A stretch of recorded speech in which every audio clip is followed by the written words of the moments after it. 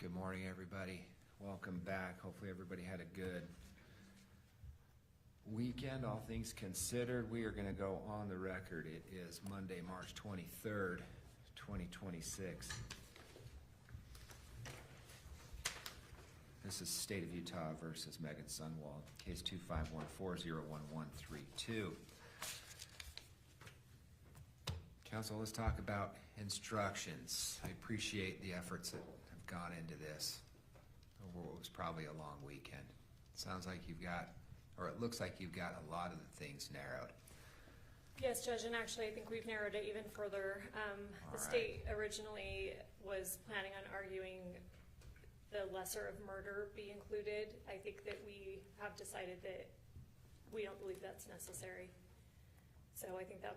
So we can pull that as a lesser included. Yes, and, okay. and then I believe the parties are in agreement that the lesser included of reckless manslaughter can also be pulled. So any definition of recklessness can also be pulled. I think that there may be at least two references to defining recklessness in the court's instructions.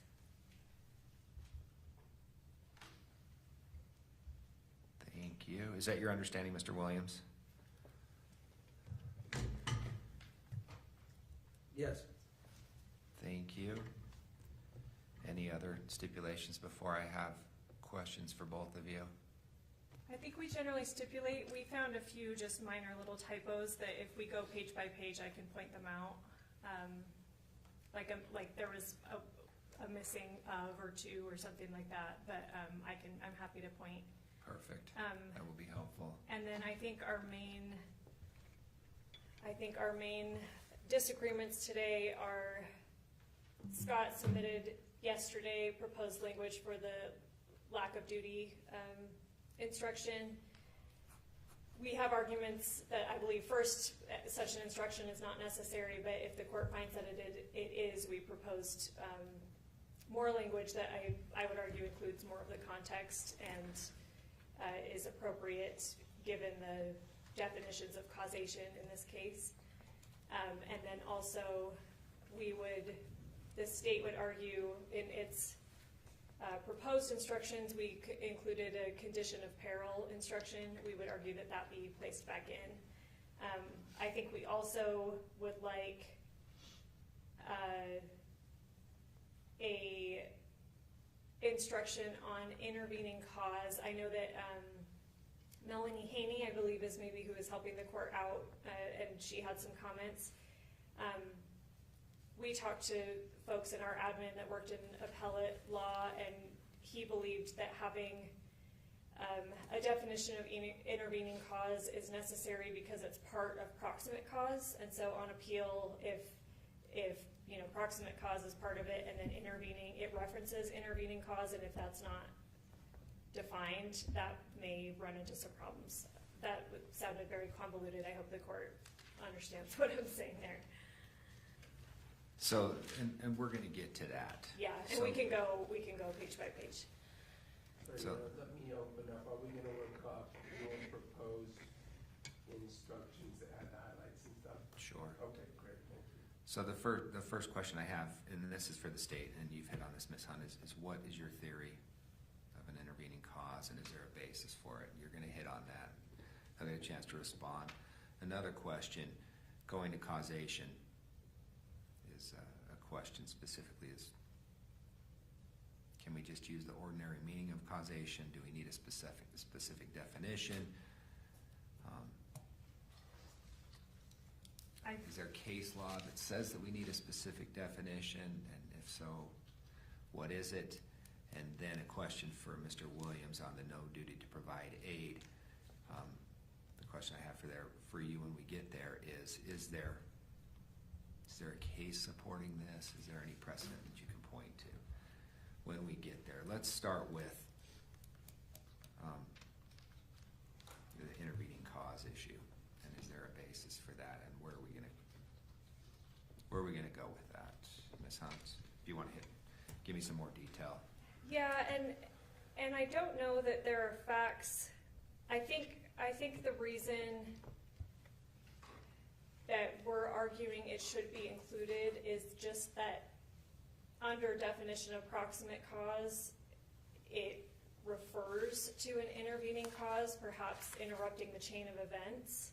I don't know that there are any facts here that would support that there is an intervening cause, but I think just for appeal purposes, our admin thought it appropriate to still instruct upon it just because it's referred to in proximate cause, but actually at looking in your instructions and what Melanie seems to have kind of reduced down under the causation, it might not be necessary. I don't know if Ms. Thomas has specific thoughts on that. Okay, I think we may be fine with what Ms. Haney, reduced the causation to. Okay. But I would like to add in condition of peril because I do think facts support condition of peril. A condition of peril instruction, which we provided, and I can resend it to you, but which the state provided in its original proposed instructions. Mr. Williams, as it relates to the condition of peril instruction request. I'm sorry, you're all right. I don't know why we would have a condition of peril request. If I could see the instruction, I either missed it or we hadn't turned to that in the proposed instruction by the state. I worked mainly off the court's instructions because I expected that when you put that together, that was what you thought after seeing the proposed instructions by the state. So I might need a minute. Why would we need a condition of peril instruction? And that was my question for the state. Okay. And I'm happy to address that now. Go ahead. And I can email this to everybody, but in the state's original proposed instructions, the condition of peril says, where an individual by her wrongful conduct created a condition of peril, her act can properly be found to be the proximate cause of a resulting injury or death. A person created a condition of peril when she creates a condition that exposes another to the risk of being injured or that imperils or endangers another. And the state, the cases relied upon for that is State v. Hallett, that's 619 P2D 335, and also State v. Boss, which is 127 P3D 1236. And I believe one of those cases is the facts in one of those cases about condition of peril is somebody knocked over a stop sign and then left the scene without fixing the stop sign, and then ultimately a crash resulted. And I'm forgetting now if a death happened, but I think maybe so. And so the person that knocked over the stop sign created the condition such that it was foreseeable and the proximate cause that a crash may happen. And I believe that person was correctly found guilty of manslaughter in that situation. And so here I think the facts, many of the facts do support, and I know that there could be many theories of causation here, and the state does intend to argue a few of them. But one of them is that Ms. Sundwall created such a condition of peril, and at that point, if the jury finds that it's a proximate cause to the injury resulting in death, I think that we're entitled to have them instructed upon that.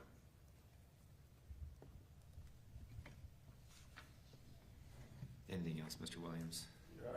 I don't know how or why the evidence could possibly lead to an argument that Ms. Sundwall created a condition of peril. The state hasn't articulated it, it just asserted it. Sorry, and I'm gonna email that language right now so we can all. What's your first case? State v. Hallett, 619 P2D 335, and also State v. Boss, 127 P3D 1236. Hallett.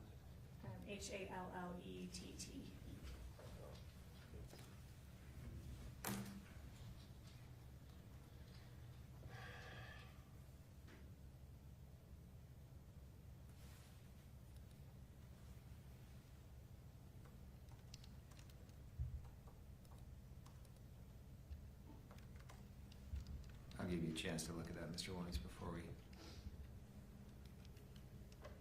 move on.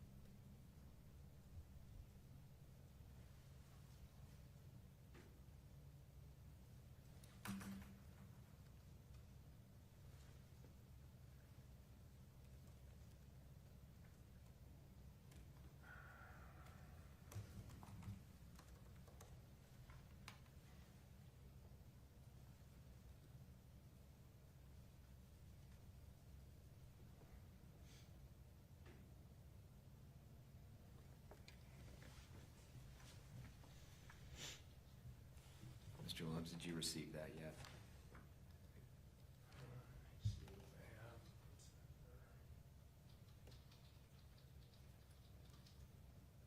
It was included in the original instructions I sent to you before trial. I believe I just sent another, maybe I didn't include the other. Well, I can go find it if you like, if they condition of failure, but I'm sorry, I didn't. That's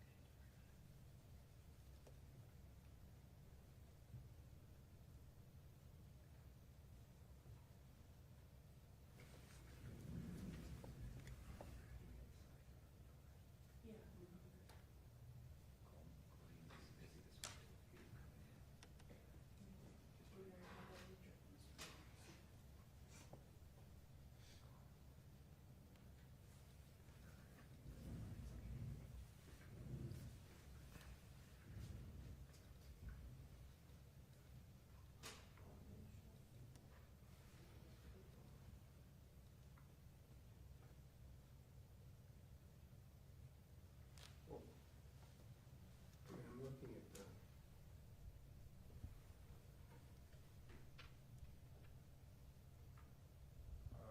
proposed language of the two cases. They just, first of all, they're not about jury instructions.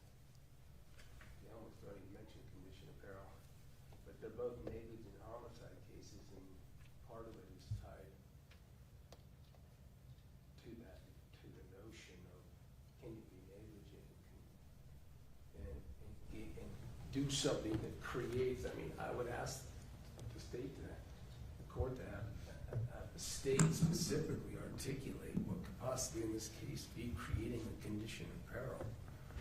The entire theory is, as I see it, maybe they've got to propose something in closing that I haven't seen for 2 weeks, but would be that an act was committed inside a room where the decedent set a stage, introduced a glucometer, clearly took a reading before Ms. Sundwall entered, texted in connection with this plan that she was going to preload some syringes, and died by overdose of insulin. What condition of peril the facts could even warrant this, assuming it's a real thing? Again, these cases don't even cite to jury instructions given in the two cases. They only cite to both of them are criminal negligence cases, one of them with a strong dissent. That's Hallett. And I've reviewed Hallett. Ms. Hunt, that gets back to my original question, is what's the theory?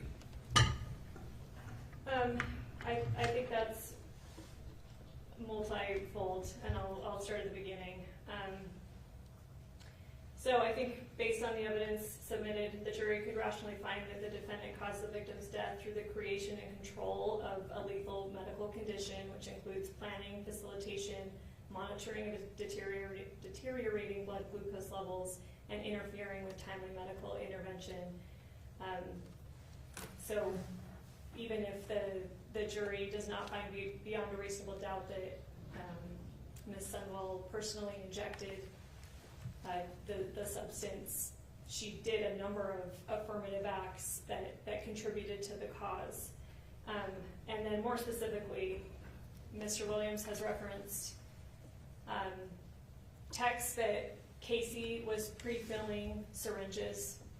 The state also introduced evidence that the night before, around I believe 9:48 p.m. on August 11th, Kacee Terry Googles, "Can I inject myself with saline?" It's going to be one of the state's theories that she and part of defense's own expert went to this parasuicidal behavior, where somebody does not intend to die but sets up situations such that they are, manufacturing a situation that looks like that. Part of the state's theory, or one of the state's theories, and again, the jury doesn't have to be unanimous as to the theory, only unanimous as to the cause, whether Ms. Sundwall caused the death. But part of the state's theory is that, consistent with parasuicidal behavior and consistent with Ms. Terry's history of fabricating medical events, even having to go to the ER and pretending that she was getting chemo and cancer treatment, that she does go to great lengths to look like things are happening that are not medically accurate.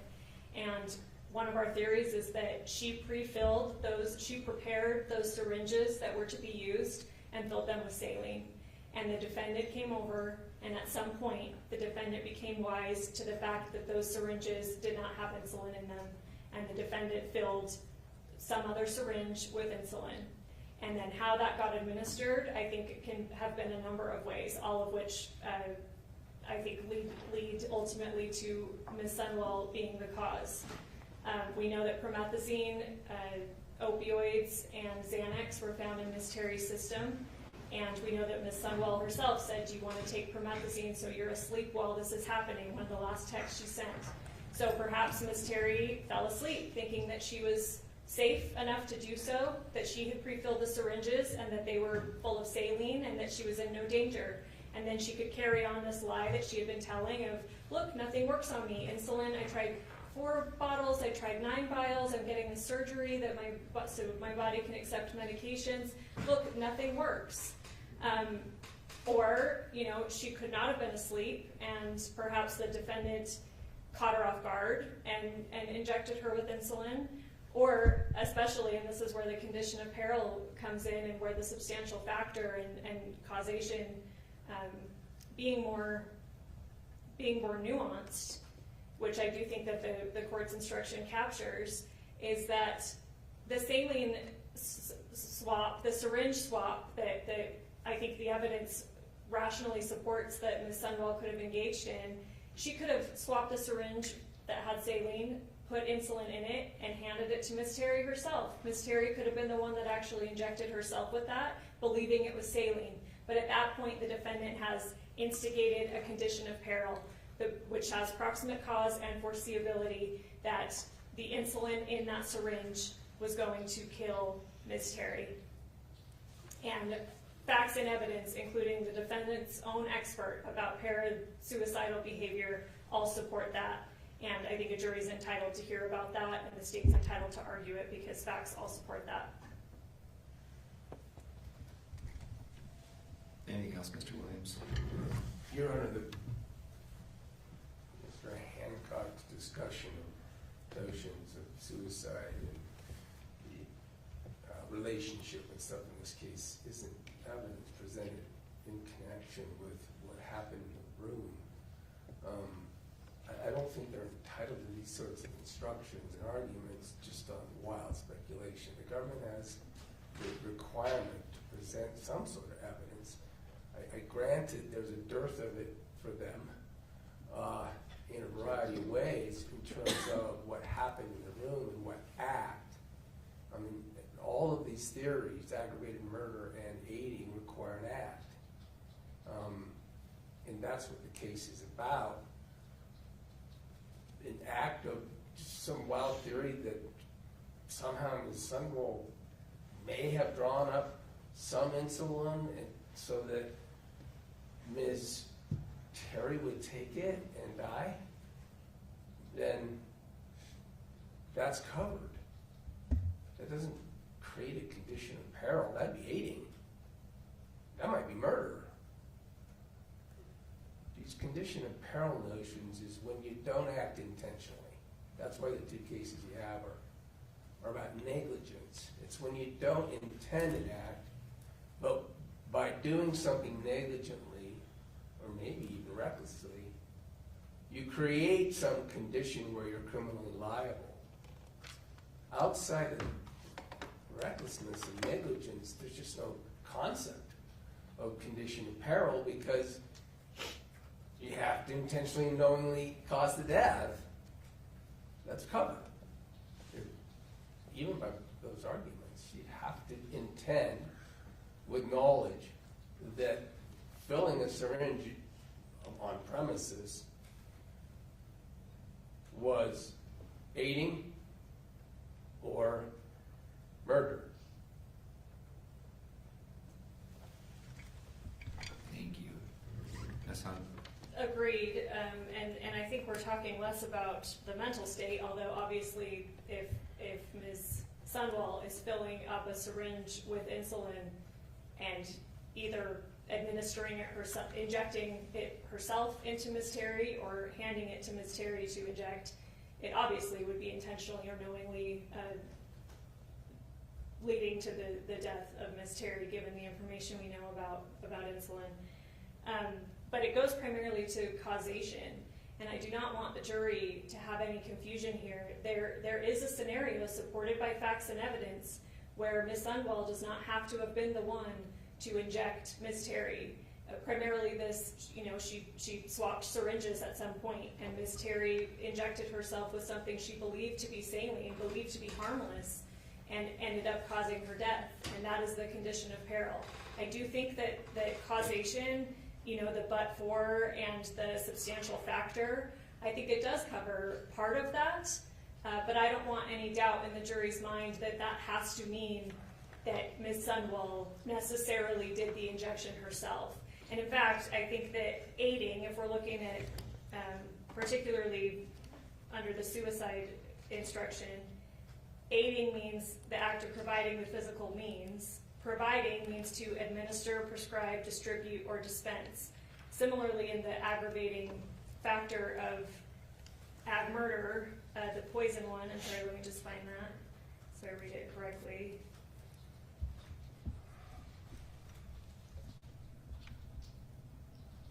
The homicide was committed by means of the administration of any substance administered in a lethal amount, dosage, or quantity. Again, administration does not necessarily mean there, and it's not defined, and so the jury can use the ordinary definition. It does not require Ms. Sundwall to be the one to have physically injected it herself. And I guess this is a scenario that I can liken it to. If you're poisoning somebody's food or somebody's drink, you can poison the material, you can put poison in the drink, you can put poison in the food, and then, whoever you're attempting to poison can come up and they're the one that actually eats it or drinks it. It doesn't have to be force-fed to them or forced down their throat.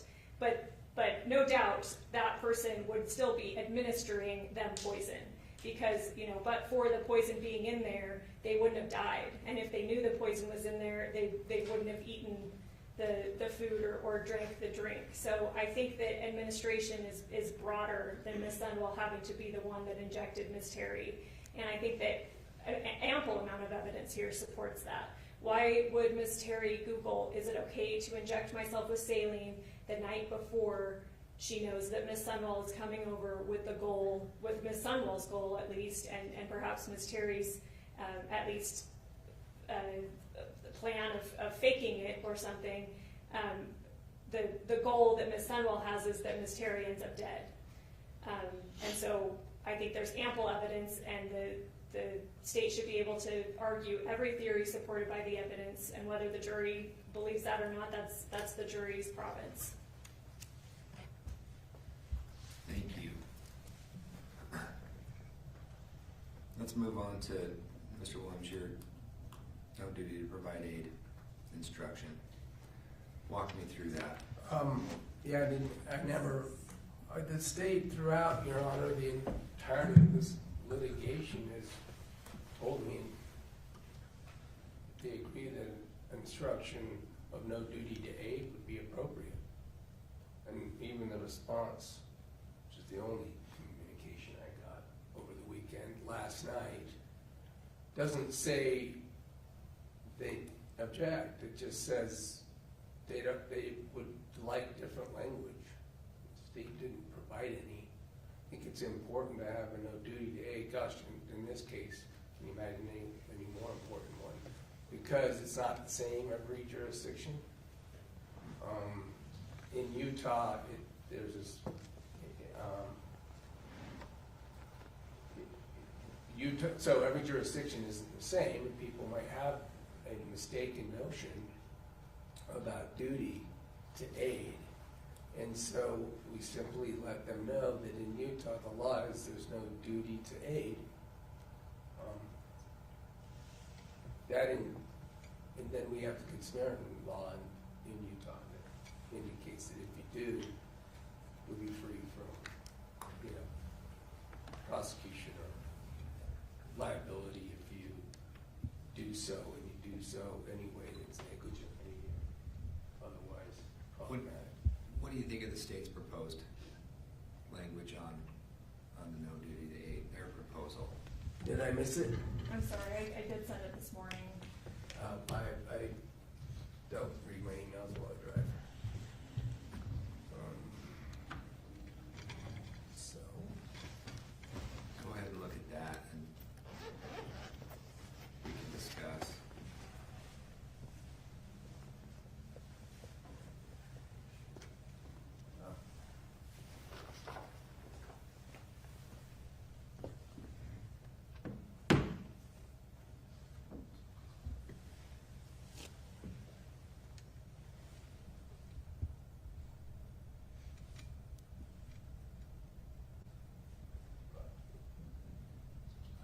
I'm not sure, are we only talking of, I would object to the second paragraph. I mean, that's just a restatement of the condition of peril.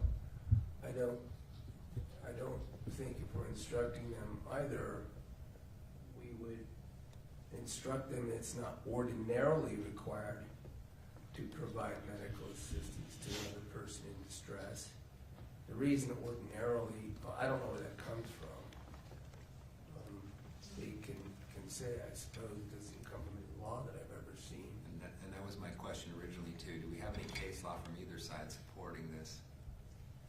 No, Judge, and in fact, I believe the no duty to aid comes from civil common law, and I think it applies in situations where, and this is just an example off the top of my head, if I come upon somebody that is drowning in a pond or a lake or something, I don't have an affirmative duty, even though I may be able to jump in and try to save them.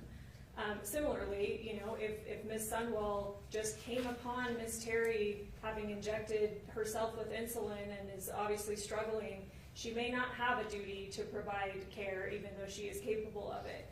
But these facts, the evidence that has been presented to the jury, and what the state has been very careful about here, is this is not just, and nor have we framed it this way, and nor do we intend to, this is not a case of omission. This is not just, I came upon somebody and I have no duty to act here.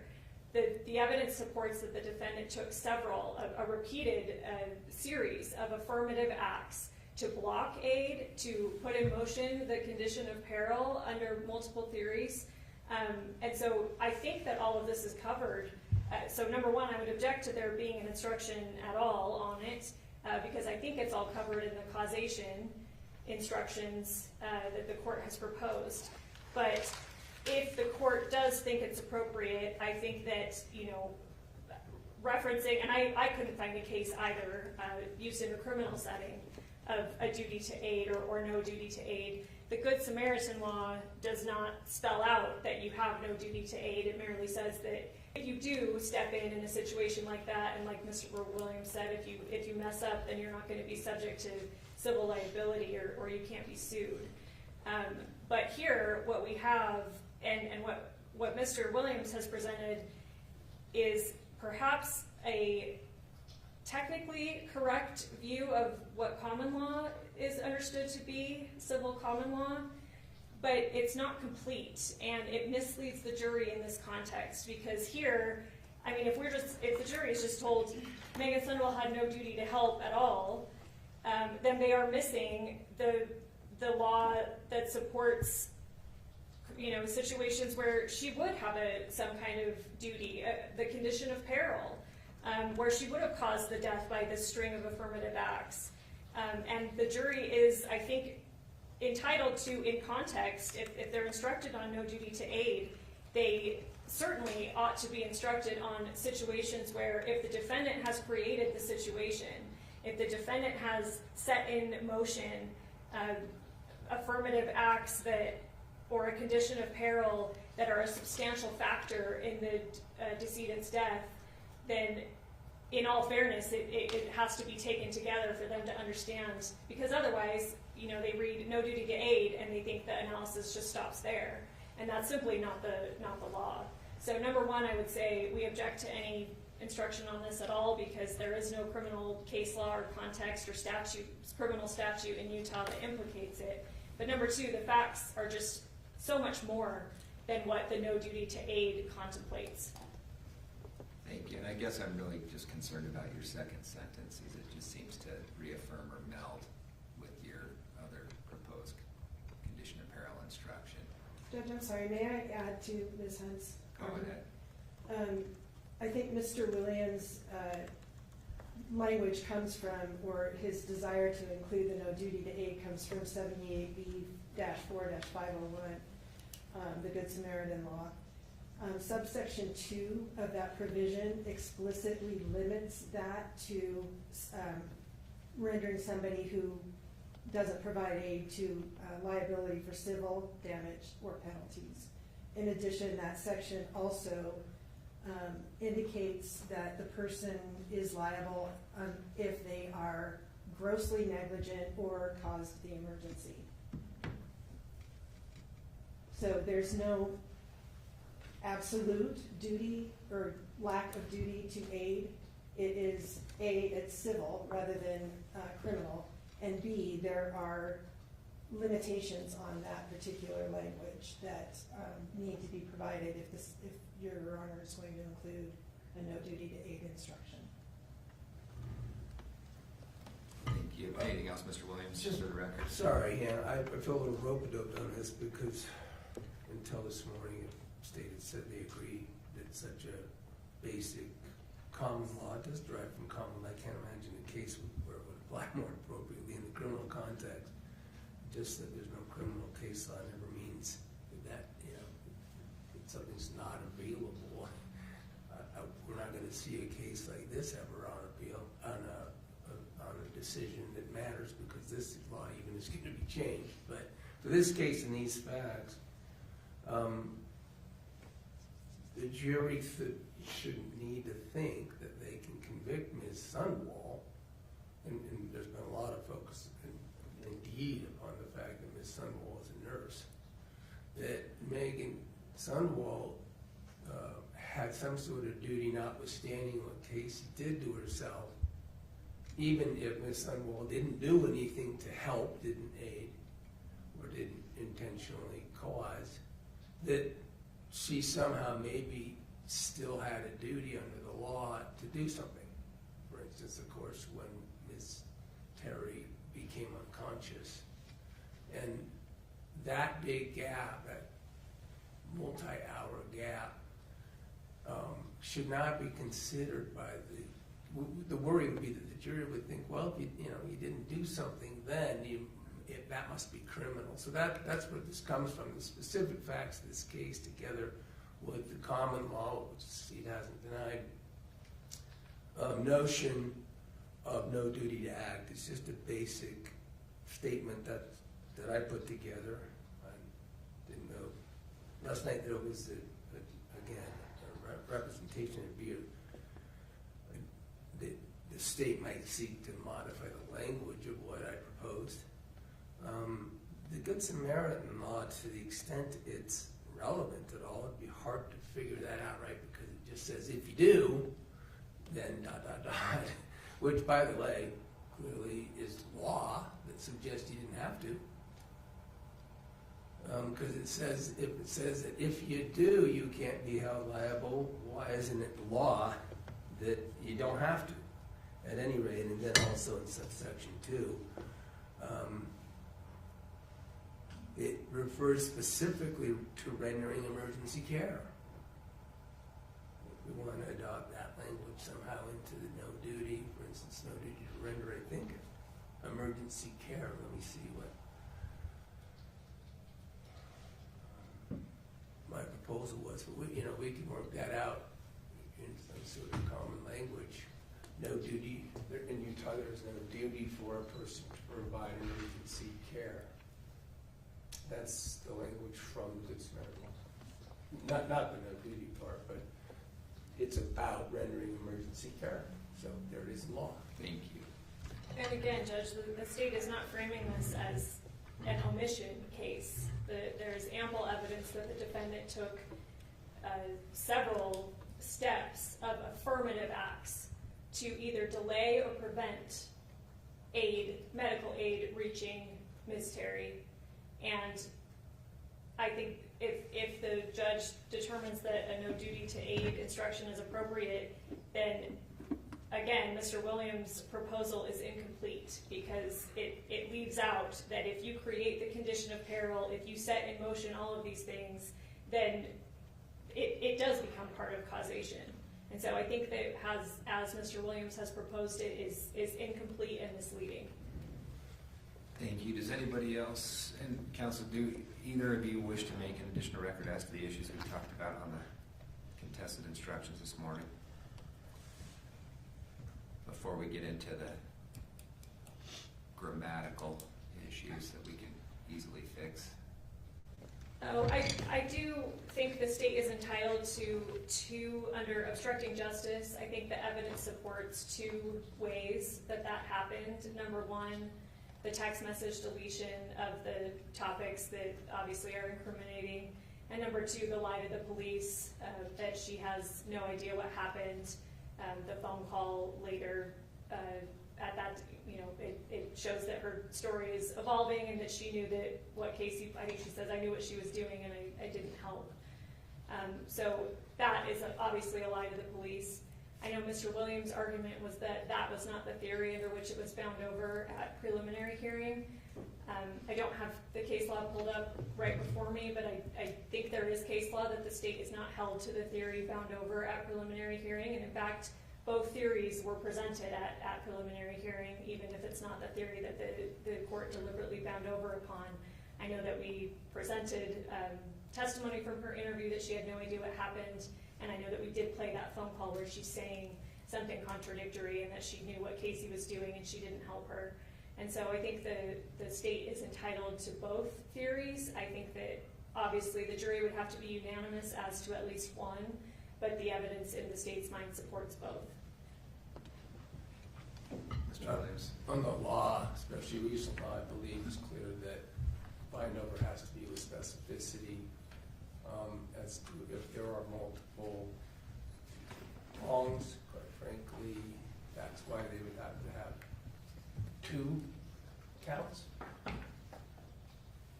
Absent 2 counts, there's 1 problem. And I can pull the transcript again of the argument on bind over.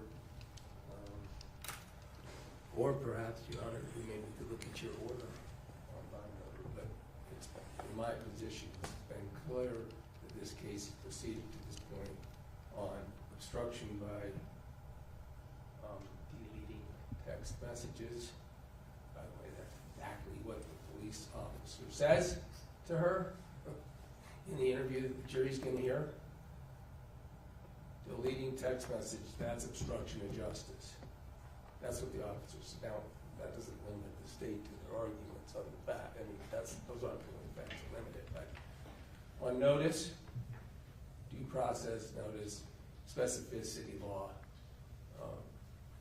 I submit that the only specific bind over was on deletion, object to including any other theory or argument, or theory in jury instruction.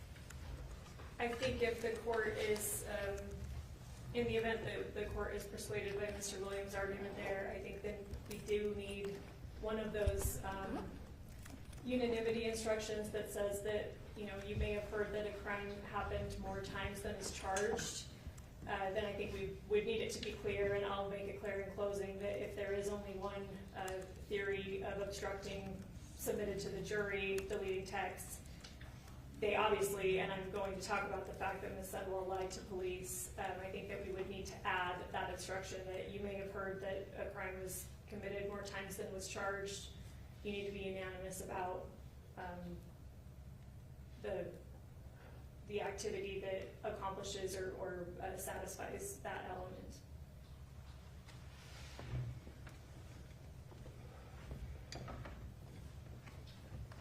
Any other record, counsel, you wish to make?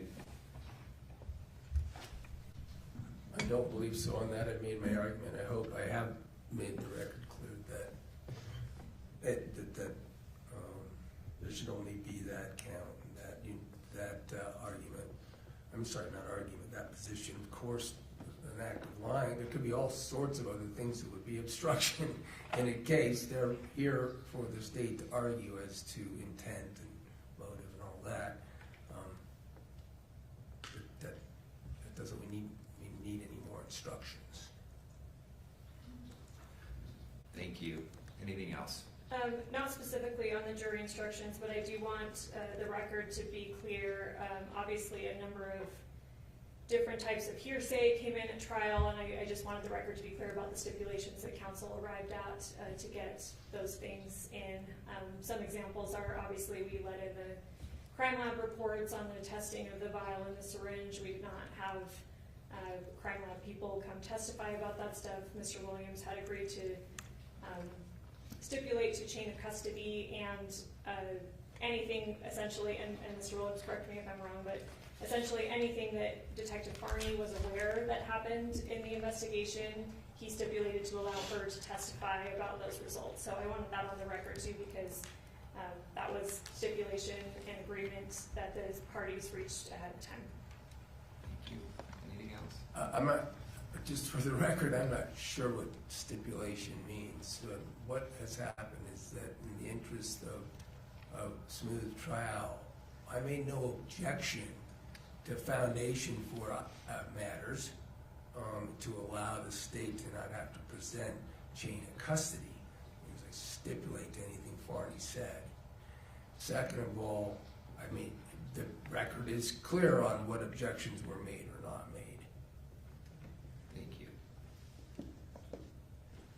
Let's talk about the instructions. What needs to be fixed?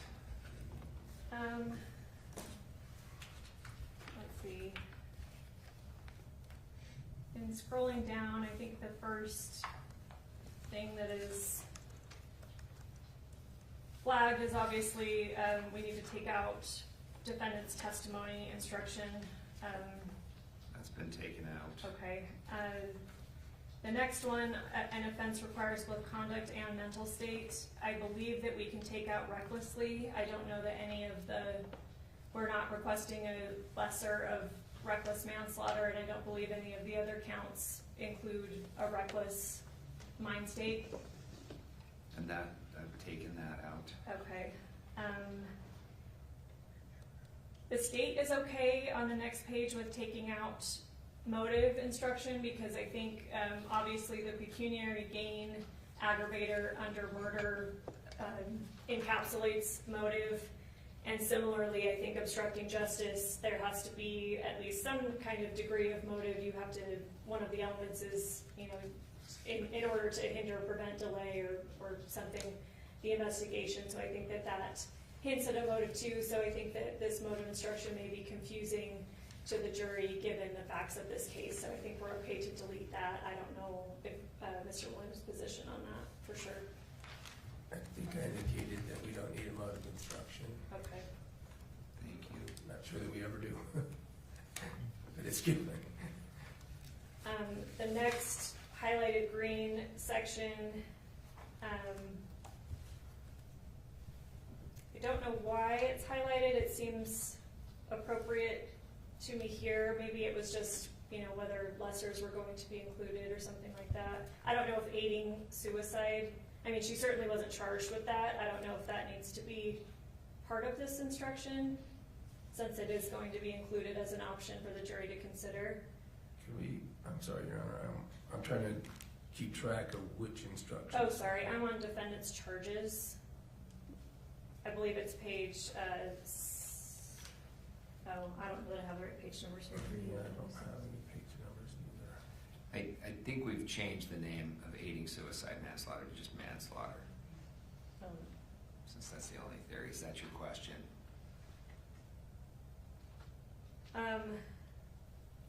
No, I don't think, and also I think it would be clearer, I guess, once we get to that, or if we're arriving at that now. I think the state would prefer to call it aiding suicide rather than manslaughter. I think it's much clearer what we're talking about there if we call it aiding suicide. But in this instruction that lists defendant's charges, since aiding suicide or that form of manslaughter is going to be something the jury can consider, I don't know if we need to add it in here, but obviously she was not charged with that originally and has never been charged with that.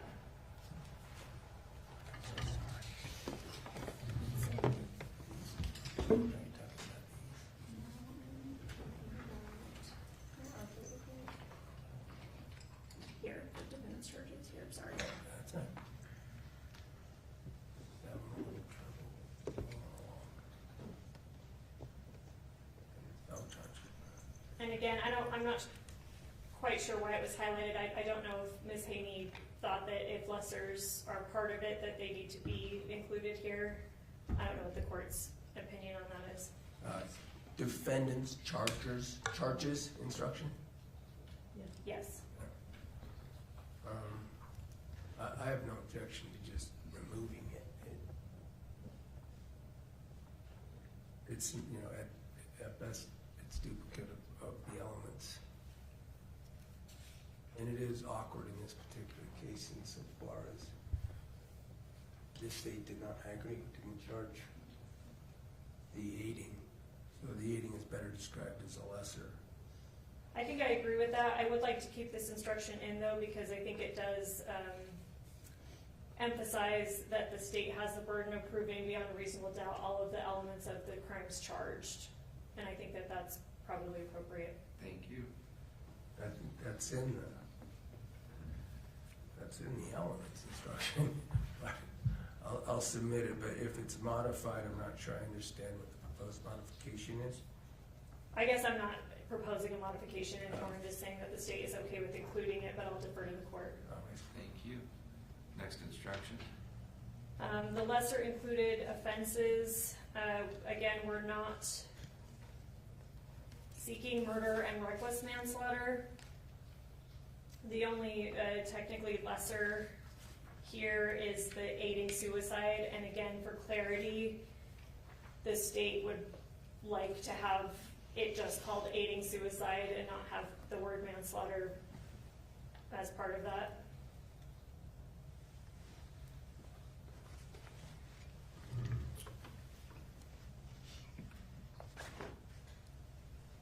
Any thoughts, Mr. Williams? Listen, It's interesting, right? Because what happens, the legislature realized that there's kind of a quirky problem there because they've now taken aiding and made it its own. But in this court, in this trial, it's titled manslaughter. Manslaughter : in aiding suicide. I'm not sure we have a record if we don't put that in. If we don't make a reference to manslaughter, we haven't really articulated a crime as codified. Times appropriate to the statute. This is a manslaughter in the form of the prong of aiding. So the state has agreed the prong of recklessness need not be instructed in there. We're removing that, but it's manslaughter, subsection aiding suicide. So I think it would be a little awkward legally not to call it that. Thank you. Next instruction, or next issue. Elements of count 1 aggravated murder, I believe this is where we found a little typo in the 4B aggravator. I think there was left out an of after administration. Does the court see that? I do, thank you. Otherwise, the state has no issue with that. Thank you.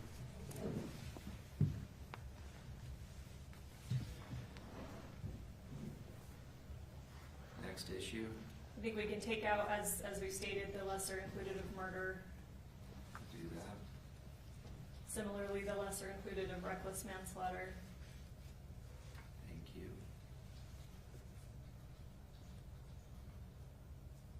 The next one down, the elements of lesser included of aiding suicide manslaughter. In the paragraph after the elements, we just added in, let me see if it's consistent with the others.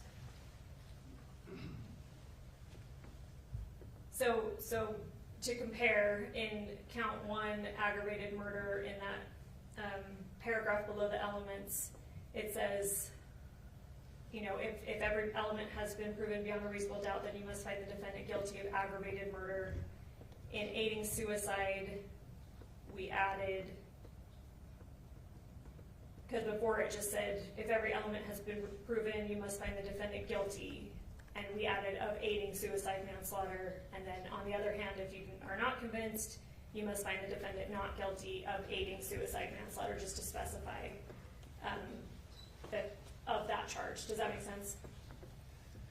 I think so. Mr. Williams? Judge, did the court see my attachment? We did. Okay. So as you can see, I have a disagreement on how to articulate the elements, that they're awkward, and I'm not sure correct with regard to the originally proposed the intentionality is aided, and then there's a knowledge component of the suicide, in my opinion. So in laying out the elements in the order that I have proposed is my record. In other words, just so the record's clear, the defendant, Meggan Sundwall, 2, with knowledge that another individual intended to commit suicide or attempt to commit suicide. 3, intentionally aided the individual to commit suicide. That might be clearer. I think the state was just taking directly from the statute, the language. I tend to agree with defendant's proposal. Okay, I don't think the state has an objection to that. I think we just took from the statute, which it may be confusing what intentionally is modifying. I think this makes it clear with what the defendant proposed. Okay. Next issue?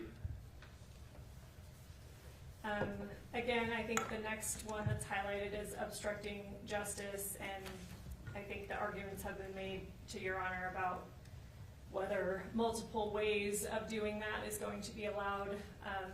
If not, I think that we keep it as is. If you're going to allow the argument of lying to the police to be part of it. I think we need to add in that as subsection B and C, as Ms. Haney instructed, and then I think that her additional language on unanimity would be appropriate. And then again, if the court does not allow another theory of obstructing justice, I think that we probably do need to have that unanimity instruction that says you may have heard that a crime happened more times than was charged.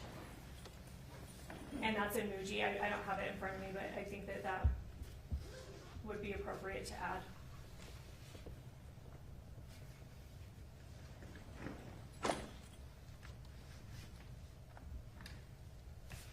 Thank you.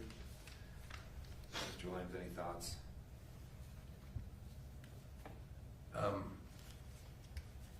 Other than what we've already No, discussed? there'd be multiple. Okay. I guess it would be because there are multiple deletions. In other words, that could be the only argument, is there were multiple deletions of text, right? And so my record's made in terms of the different forms of obstruction. Next issue. Again, depending on what the court decides on count 2, if there's allowed a second theory, the unanimity on count 2 instruction that Ms. Haney has highlighted, we've added in, so in the paragraph, you may not find Ms. Sundwall guilty on this count unless you unanimously agree that the prosecution has proven. We added beyond a reasonable doubt there that Meggan Sundwall committed obstructing justice in at least one of the specific ways listed in the element 3 of instruction blank. And then at the very end, we added, if you find Ms. Sundwall guilty of obstructing justice, you must indicate your unanimous decision. We added in the language on the verdict form. And again, just trying to, for purposes of clarity. And I made that change.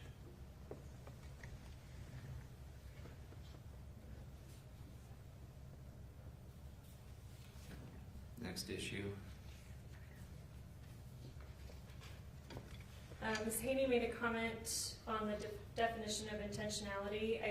I can't speak for Mr. Williams. I do believe both counts are specific intent result crimes. So I think we agree with that. I think that instruction is fine.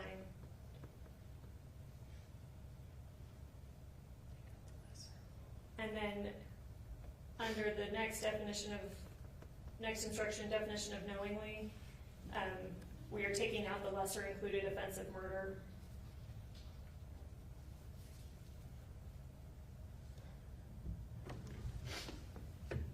Your Honor, I don't think we have, for the record, a mens rea of knowingly here. Mens rea of aiding is intentionally acting. Then it says with knowledge that a person is. That is not, I submit, another mens rea in that statute. It's a question of fact. No, I would object. Well, I guess that's not true. Murder has intentionally and knowingly as a mens rea. So that's just an awkward aspect as I started to speak through it. Murder does. Thank you. Never mind, sorry. Agreed. Aggravated murder does have intentionally or knowingly. Also, I would disagree with Mr. Williams that aiding suicide does not include. It clearly says with knowledge that another individual intends to commit suicide. I think the legislature clearly could have used other verbiage. They used knowledge, which is a recognized mental state. So I think it's appropriate to instruct the jury on what knowledge means there as well. Next issue. Taking out recklessly definition entirely, the court's probably already done that. Thank you. And then I think the next issue is getting to the causation. I think that the state is largely okay with what the court has presented, but again, the state would request a definition of condition of peril, and then I also think that just for completeness sake, we would like intervening cause to be defined because it's part of proximate cause, and then proximate cause, if condition of peril is included, it refers to proximate cause, which then in turn refers to intervening cause. So I think it would be potentially complicated on appeal if the jury doesn't have meanings for what those terms are. Thank you, and I'll go back and make changes and come back with a ruling on those, so we're clear on the record. And is it clear I object to that? It is. Any other issues with the instructions, or I guess we'll need to modify the verdict form? We just had again, I don't know that it's terribly material, but the verdict form instruction toward the very end, the last sentence is, remember, any response you give on the verdict form must be unanimous. We changed it to, remember, all responses you give on the verdict form must be unanimous, just because obviously there's going to be multiple. I'll think about that. Anything else from either party? I did come up with, I'm not sure if you've decided, of course, yet, whether you might give a sort of duty to aid, but in my proposal, one other alternative, since it's language straight from the Good Samaritan Act, in other words, statutory language, is after to aid another person who, we perhaps could say, may otherwise require emergency care. That's the language from the Good Samaritan. So it's just a proposal. Thank you. Anything else before I go back and make changes? Come back and make my ruling, and you'll get copies of everything. This is, I can't point to any law, it's just not a way that I've seen it before, but on the verdict form, the list of, the first thing listed is not guilty, and then followed by guilty of, obviously we'll take out reckless manslaughter and murder, but I've just never seen it. I can understand certainly why the defense would want it in that order. I'm sure that you can understand why the state wants it in a different order, but I think it makes more sense to descend in the order of guilty to not guilty, because that's kind of the path that they're later instructed on to follow the different inquiry A or whatever. We think it makes more logical sense to list the guilty offenses first and then not guilty. It just, I think, provides a clearer path for them to what they have to do, but I'll submit on that. We don't have any precedent for that. It's just an argument. Is that correct? Yes. Yeah, we have some precedent. The starting point is not guilty in this country. Thank you.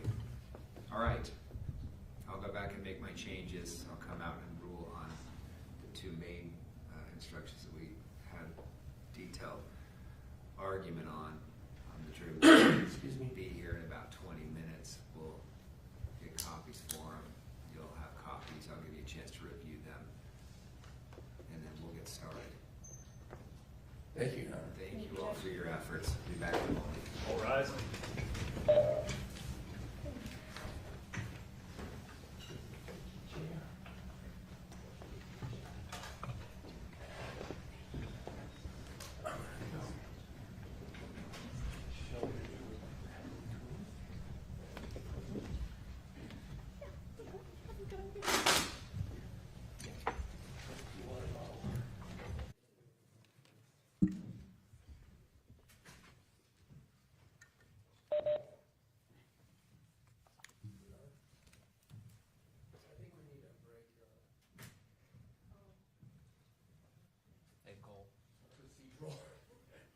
Not that I'm asking for it. Thank you for your patience.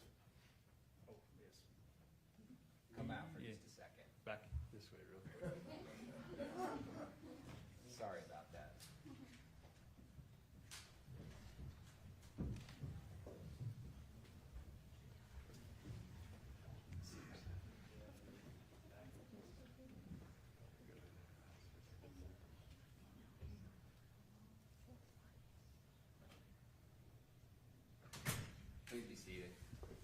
That'll just give more time to get some more caffeine. Could you maybe let the jury know that the reason we have to do that is my son went to use the bathroom, and she went to the bathroom. I'm happy to do so. Judge, What else have you done? Yeah, I don't think they did. Judge, can I come and turn the lectern before making a Of big course. scene? Yep.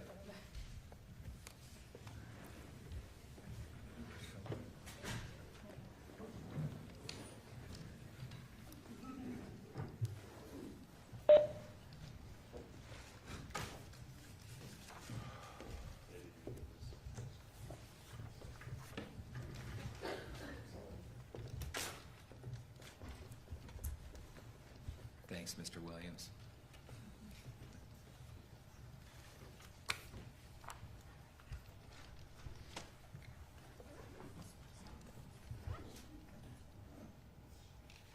That was just a dress rehearsal.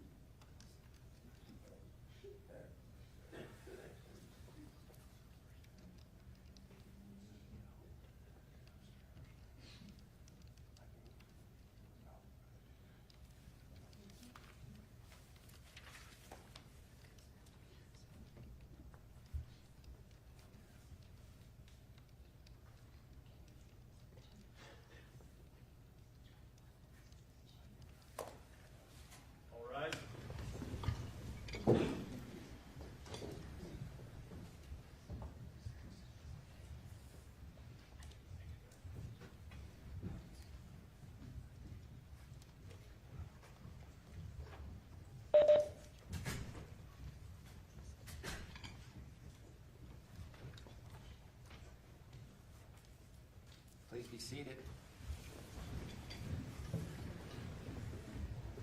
Court will go on the record on case number 251-401-132, State of Utah versus Meggan Sundwall. Ladies and gentlemen of the jury, thank you for your patience. Sorry about that initial dress rehearsal. Sundwall was in the bathroom, so we're all ready to go. Hope you all had a good weekend. We're going to go through closing instructions right now. You've each got your binders. We're going to read through every instruction together, after which we're going to hear closing arguments, and then you will be excused to deliberate. Once again, we all thank you for your attention and efforts in this matter. If you could please turn to instruction number 13.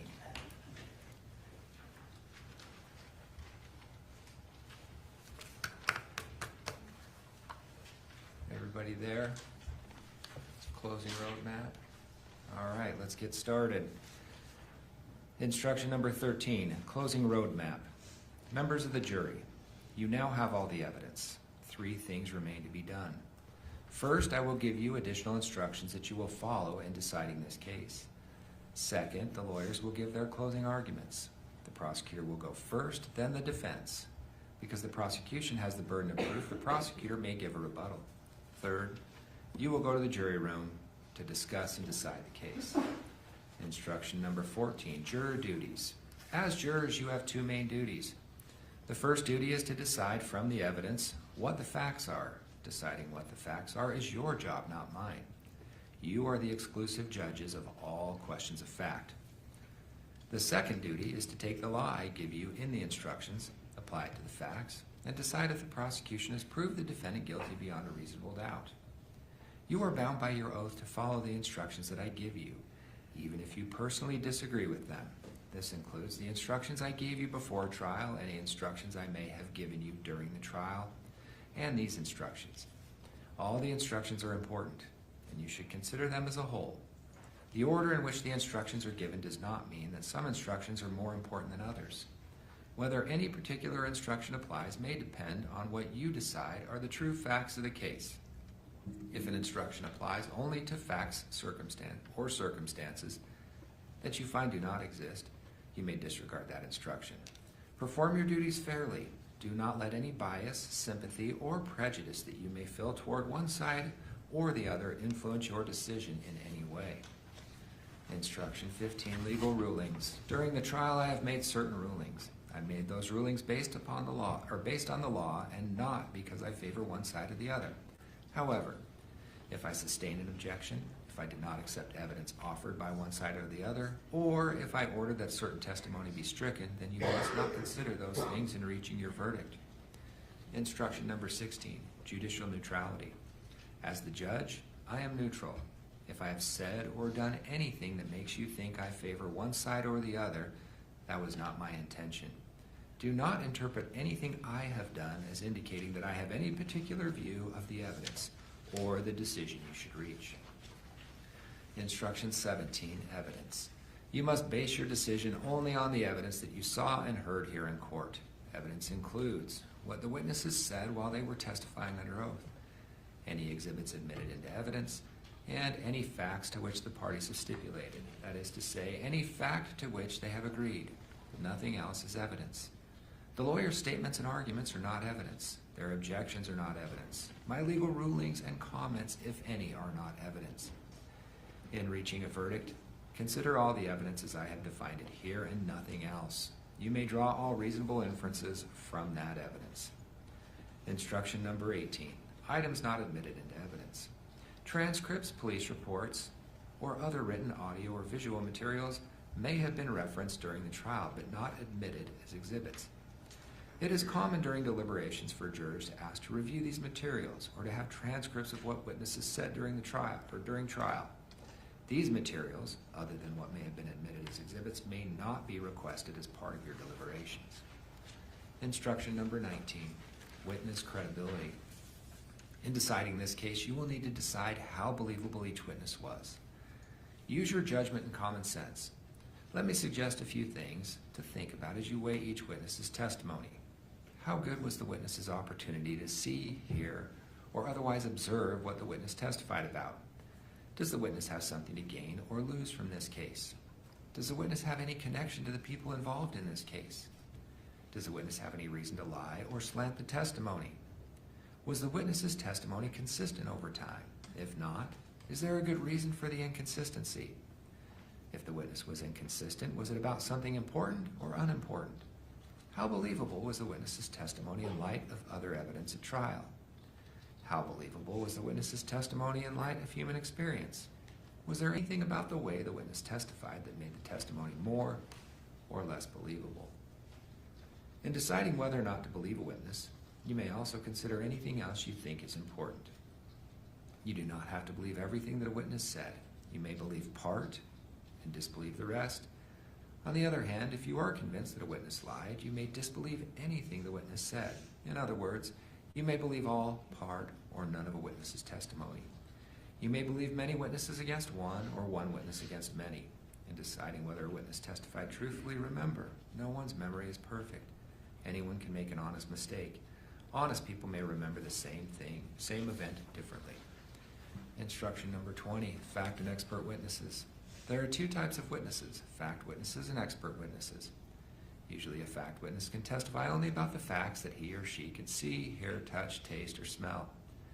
An expert witness has scientific, technical, or other special knowledge that allows the witness to give an opinion. An expert's knowledge can come from training, education, experience, or skill.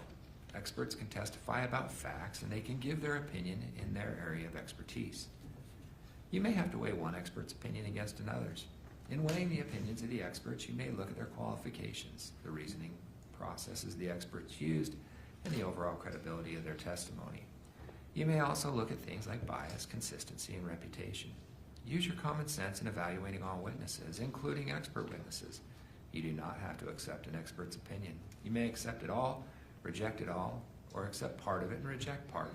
Give it whatever weight you think it deserves. Instruction number 21, testimony of a law enforcement officer. You have heard the testimony of one or more law enforcement officers. The fact that a witness is employed in law enforcement does not mean that his or her testimony deserves more or less consideration than that of any other witness. It is up to you to give any witness's testimony whatever weight you think it deserves. Instruction number 22, direct and circumstantial evidence. Facts may be proved by direct or circumstantial evidence. The law does not treat one type of evidence as better than the other. Direct evidence can prove a fact by itself. It usually comes from a witness who perceived firsthand the fact in question. For example, if a witness testified that he looked outside and saw it was raining, that would be direct evidence that it had rained. Circumstantial evidence is indirect evidence. It usually comes from a witness who perceived a set of related events, but not the fact in question. However, based on that testimony, someone could conclude that the fact in question had occurred. For example, if a witness testified that she looked outside and saw the ground was wet and people were closing their umbrellas, that would be circumstantial evidence that it had rained. Before you can find the defendant guilty of any charge, there must be enough evidence, direct, circumstantial, or some of both, to convince you of the defendant's guilt beyond a reasonable doubt. It is up to you to decide.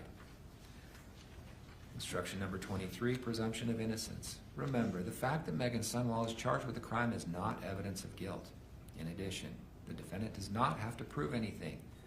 The defendant does not have to testify, call witnesses, or present evidence. Indeed, the law presumes that the defendant is not guilty of the crime charged. The presumption of innocence persists in favor of the defendant unless the prosecution's evidence convinces you beyond a reasonable doubt that the defendant is guilty. The prosecution carries the burden of proof at all times, and the prosecution must prove each and every element of a crime beyond a reasonable doubt.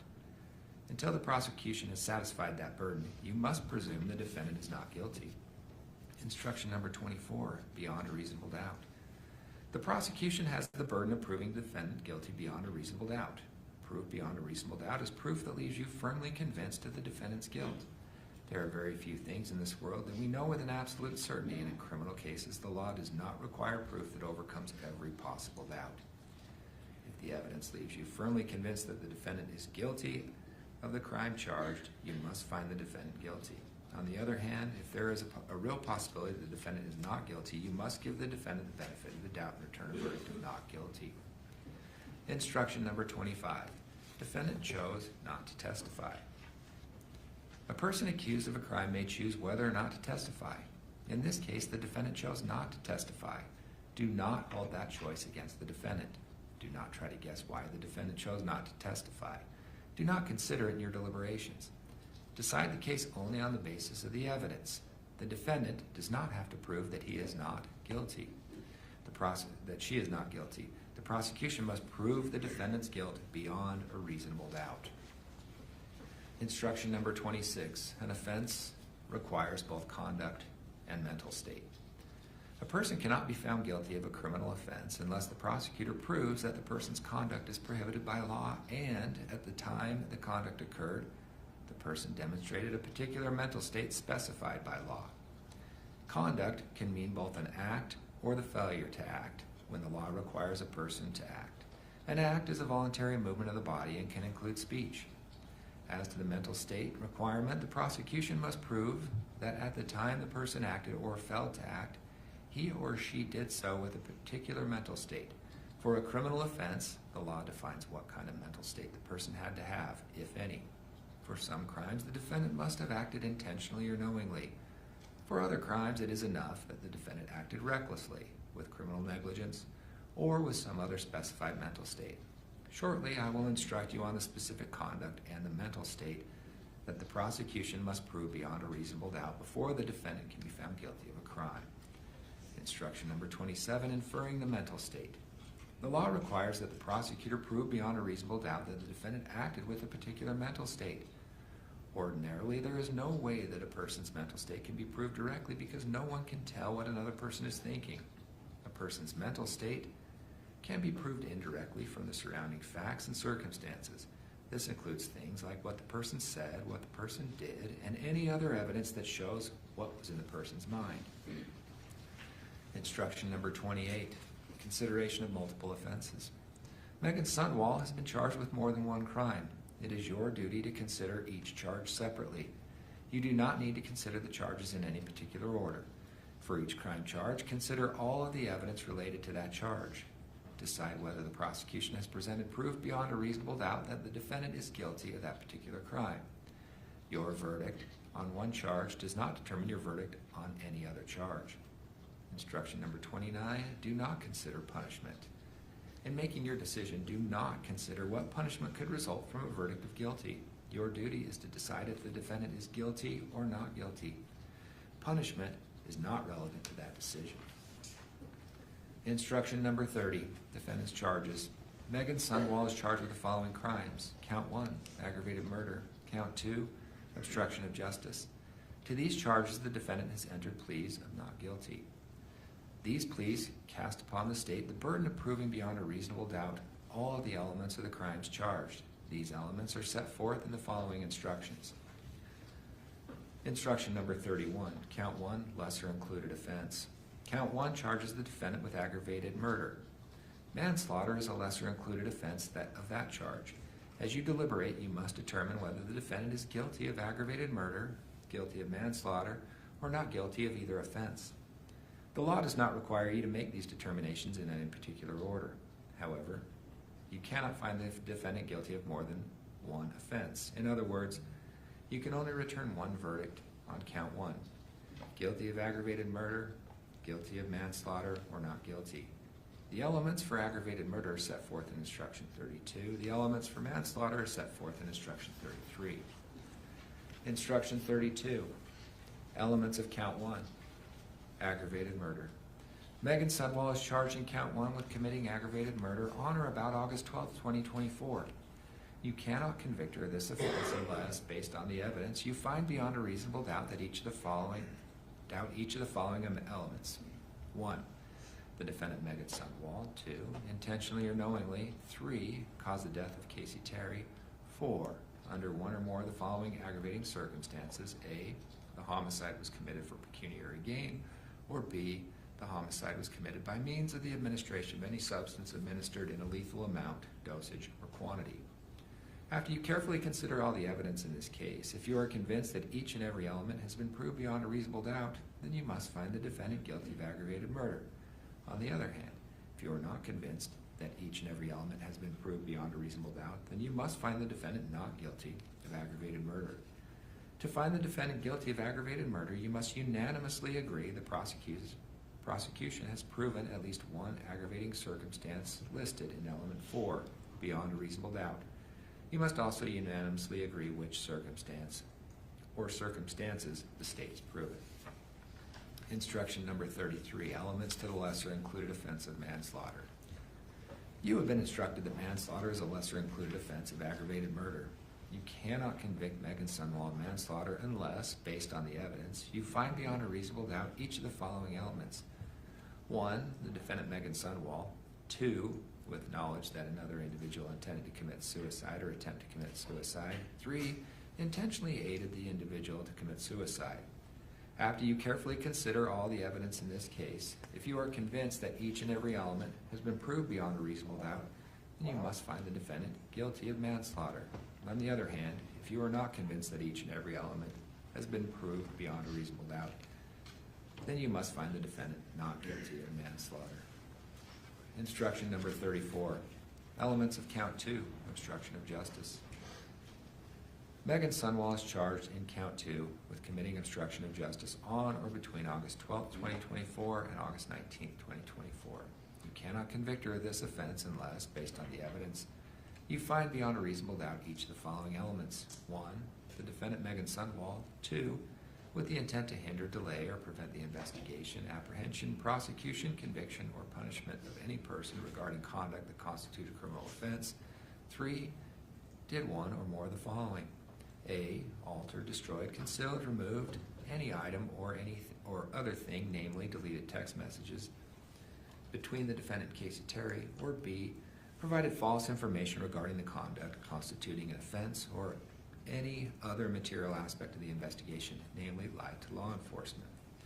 After you carefully considered all the evidence in this case, if you are convinced that each and every element has been proved beyond a reasonable doubt, then you must find Meggan Sundwall guilty of obstruction of justice. On the other hand, if you are not convinced that each and every element has been proved beyond a reasonable doubt, then you must find her not guilty of obstruction of justice. To find the defendant guilty of obstruction of justice, you must unanimously agree the prosecution has proven at least one act listed in element 3 beyond reasonable doubt.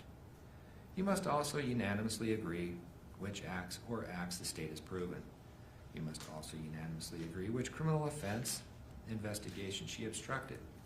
You will reflect your decisions on the verdict form. Instruction number 35, definition of intentionally. You are instructed that a person acts intentionally or with intent when her conscious objective is to cause a certain result. Instruction number 36, definition of knowingly. For purposes of count 1, aggravated murder, a person acts knowingly or with knowledge when the person is aware that her conduct is reasonably certain to cause a particular result. For the lesser included offense of manslaughter, a person acts with knowledge when the person is aware of the nature of her conduct or is aware of the particular circumstances surrounding her conduct. Instruction number 37, usual and ordinary meanings. Unless these instructions give a definition, you should give all words their usual and ordinary meanings. Instruction number 38, other definitions of terms. For pecuniary gain means the acquisition of money or something of monetary value. Aid means the act of providing the physical means and does not include the withholding or withdrawal of life-sustaining treatment procedures. Providing means to administer, prescribe, distribute, or dispense. Cause the death means that the defendant's conduct was a substantial factor in bringing about the death of another, even if it can be shown that some other factor also contributed in a substantial degree to the death, as long as the other factor was foreseeable. The death would not have occurred but for the defendant's conduct, and a reasonable person would have foreseen that the defendant's conduct would have resulted in death. Instruction number 39, evidence of other acts by the decedent. You have heard evidence that the decedent, Kacee Terry, may have unlawfully used her grandparents' funds before the incident charged in this case. This evidence was not admitted to prove a character trait of Kacee Terry or to show that she acted in a manner consistent with that trait. You may consider this evidence, if at all, for a limited purpose of determining whether Kacee Terry had a motive to die by suicide. Keep in mind that Kacee Terry is not on trial in this case. Instruction number 40, evidence of defendant's background. You have heard evidence that Ms. Sundwall is a registered nurse. You may consider this evidence, if at all, to determine her mental state at the time of the alleged offense. However, you must not consider Ms. Sundwall's background as a nurse and as requiring a special duty to provide medical care beyond that of an ordinary person. Instruction number 41, closing arguments. When the lawyers give their closing arguments, keep in mind that they are advocating their views of the case. What they say during their closing arguments is not evidence. If the lawyers say anything about the evidence that conflicts with what you remember, you are to rely on your memory of the evidence. If they say anything about the law that conflicts with these instructions, you are to rely on these instructions. Instruction number 42, jury deliberations. After the attorneys have completed their closing arguments, the bailiff will escort you to the jury room, and you may commence your deliberations. When you have agreed and the verdict form has been signed, please notify the bailiff. Do not reveal your decisions to the bailiff. The foreperson must keep the form in his or her possession until I instruct you otherwise. Instruction number 43, jury deliberations, unanimous agreement. Because this is a criminal case, every single juror must agree with the verdict before the defendant can be found guilty or not guilty. That is, you must be unanimous in your verdict for each count charged. To help you in reaching unanimous agreement, I recommend that you not commit yourselves to a particular verdict before discussing all the evidence. In addition, you may not use methods of chance, such as drawing straws or flipping a coin. Rather, in the jury room, consider the evidence and speak your minds with each other. Listen carefully and respectfully to each other's views, and keep an open mind about what others have to say. If there is a difference of opinion about the evidence or the verdict, do not hesitate to change your mind if you become convinced that your position is wrong. On the other hand, do not give up your honestly held views about the evidence simply to agree on a verdict, to give in to pressure from other jurors, or just to get the case over with. In the end, your vote must be your own. A unanimous verdict must reflect the individual, careful, and conscientious judgment of each juror, as to whether the defendant is guilty or not guilty. Instruction number 44, foreperson duties. Among the first things you should do when you go to the jury room is to deliberate is to appoint someone to serve as the jury foreperson. The foreperson should not dominate the jury's discussion, but rather should facilitate the discussion of the evidence and make sure that all members of the jury get the chance to speak. The foreperson's opinion should be given the same weight as those of other members of the jury. Once the jury has reached a verdict, the foreperson is responsible for filling out and signing the verdict form on behalf of the entire jury. Instruction number 45, verdict form. In the jury room, you will receive a verdict form. Please read the instructions on the form carefully. The verdict form is separated into two sections, one section for each count charged. Each count has separate instructions. When rendering your verdicts, you need to make sure only one verdict for each count is marked. You may be asked additional questions about the basis of your verdicts. Remember, all responses you give on the verdict form must be unanimous. Instruction number 26, questions during deliberations. These instructions should contain all the information you need to decide this case based on the evidence. However, if you have a question or need clarifications during deliberations, write a note and give it to the bailiff. I will review it with the lawyers. We will answer your question as appropriate. I will now read the verdict form that you will consider.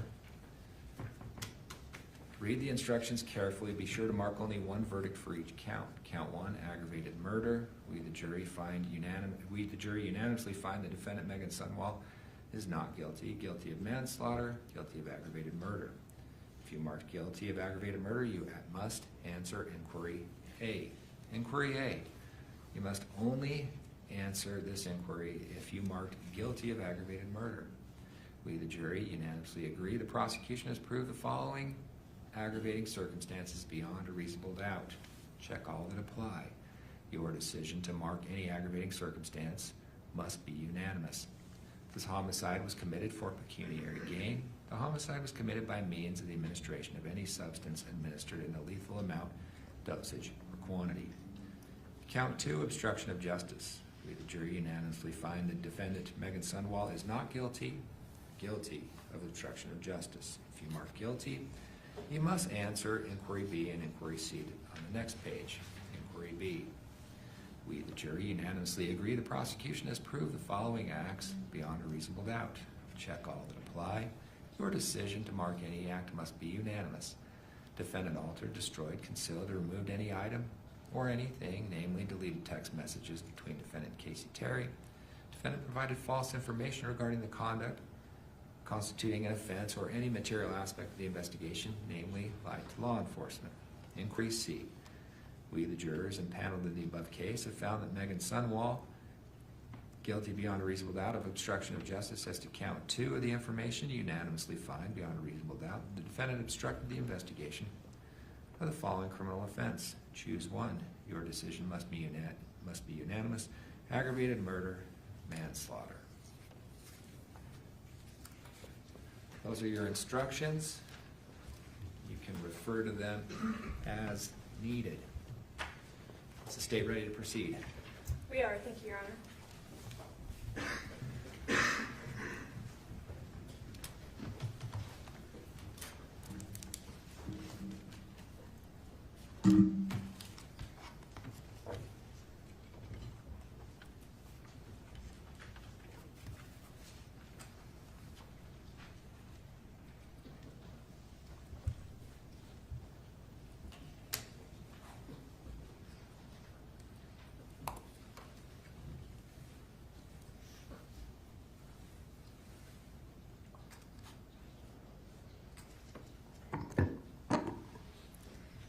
This case boils down to one question: who was in control? In this case, when you step back and look at all of the evidence that you've heard over the last few weeks, you get clarity. What happened in the years, months, weeks, and ultimately what happened down in that basement on August 12, 2024 was not chaos. It was not confusion. It was not a tragic misunderstanding. It was not a best friend merely helping out her other best friend in the whole world. This was control. And the person who was in control during that entire time frame sits at that table, Meggan Sundwall. The judge instructed you on credibility, and that's in instruction 19. I won't read over it entirely again, you just heard it from the judge, but when you evaluate the evidence, use your common sense. Look at all these factors in instruction 19 and your human experience to determine credibility. You look at whether things make sense in real life. You ask, does the story match the evidence? Do behaviors and patterns match human experience? Do certain patterns match what we've heard or learned about during testimony? When you apply those rules here, the evidence does answer one central question. Who was actually directing, controlling, and causing what happened to Kacee? The answer is Meggan Sundwall.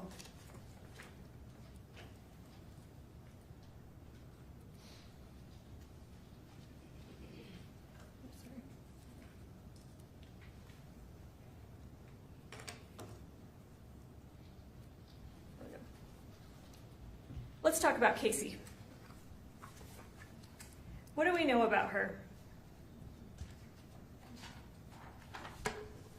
First, let's be clear about something the state is absolutely not running from. Kacee lied. She exaggerated illness. She misused medication. She made some poor decisions. Both sides, I think, can agree about that. She was a flawed person. She was a hurting person. The evidence shows, though, that she had real medical issues from early in life. She was only born with one kidney. She had surgery, I believe we heard it at like 3 weeks old from that. She was exposed to long, early medical treatment. She lost her mother as a small child and her father as a teenager. Over time, she learned that medical crises brought attention, care, and connection. Much of her dishonesty centered around health. That context matters not to excuse her behavior, but to understand her vulnerability. Even with the cancer lie, let's look at that, because she certainly did lie to many people about that. She lied to her family. But with her family, they were actually seeing objective factors, objective things that made parts of her story seem believable. Medical supplies were being delivered to the home. She had a port. She had real infections associated with that port. She had legitimate knee surgery and physical therapy. She went to appointments and emergency rooms and other doctors. Now, the family are not medical professionals. They were trying to make sense of what they were seeing and what Kacee had told them. And she had not told them the level of dramatic lies that she told to Meggan Sundwall, who is a nurse. The defense has suggested throughout this trial that Kacee's life was collapsing, that she had built this house of cards and it was falling, that she was part of a drug network, stealing money and facing exposure that gave her a real motive to end her life. But the actual evidence does not support a sudden house of cards falling. Her prescription records show in the early, what you'll see, you can review it. In the early years, yeah, she may have been doctor shopping a little bit. She was going around getting opioids from different sources. We heard from Dr. Masteller that it was harder for doctors to check the Doppel records at that point to see if that was happening. But after that, what we see is what Dr. Masteller testified to. Pretty routine opioid prescription. I think you'll see in that exhibit, it's monthly. Dr. Masteller talked about that, and he talked about that they even had a plan to wean her off of that. And then at the end, when the defense asserted that it really ramped up at the end, she had a knee surgery. And Dr. Masteller testified that that's consistent with extra pain management that would have been needed for the knee surgery. You heard from her knee surgeon as well about the extra opioids he prescribed her at that point. Yes, there was evidence that she was trading pills with other people. She was using medication that she wasn't prescribed. But the medical examiner and toxicologist were clear. The drugs in her system on August 12th did not cause her death and did not meaningfully interact with insulin. They alone would not have been the cause of her death, and they don't interact with insulin. There's also evidence that Kacee may have been taking money from her grandparents. Even assuming that occurred, there is no evidence that she had been confronted, investigated, or was facing imminent consequences because of that. Family members testified. Mark said that he certainly would have sought repayment. He would have had a firm conversation with her about it. But he would not, initially at least, want to see criminal punishment unless it was, needed to get that repayment. We heard from her ex-husband, Kacee, and he testified he consistently helped her out financially. He bought her cars, he bought her clothes, he paid for the tires on her cars, he paid for insurance. He testified he would have continued to help her out financially. In fact, the evidence shows that Kacee was actually quite generous with her money, particularly with the defendant. We heard testimony from both Kylie and the defendant's own mother, Renee, that Kacee had paid for, and I believe even her father, Lee, that Kacee had paid for a trip to Disneyland for Renee's 60th birthday. And you'll see, and you've seen in the text, that the defendant is giving, that Kacee was giving the defendant hundreds of dollars shortly before her death. This is not evidence of someone whose world is collapsing overnight. This was Kacee's life as it had been for years. Messy, complicated, imperfect, but certainly stable enough that she continued planning surgeries, planning to escalate up in work, and daily activities. Flaws do not equal suicide. Chaos does not equal an intent to die. And most importantly, vulnerability does not give someone else the right to take control of whether someone lives or dies. Also, Kacee was not acting like someone determined to end her life. You heard the testimony just 2 weeks before August 12th, 2 weeks and 6 days. She underwent knee replacement surgery. Dr. West, the surgeon, he testified about performing that surgery and how he evaluates patients before such a complicated and extreme surgery. He evaluated not only her physical condition, and we know that Kacee was not lying about this because he testified, no, the x-ray showed that her knees were in severe condition, and one was worse than the other, and that's the first one that he operated on. But he also evaluated her mental readiness for such a surgery, whether she had the motivation to recover, adequate support at home, and the ability to follow through with rehabilitation. She met those criteria, and he testified he would not have operated had she not. The evidence shows that Kacee was healing on schedule. She attended her 2-week follow-up appointment about a week before August 12th. She was completing physical therapy. She was on track. And the doctor testified that they were already discussing, although it hadn't been formally planned, he said that at the 6-week follow-up, they were going to talk about doing the second knee, and that was her wish. If the recovery continued as expected, which nothing indicated that it shouldn't. Kacee was making plans for her future. Mark testified about how she talked about advancing at work and wanting to get a license associated with that. She talked about getting healthier. Mark testified that she had purchased a treadmill. She was trying to lose weight. And in fact, in the body cam, you'll see it. Mr. Williams even talked about it. There's a treadmill in front of her closet that the officers had to move to get access to that closet. She talked about wanting her own apartment, that she was unhappy living with her grandparents and wanted to get an apartment.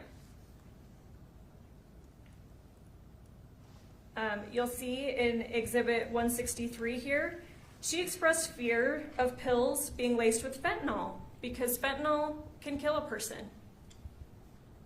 About a month before her death, she obtained a new car. We heard from Kacee Tanner, her ex-husband, who helped her finance that. I'll ask you to remember, and again, some of these slides, some of these exhibits that have been introduced and that you've seen, I'm going to show you on the PowerPoint. Some I'm just going to refer you to, and you'll have it back to consider in the jury room. But remember Exhibit 17. The day before Kacee died, part of the searches that she was looking for, it looks like she's online shopping. She's looking at Lululemon items and lunch pails. In Exhibit 34, we see her shopping list. On August 11th, she went to Smith's. In addition to buying some treats for the defendant the next day that Meggan talked about in her interview with police, she purchased frozen pizzas, dog treats, and a car freshener. These are ordinary, future-oriented purchases, not the actions of someone planning to die within hours. Exhibit 35, there's the receipt for those items.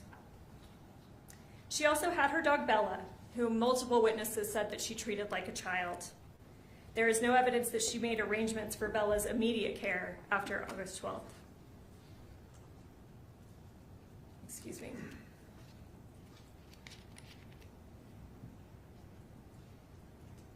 You heard that she sometimes portrayed her family as emotionally abusive.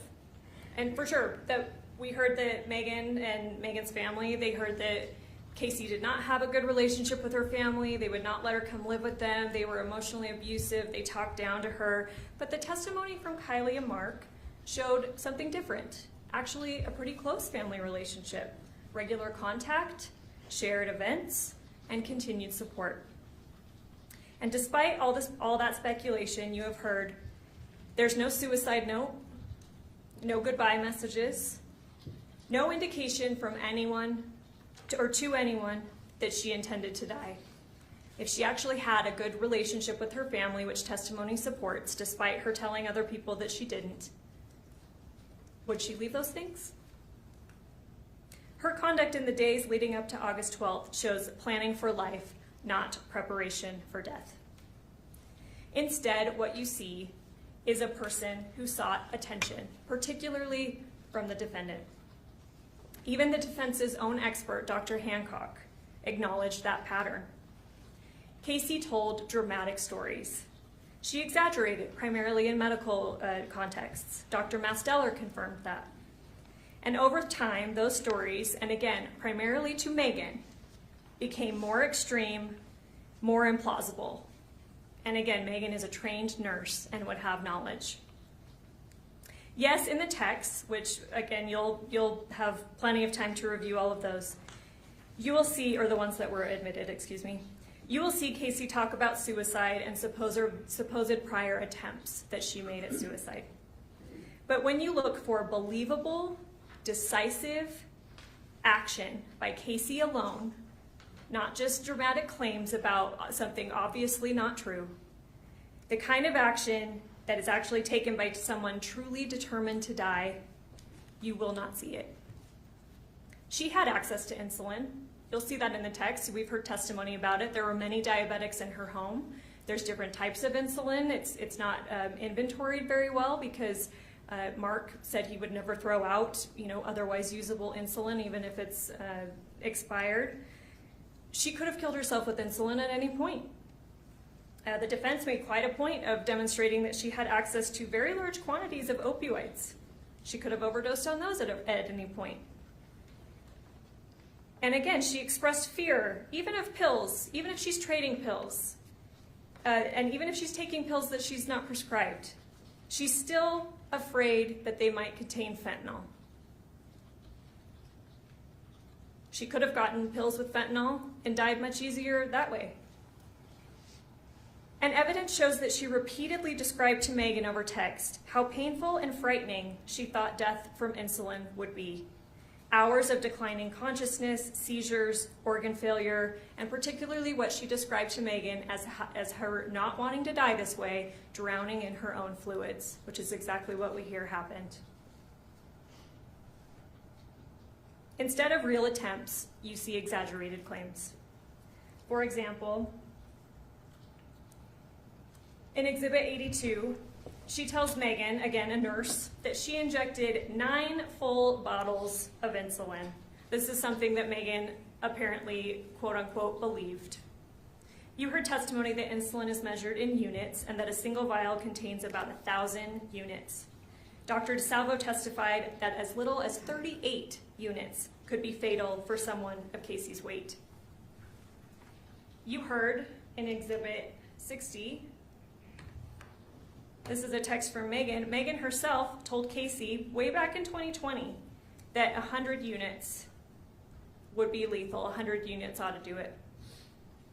Yet despite these dramatic statements from Kacee, which you'll see pretty consistently, what you also see consistently is hesitation, delay, escalating stories without follow-through, over years. And all the while, Meggan is supposedly believing them. Again, she's a nurse.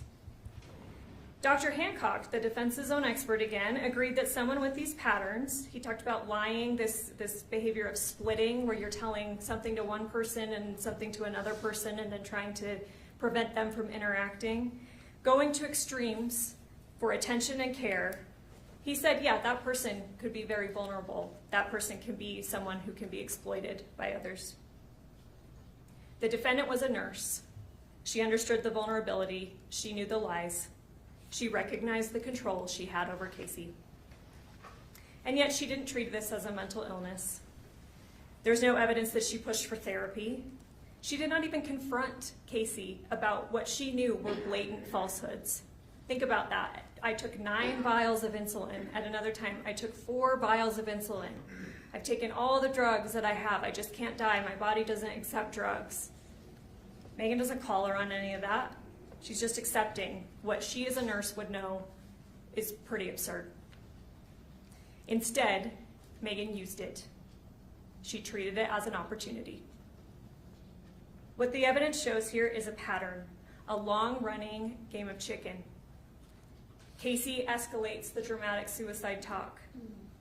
Meggan pushes the conversation further. More early on in the text, and again, you'll review them, Meggan sometimes does say, Kacee, this decision has to be yours. I only want to do it if it's your decision. But as time goes on, the text shows that Meggan increasingly encourages insulin use and pushes toward action. And again, the text shows that Kacee is deflecting. For years, nothing actually happens. Kacee never commits suicide. Kacee's never dead. Kacee makes extreme, often, like I said, patently unbelievable claims about suicide attempts, but she does not carry one out. The evidence supports that, particularly in the early years, Meggan's goal was to encourage Kacee to die on her own. Meggan probably did not want to have to kill Kacee. If Kacee killed herself, if Meggan could convince Kacee to kill herself, that would certainly be easier. It would be cleaner. It would be more convenient. You see that encouragement clearly. Let's look at Exhibit 48.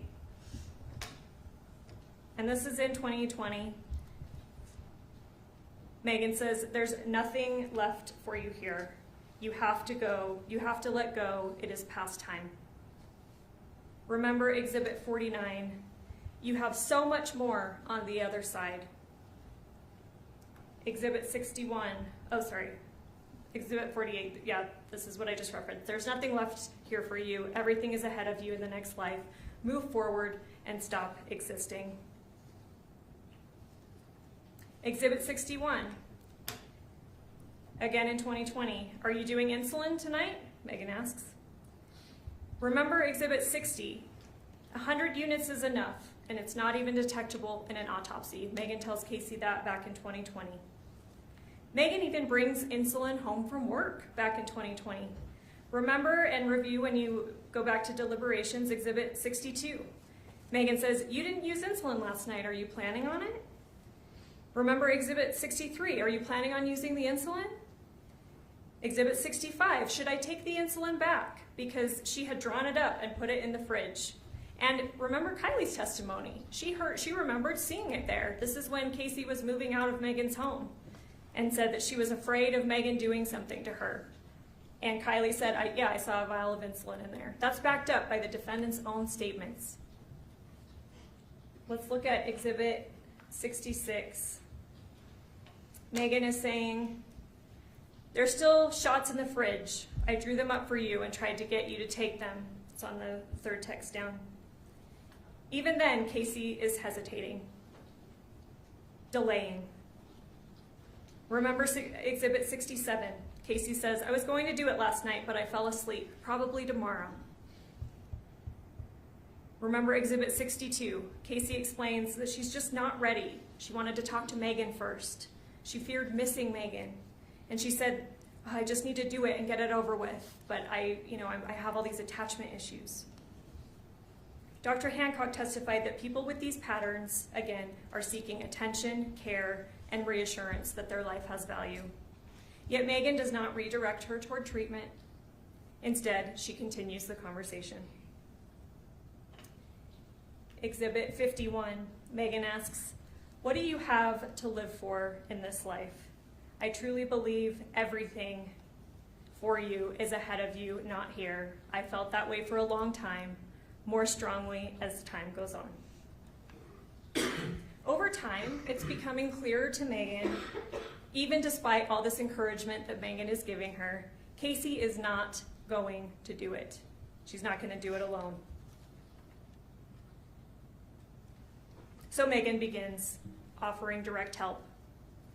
Let's get to 2021. Exhibit 52. I will come over and help you do them. I'm happy to come over and help you if you are really ready to be done. Exhibit 53. I don't think you will. And then she says something. She says, something's holding you back. Do some soul searching and figure out what's holding you back. When you are actually ready, you let me know and I'll be there to help you. You won't be able to do it alone. Meggan herself, way back in 2021, knew that Kacee was not going to do it alone. Meggan understands the dynamic. Remember Exhibit 70. Meggan suggests drawing up everything you've got and giving it through your port. And then she again asks, do you want me to come over and do it? Still, we see Kacee stalling. Remember Exhibit 72. Kacee's delaying again. She says, oh, I was going to, my nurse was coming over, then I needed to take Bella out, then I fell asleep. And still we see Meggan pushing harder. Exhibit 133. Honestly, this is Meggan to Kacee in 2022. Honestly, I think with the insulin, someone, should probably be me, should stay with you and continue to give you doses so it will actually stay low and you can pass. Ladies and gentlemen, this message marks a turning point. By 2023, the pressure still continues. Remember Exhibit 98. Meggan asks, are you wishing you went through with your plan? Remember 55. I really, really want to be be there with you when you pass. Exhibit 54, Meggan's talking about wanting to be present and she's even coordinating the timing around childcare. Kacee again hesitates. At this time she says, it does not feel right. Go look at Exhibit 54 and see that. Meggan again, she does say, this is Kacee's choice, this is your choice, but again, never therapy, never intervention, never ending the conversation, never calling Kacee on what are increasingly dramatic and outlandish lies. By 2024, the dynamic really intensifies. The stories become more bizarre, more absurd. Remember Exhibit 81. Kacee, and this is a long exhibit, and I invite you to go through all of it. This is where Kacee is inventing this hospice. She's inventing multiple nurses that are coming over and doing different things. And if you'll remember with Dr. Masteller, I took some of these vital signs that these supposed nurses are communicating to Meggan through Kacee's own phone during this fake hospice. Dr. Masteller, again and again and again, nope, these vitals are not real, they don't make sense, they're incompatible with life. And every time I asked him, would you expect a nurse to know that? Yes, yes, yes, yes. Even Dr. Hancock, again, the defense's expert, he said he's not a medical doctor, and that's to be fair, but even he said some of these vitals are highly suspect. And yet Meggan continues to play along. She even responds, "It's a total mystery." When she sends her some kind of vital, and pretending to be a nurse, she says, "Hey, have you ever seen vitals this low? Even the doctor's confused." Meggan, it's a total mystery. Instead of challenging the obvious fabrication, she sustains this suicide narrative, and the pressure continues to escalate. Remember Exhibit 58, Meggan tells Kacee, "Easter would be a beautiful day to die." Remember 100, Meg says, "It would have been a good day for me to come and help you with the insulin." Remember 57, "Go, Case, don't look back, go." Remember 101, Meggan asks about obtaining insulin and transferring prescriptions. Because Kacee says, "Oh, the pharmacy's out." Again, delaying. "The pharmacy's out, they can't get it." Meggan goes, "Well, see if they can transfer pharmacies." Exhibit 96, Meggan proposes trying insulin the next day. And I'll show you Exhibit 135. And here we're up to June of 2024, just a few months before August 12th. "Case, can you get the insulin? They are keeping you off for 48 hours, let's try it. I'll come and help you and give it to you regularly and see if it works." Again, that message deserves emphasis. Remember Exhibit 88, Meggan says, "If that doesn't work, I think we should get the insulin. I'll come help you." Exhibit 77, she insists that if they try insulin, she wants to be there to help administer it. Meggan is not letting the topic go. And in fairness, Kacee is continuing it going on too, and she's getting more and more dramatic, and she is talking about suicide, but not in a believable way. And what you'll continue to see is delay and putting her off. After Kacee's knee replacement, which we know happened July, I believe, 23rd of 2024, Meggan starts trying harder to gain physical access to Kacee, because at this time, she spent years encouraging Kacee to do suicide. Kacee's even having pretended to have tried and nothing works. So Meggan starts to think and know, I've got to be there. I've got to be physically present for this to happen. Remember Exhibit 91. Kacee, having just had a knee surgery, instead she does lie to Meggan. She says that she shattered her femur. She says that one of her hospice nurses picked her up and dropped her, and this shattered her femur to explain her leg. I think she even sends a picture of it. She's not telling Meggan that she got a knee replacement. Remember Exhibit 92. Meggan, because Kacee had been in the hospital with a knee surgery, Meggan offers to come to the hospital and again says, "I'll help you with insulin." Exhibit 99. Here, Meggan is talking to one of these fake hospice nurses or doctors, and she says, "I know she doesn't want anyone seeing her this way, but I feel like I need to come and see her." Again, trying to get physical access. And here again, we see that Kacee is delaying and deflecting. "I think I would wait a little while and let her sleep, and then when we do a shift change, we can talk to her and have her get a hold of you and see if that would be okay. Would that be okay with you?" In Exhibit 102, now we're up to July 26th of 2024. Meggan, "Do you want to try the insulin?" Kacee, again delaying. "I do, I just don't want to do it until after I talk to Masteller tonight." And again, Masteller is her real primary care physician, but you'll see in Exhibit 81 that Kacee is also pretending that Masteller is coordinating this hospice care, that he's the hospice doc. We heard from Dr. Masteller that obviously no such thing actually happened. Still, Exhibit 102, Meggan says, "Do you want me to try and come and help you tomorrow?" Kacee, again deflecting, delaying. "I'll let you know after I talk to Masteller tonight."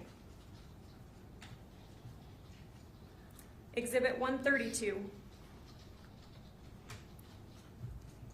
Meggan, again, we're end of July 2024. "No, you just asked me to help you today, which you've done several times, and I plan on coming to help you and end up waiting all day to hear from you, and you never do. It is just frustrating sometimes. I'm not stressed, but I'm sorry you are." But she sure sounds stressed, frustrated that this is not helping. She keeps waiting for Kacee to give her a day. And then she says, and put a star next to this one, ladies and gentlemen, I don't think you want to try to off yourself, and I completely understand.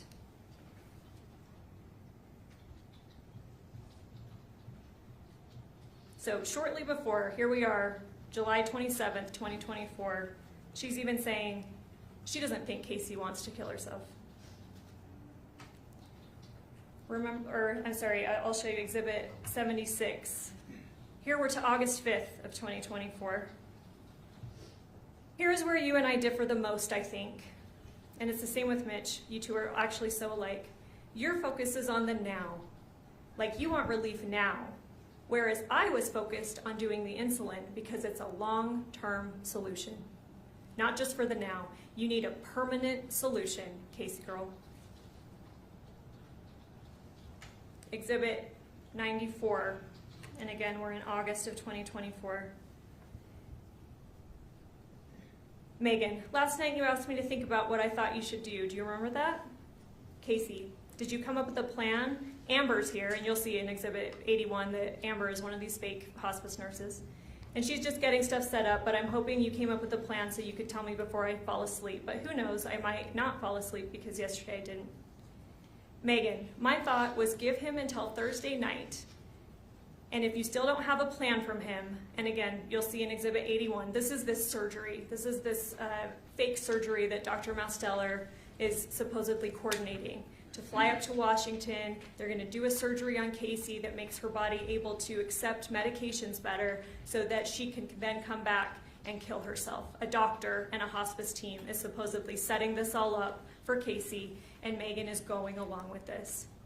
Except she's not really. She said, well, let's give him till Thursday night, and if you still don't have a plan, let's try insulin over the weekend. She's not calling her on how this surgery is absurd, that a hospice and doctors are not going to do that surgery is probably not even possible. She just says, okay, yeah, well, let's give it till Thursday, and then we'll do insulin. Exhibit 105. Here we're to August 9th, 2024. Meggan pushes again. What do you have to lose by trying insulin? You didn't pay $900 for it, which is a huge blessing.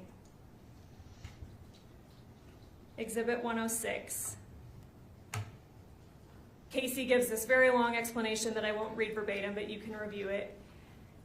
Another delay tactic. Something about Masteller, and he's gonna try to figure this out, and I'm just trying to figure out what to do. And last we talked, and all the scheduling problems. She's putting it off. She's putting Meggan off.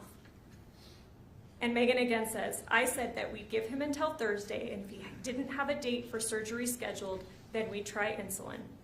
Again, August 9th, 2024. Meggan is converting talk, drama, lies into action. Remember Exhibit 136, and this is a long one, so I invite you to spend time with it. Kacee says she wants to make sure that she gets everything ready. And this is, this is August 10th, 2024, so now we're just 2 days before the event. Meggan responds, hey, I'm not trying to pressure you, I'm just trying to help you think through things. But consider the tone that we're seeing in the messages I've shown you today and in the ones that you'll review back in deliberation. Consider the tone and frequency of these messages from Meggan. Is it true, especially throughout 2024, that Meggan's not trying to pressure her? Kacee explains that she does not want to upset Dr. Masteller. Again, that's not real because Dr. Masteller, he's just her primary care doc. He's not scheduling this surgery. She says that she does not want to upset Meggan, which I submit to you is true. She's very concerned about upsetting Meggan. But then, very importantly, she says she will begin drawing up the bottles. At this point, suicide talk has gone on for years without decisive action by Kacee. Meggan knows, as we saw in that text, Kacee's not going to do it alone. So what does Meggan say? Again, in Exhibit 136 that you'll have to review. I could make it work today, tomorrow, Monday even. You just tell me when. And you don't have to draw it up all yourself. I would come and help you. In Exhibit 136, we finally move to August 11th, the day before the overdose. Kacee says, in here, second line of the first text, I spent most of the night drawing up the insulin. This detail matters. Even after saying she's prepared the syringes, though, she immediately goes back to delaying again. The very next message, my grandpa's in town, my family's coming over, so we do need there later today. I didn't know we had family coming over. I can't go upstairs with my leg like this. The next message, I'm thinking we need to wait a little bit since my grandpa's brother and family are coming over. I just want to know if you're okay with that.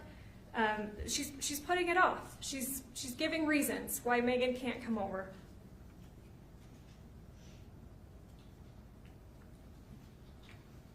Meggan responds, hey, we can do it later today. Tomorrow would be a bit more challenging just because of the car situation.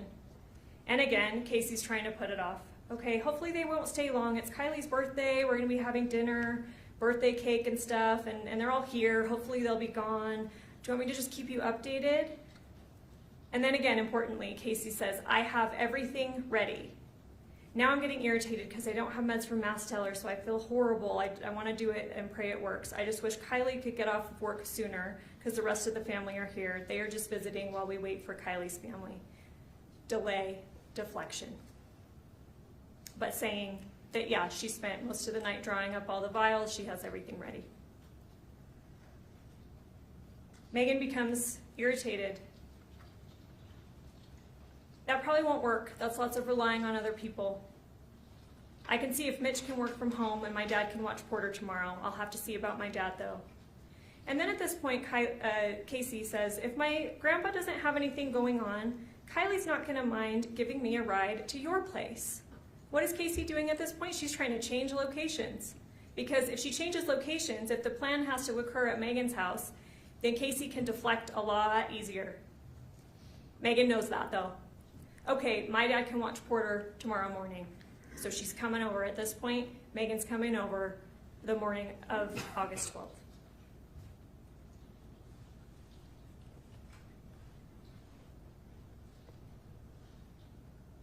At that point, the plan is set. And this is another important one. August 12th, morning of. I'll be there in just a few minutes.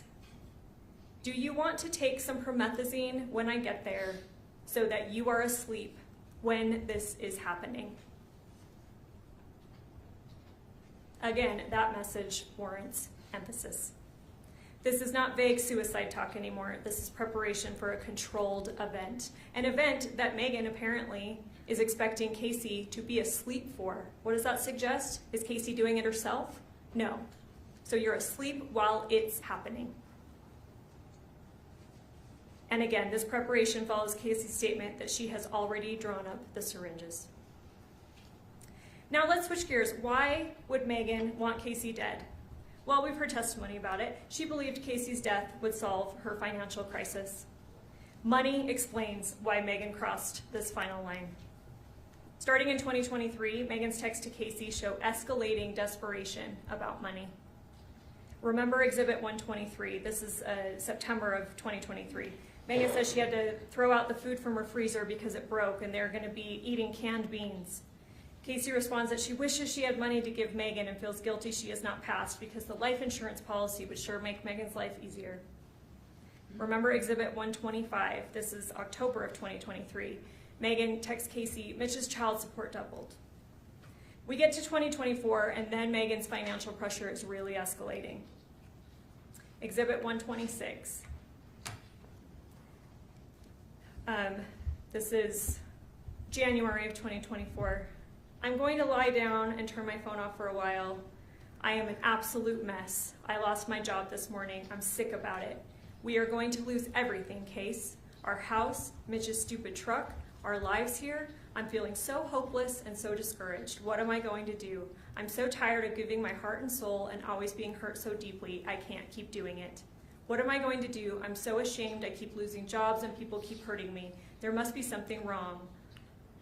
It goes on. This really, really limits my ability to work and provide for my family.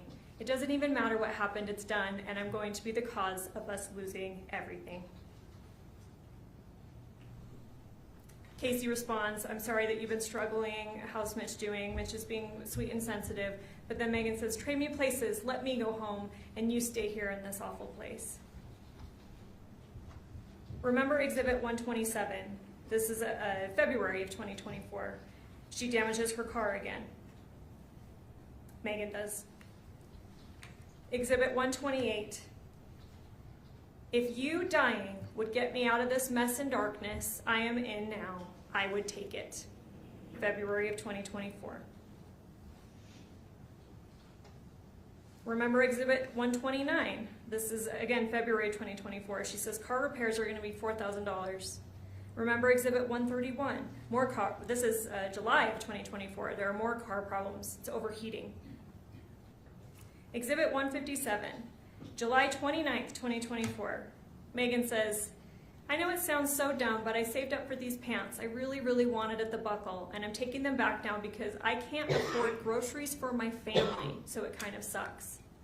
Kacee, I'm so sorry. How much are the pants? Do you have your Venmo card on you? I sent you $300 and like $20. Might be less because of the card. They sometimes take a fee.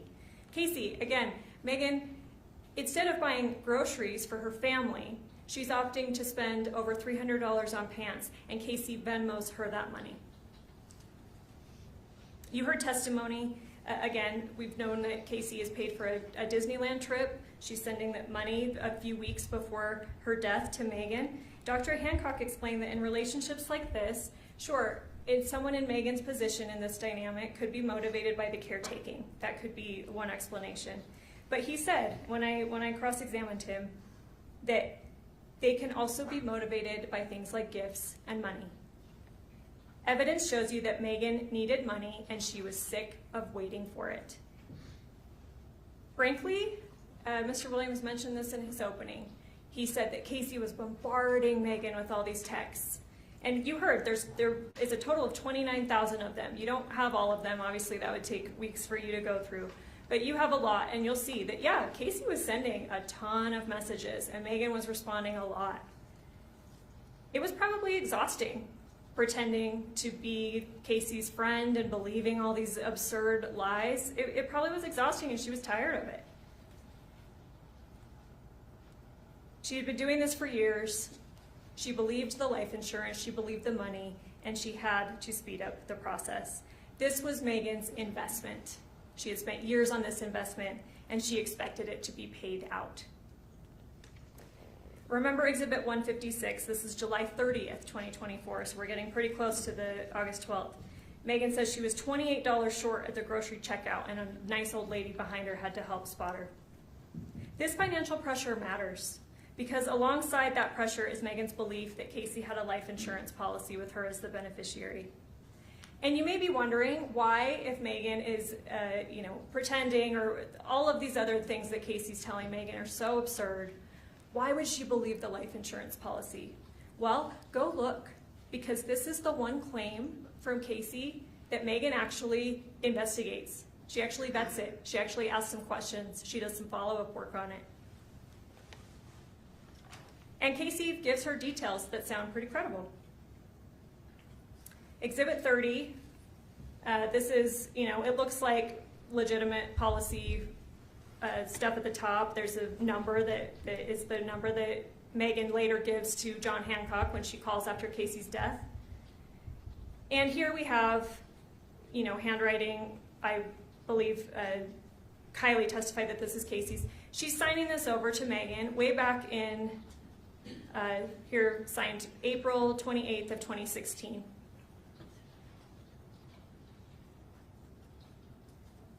Remember Exhibit 115, this is April of 2020. Kacee reminds Meggan that she's going to receive the policy if Kacee dies. Meggan asks whether it's going to be enough for cosmetic surgery. She goes, can I get a facelift, tummy tuck, eyelid surgery? Let's look at Exhibit 116. And this is, again, in 2020, but Meggan is asking follow-up questions. Here's a random question for you. How on earth did you get approved for a life insurance policy with all your health stuff? Kacee, I bought it back in 2011. I wasn't as sick back then, but when my dad died, I decided to get one too because my dad always tried to make me get one, so I did. She's giving information that sounds like it could be credible.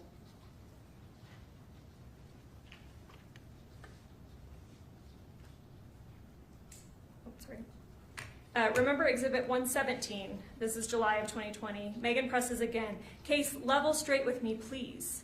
Is the policy real? I want to know about this. Kacee insists that the policy is real and says that she wanted Meggan to be surprised when an attorney called her if Kacee ever died to tell her that she would receive over $1 million. Let's look at Exhibit 119. This is October of 2023.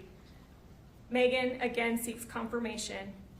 Can I ask you a question I really shouldn't? Is the money thing for real? I don't think Mitch and I are going to be staying together, and I need to know what I'm looking at as far as being able to take care of Porter by myself and how much I'm going to have to work, whether it be 2 or 3 jobs. I'm so sorry to ask, I really am. I feel really uncomfortable asking, actually. Kacee, yes, I promise it's real. I have made sure to keep everything current. I started my policies after my dad died because I knew it would need it with my health problems. I wouldn't lie to you about that. I wanted to surprise you with it. Exhibit 122. I won't go through this whole one. You're free to read it in deliberations, but she's giving legit information or legit sounding information about this policy. She talks about a Mike.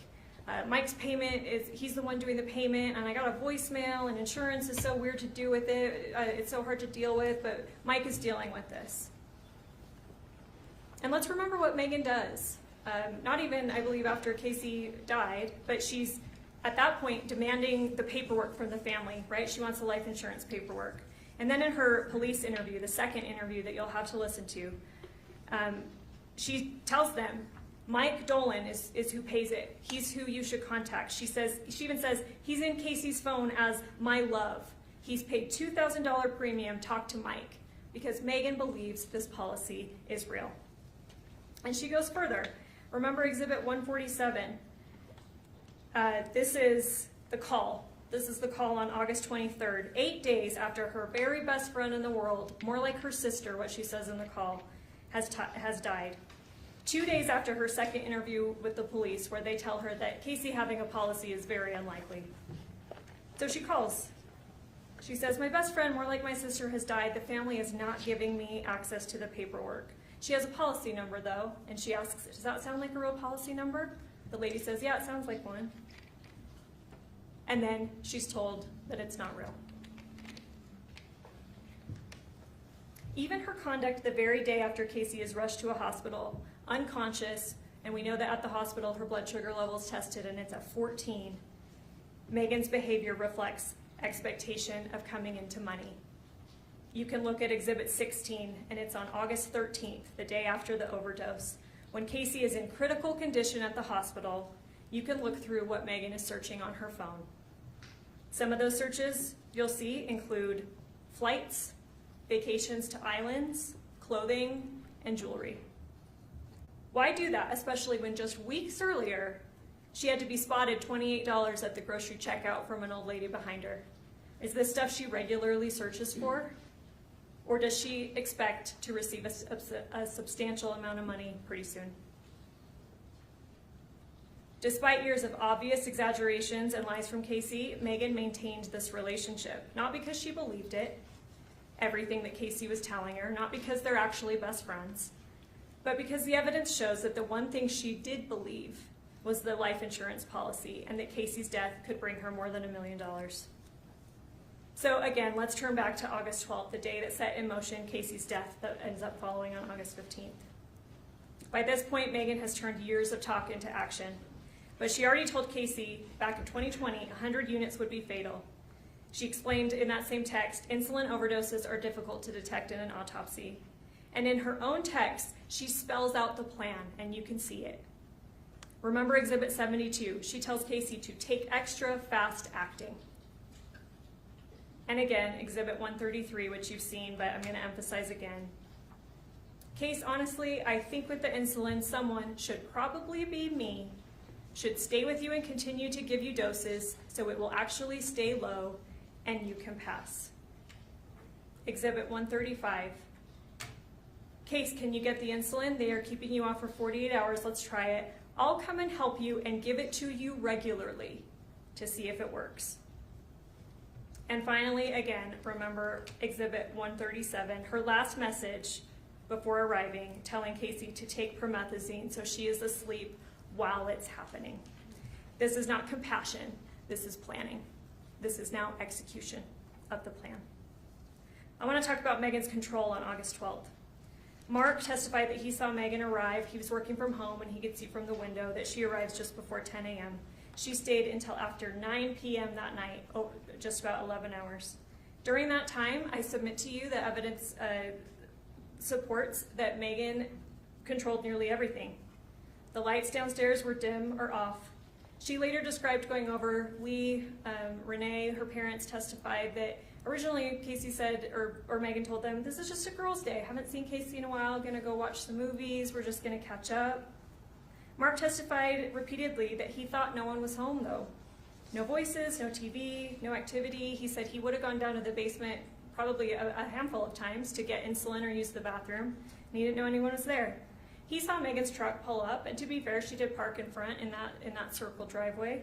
But he testified that he assumed that, yeah, one of her friends came over, and they must have left in Kacee's car from the long driveway that he can't see from his office. He thought that no one was there. Let's look at Exhibit 10, and next to it is Exhibit 176. This is the glucose levels.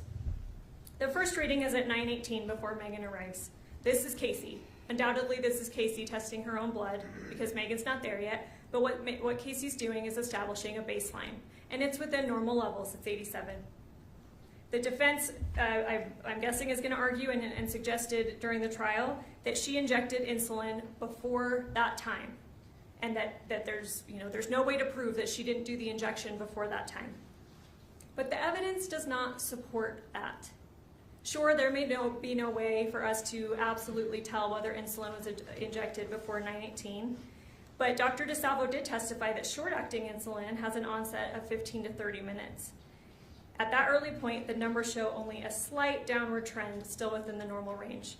More importantly, though, if Kacee is doing what Dr. Hancock suggested, maybe one of the patterns, if she's seeking attention, care, but not death, why on earth would she do the one act that is most likely to give her attention and care? Why would she give herself a dose of insulin before Meggan even arrives, knowing that Meggan's coming over? If she's seeking attention and care, does it make sense that she do that before Meggan gets there?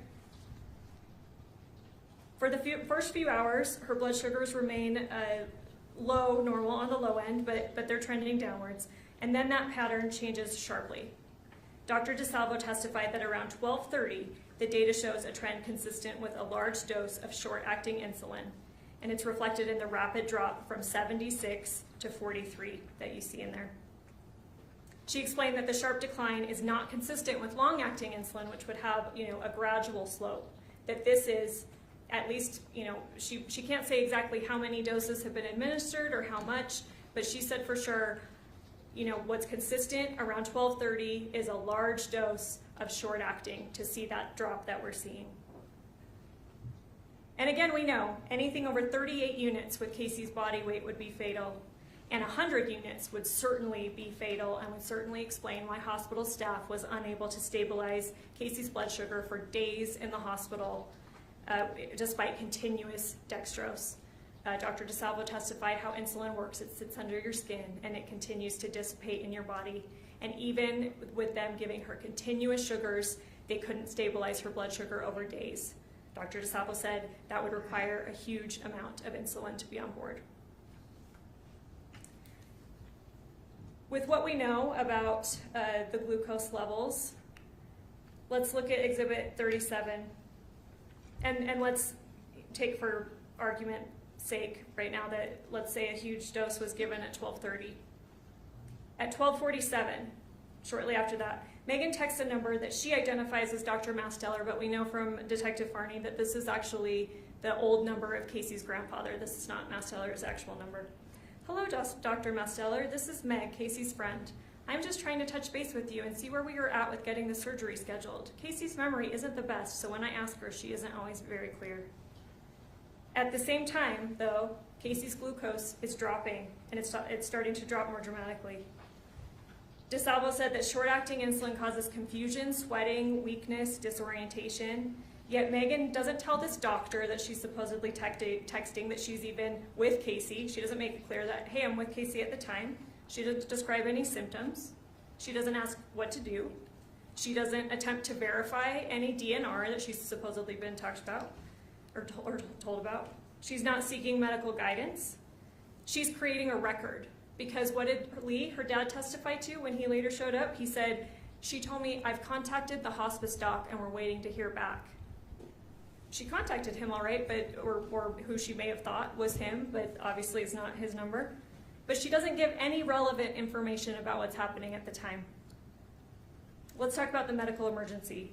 Dr. DeSalvo testified that anything below 50 is hypoglycemia. That's a medical emergency. Before 45, she said it's a critical alert and that every nurse is trained to recognize and know this. The numbers continue. At 12:30, Kacee's at a 76, drops to 43 at 1:43, and at 2 p.m. she drops to a 30. At those levels, Dr. DeSalvo said that the symptoms that we're probably seeing are progressing towards seizure and coma. And you know what? We know that that happened, because in Exhibit 27, Meggan is texting her own mom at 1:59, and she says, I'm still here with Case. She's not doing too great. I can't even get her to wake up. So we know, at least from this point on, from the defendant's own words, Kacee's out of it. And that's exactly what the medical evidence predicts. Yet Meggan doesn't call 911. There's no evidence that she attempted to contact Dr. Masteller again or contact another physician. She continues to control the conduct and information people receive. Dr. DeSalvo testified that by approximately 1:19, so even before we know that Kacee's unconscious or can't be woken up, Kacee would have been physically unable to test her own blood sugar. And Mark walked you through that process. It's multi-step. It involves, kind of fine motor skills, taking out strips, poking. Dr. DeSalvo said, no, with where Kacee was at 1:19, she wouldn't have been able to do that for herself. But the testing continues for hours. Who's doing it? Meggan. She's the one there. Definitively, Meggan is the one after that point. Maybe Kacee, we know Kacee tested her own at 9:18. Maybe she did a few of the tests earlier when she was physically able to. But at least for 7 hours, Meggan is the one affirmatively doing those tests. Just like she said she would. You need somebody to stay with you and keep giving you doses to make sure your sugars stay low. That's exactly what she's doing. And again, no sugar given. House remains quiet, and Meggan is testing to ensure that Kacee's condition is worsening. Kacee's brain and organs are deprived of the glucose and oxygen they need to survive, and a trained nurse understands that the duration of hypoglycemia matters tremendously. Finally, let's look at Exhibit 16.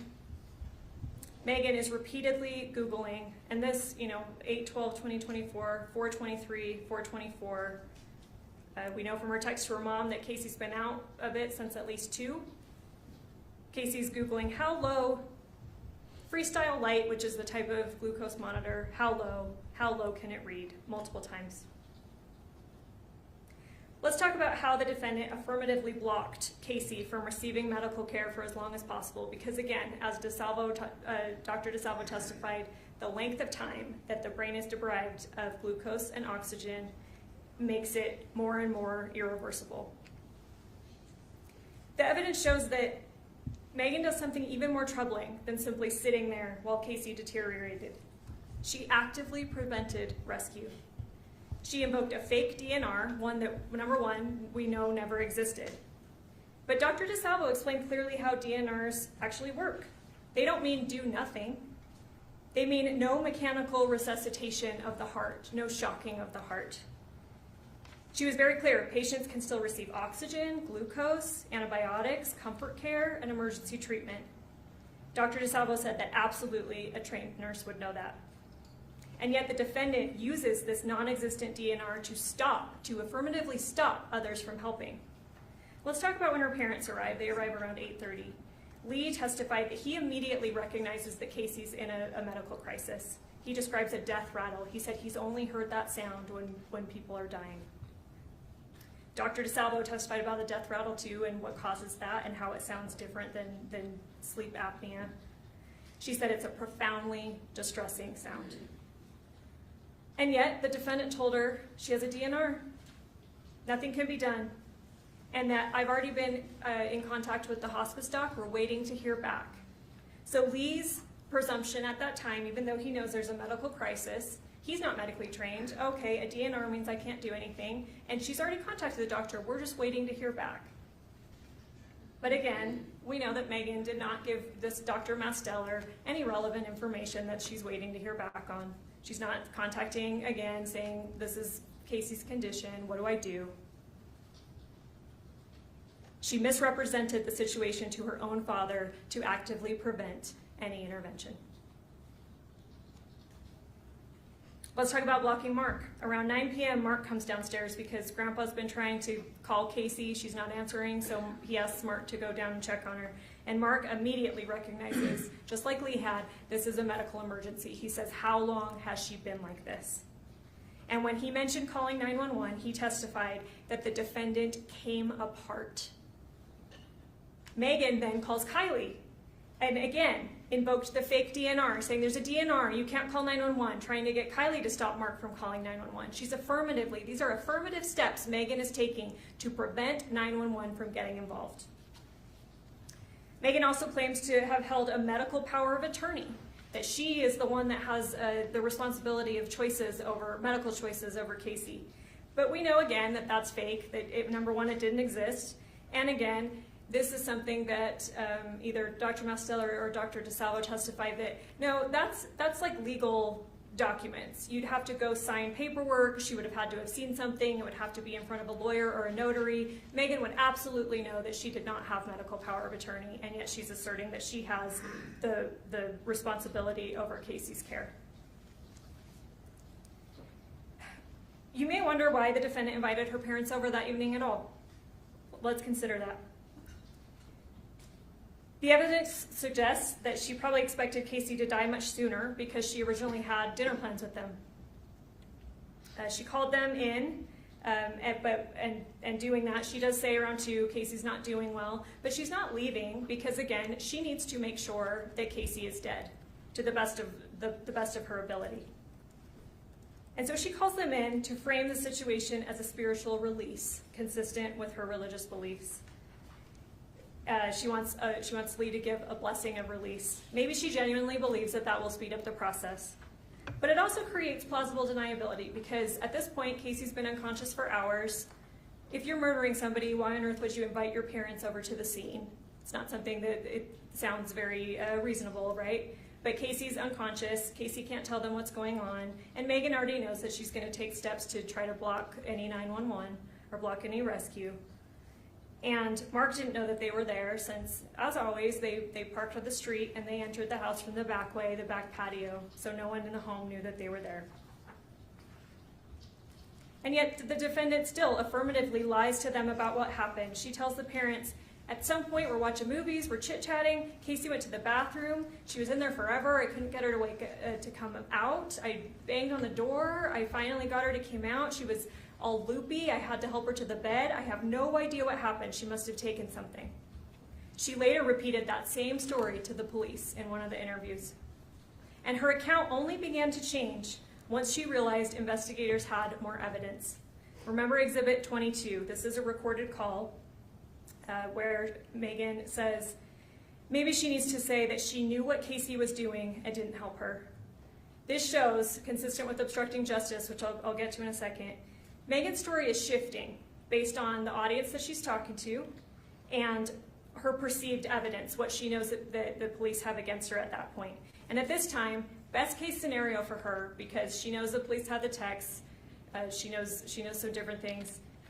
Well, best case is that I knew that Kacee was committing suicide and I didn't do anything to help her.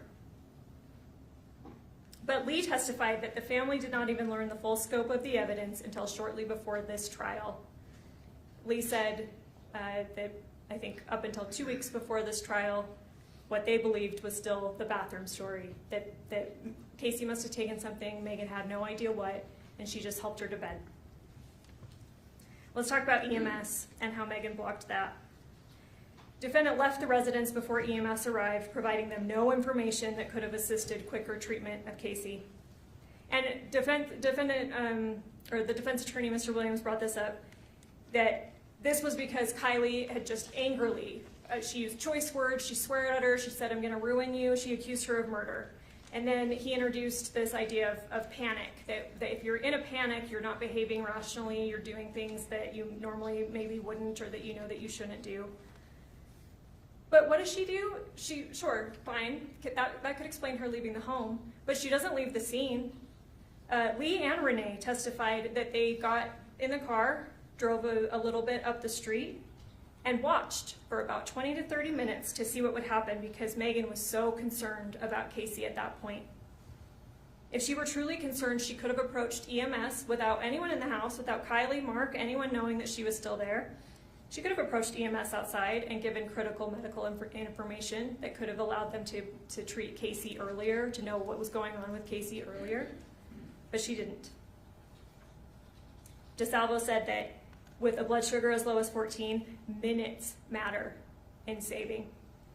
And yet Meggan affirmatively chose not to give EMS information. I'm going to very briefly address the investigation because we heard a lot about it in trial, and I'm guessing that Mr. Williams is going to spend some time on it in his closing. Was the investigation perfect here? No. In hindsight, could some things be done differently? Yeah. Is that probably true of every investigation? Yes. Let's remember how this case began. It was dispatched as a medical call. By the time law enforcement understood that they were dealing with either suicide or foul play, the scene had already been disturbed. The patient was still alive, EMS was down there, things were being disturbed, and even the defense's own expert, he seemed to think that's reasonable. Yes, obviously you deal with a patient that's alive before you start preserving the scene. Detective Farney testified that she followed the evidence where it led, and she did collect some critical physical evidence. There was a syringe found on the bedroom floor that, granted, EMS had moved to the side table because it's a syringe and they're, working on Kacee. It's a small space. They don't want to step on a syringe, so they did move it. Although it wasn't found until a few days later, there's an insulin vial found in the outside patio trash, wrapped in a rag, and then hidden inside a soda box, missing approximately 100 units. Let's talk about that vial, because it was tested. It was collected and tested, and granted, it wasn't found until a few days later when Mark went to empty the trash, and had he not stepped down on that soda box to compact it, to throw it away, probably never would have been found. But he did find it, and he called Farney, and she told him, take it out, set it up, and whatever you think of whether this was a smart idea, let's think about what we know about that. Mark took out the items, set them up, and it was photographed, and he sent it to Farney. So for sure, we know that vial was handled at least twice, even in the home. We know that someone wrapped it in a towel, put it in the soda box, put it in the outside trash.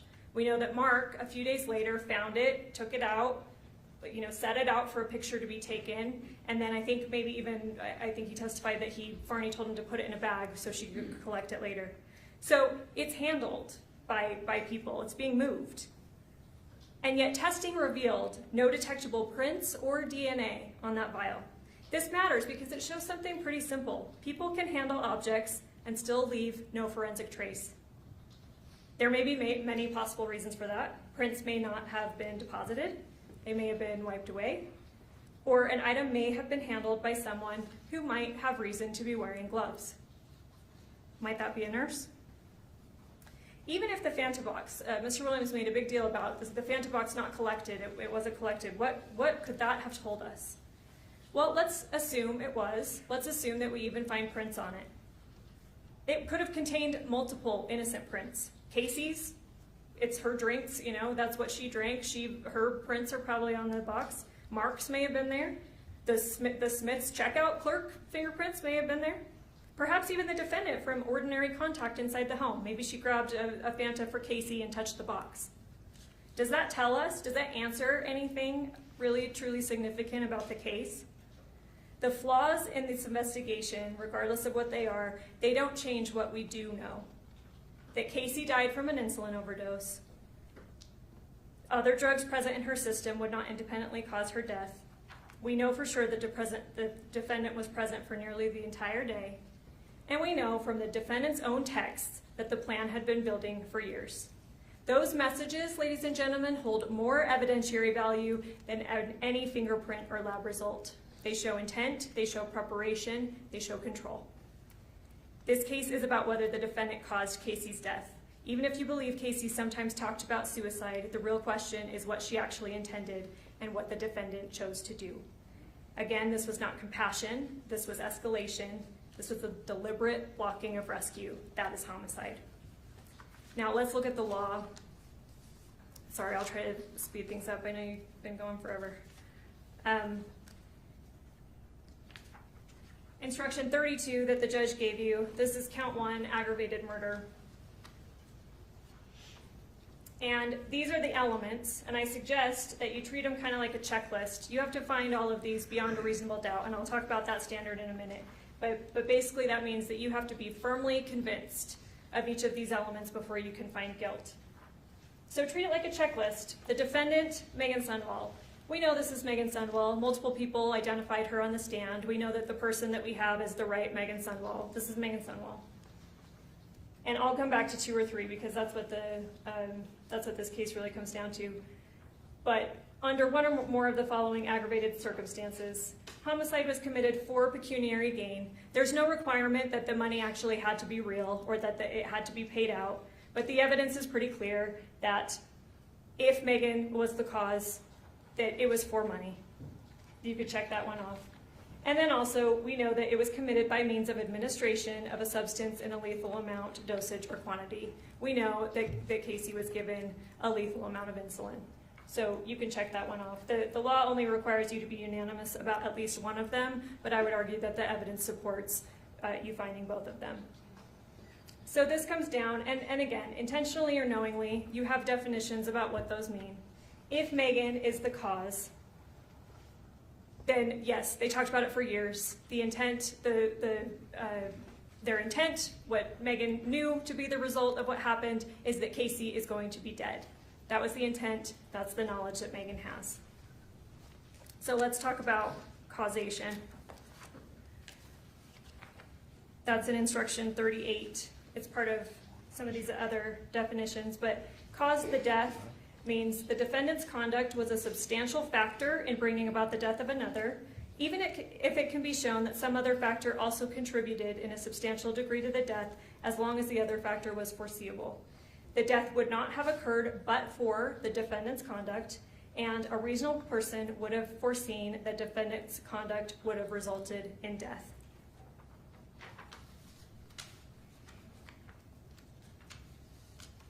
The defendant acted, Kacee died, the defendant caused that death. You do not have to be unanimous, I want to be clear about this. You only have to be unanimous that Meggan, of course all of these other elements, but the cause, you only have to be unanimous that she caused. The exact mechanism of how the cause happened, you don't have to be unanimous about. You only have to be unanimous that she caused the death.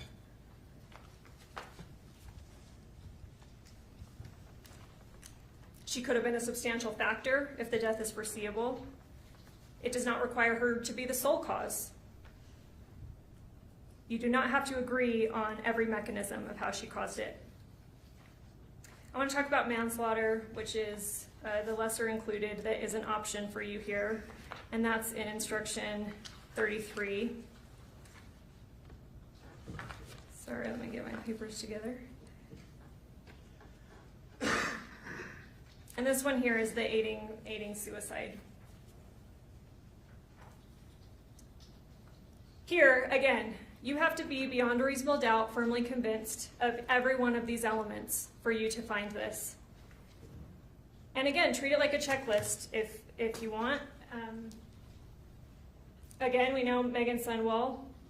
But here, with knowledge that another individual intended to commit suicide or attempt suicide, intentionally aided the individual to commit suicide. I want to hit the aiding really fast. You have that in your definitions. The same, I believe it's 38. Aiding means the act of providing the physical means. Providing there, in turn, you look at providing means to administer, prescribe, distribute, or dispense. I would argue that aiding here, it could mean that she went and grabbed a vial of insulin from the fridge, brought it to Kacee. It could mean that she drew up a vial or a syringe herself, handed it to Kacee. It could mean that she gave the injection herself. Aiding could mean any of those because she's providing the physical means into Kacee's body. But this one, number 2, with knowledge that another individual intended to commit suicide or attempt to commit suicide, I would argue to you that the evidence does not support that. Look over those messages. And certainly, I want to be clear, if you find this, if you do believe that Kacee was suicidal and that Meggan believed her and that she aided, and you find all of these elements beyond a reasonable doubt, this is the correct verdict. And I want to be very clear, Mr. Williams, the defendant, they have no burden to prove this.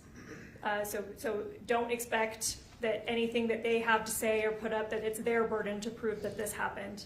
But if you believe all of these elements beyond a reasonable doubt, this is the correct verdict to find. But I submit to you, I argue to you, that the evidence does not support this because Meggan did not have knowledge that Kacee intended to commit suicide because Kacee did not intend suicide. I've already covered that at length. Kacee was not suicidal. She may have pretended it, she may have staged it, she may have made it look like it was, but it was dramatic, it was fantastical, and it was unbelievable. And this here, right here, requires Meggan to have knowledge that Kacee had that intent. When you review all the text messages, I argue to you that there's no way that Kacee or that Meggan would have known that Kacee actually intended suicide.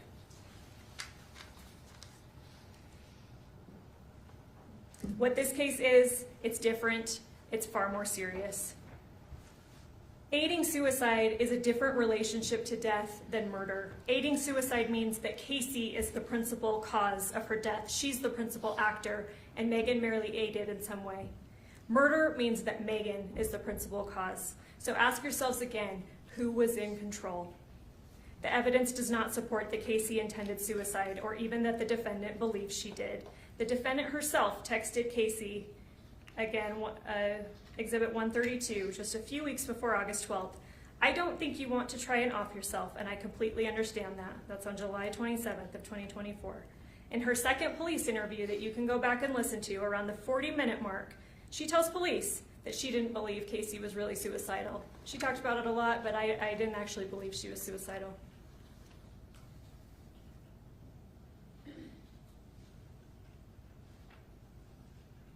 Consider the physical evidence. So a bunch of syringes were found, but I'm going to talk about the 2 primary ones. The one on the floor that EMS moved to the table, and then the one found in the Fanta box days later outside. We heard from FBI scientist Chad Moore. And to be fair, Mr. Williams pressed him on this, and he did say that there are certain things that could degrade insulin or change its properties, its chemical structure. But he testified he saw no protein remnants or degradation products he would expect to see if insulin had ever been in those syringes. Even after cross-examination, he maintained that he would still expect to see some trace. Ladies and gentlemen, the evidence supports a simple conclusion. Those syringes never contained insulin. Even if the other syringes in the house, we know that Mark ended up finding one in the closet after he had to pull up the carpet after the flood. Why would that be there? If Kacee is suicidal, or we heard evidence of other syringes found in Kyle's room in a desk, in another room down in the basement. If Kacee's suicidal, why would she use her last moments or time of consciousness to go hide the mechanism that she's using to kill herself? Why would she do that? Why would she hide a vial of insulin? Why would she wrap it in a rag, put it in a soda box, put it in the outside patio trash that really only she used, expecting no one else to find it? Why would she do that if she's suicidal? Why would she care? Even if she were trying to maintain the life insurance story, that still makes no sense because guess what? She already told the defendant that the policy covered suicide. Exhibit 153. Back in 2023, Kacee says, my life insurance does cover suicide because when I signed up for it, it said I had to go at least 2 years without doing that, but it would be covered after that. So someone controlled that evidence. Someone hid or removed the syringes that were actually used, that actually contained insulin. Someone wrapped that vial, punctured 13 times, suggesting multiple doses given, in a rag and placed it in a box in the outside trash. If Kacee intended suicide, again, I maintain there would be no reason to hide the instrument. But someone committing murder would have reason. Kacee's stories were fantastical. Her lies were obvious. The defendant, a trained nurse, could see that. Kacee was desperate for attention, particularly from the defendant. Kacee was seeking reassurance, probably even someone to stop her, to tell her her life mattered. Instead, the defendant pushed. Obstructing justice, I'll cover quickly. It's instruction 34. We know that Meggan deleted texts. Agent Sightsinger talked about that. They're not routinely deleted. Her phone's not set to that. They're about insulin, they're about life insurance, they're about suicide. And he said that one of the messages, and you'll see that exhibit, it has a heart being removed off one of the messages, and it tells you the date that happened. It's August 17th, 2024, one day after Meggan's first police interview, when she agreed to provide her phone but said that she needed to wait a few days to do that. Why? Because she's deleting evidence. Obstruction can also be based on lying to police, and again, we see that, and you'll hear it. She told them originally in her first interview, I have no idea what happened. It's the bathroom story that she told her parents. I have no idea what happened. She went to the bathroom. I have no clue. And then she makes that call. I think I need to say that I knew what Kacee was doing and I didn't help her. So obviously she lied to the police. You have to be unanimous. Again, that's one of those ones that you have a special findings form. You have to be unanimous at least to one. You have to agree on at least one, but the evidence supports both. For years, there was dramatic talk, escalating talk, stories that grew more and more extreme, but nothing actually happened. Kacee never did anything, nothing irreversible, until Meggan stepped in. This wasn't chaos, it was structured, it was directed, it was controlled. This was betrayal of Meggan's specialized knowledge and human trust as a friend. Meggan Sundwall did not just idly watch as Kacee declined. She actively controlled whether Kacee lived or died. Meggan Sundwall caused the death of Kacee Terry with a lethal amount of insulin, and she did it for the money. We ask that you convict of aggravated murder. Thank you.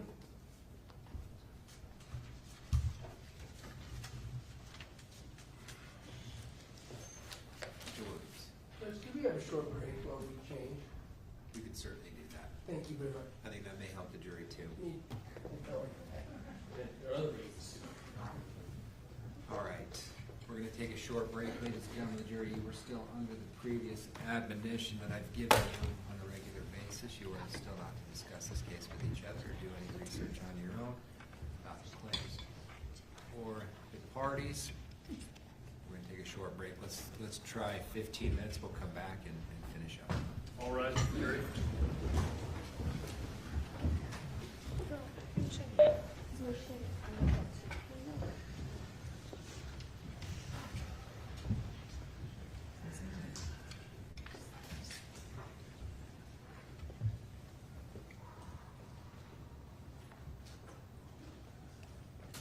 Please be seated. Counsel, let's try quarter after. Thank you. Please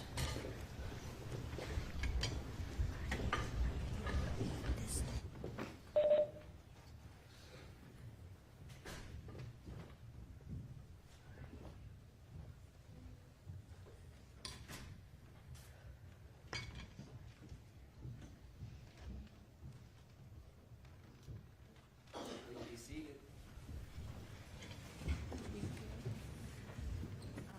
Go back on the record on case 251-401-132, State of Utah versus Meggan Sundwall. Ladies and gentlemen of the jury, thank you for your patience and attention. Mr. Williams. Thank you, Your Honor.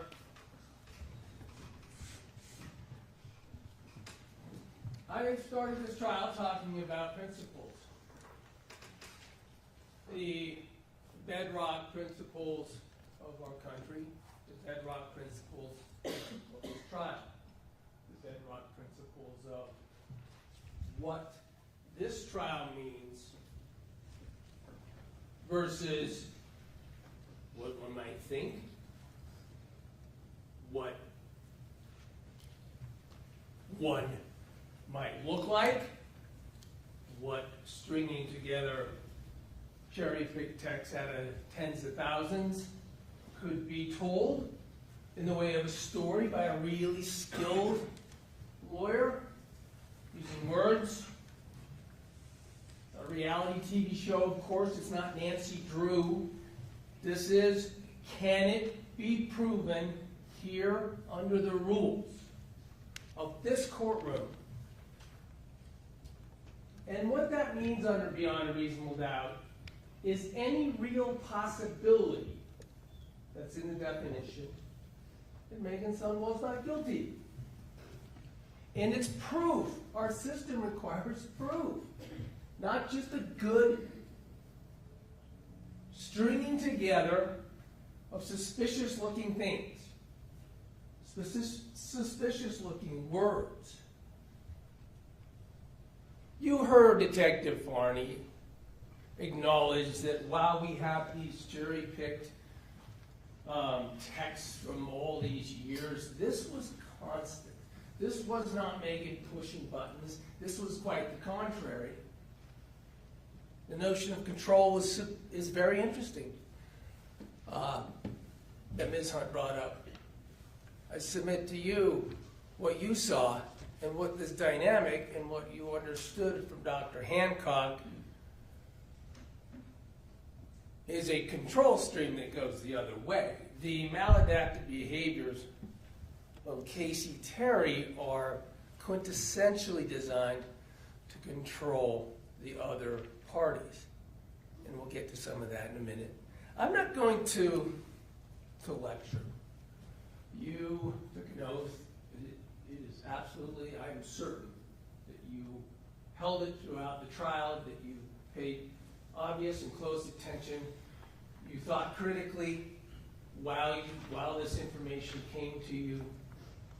I'd rather have a conversation.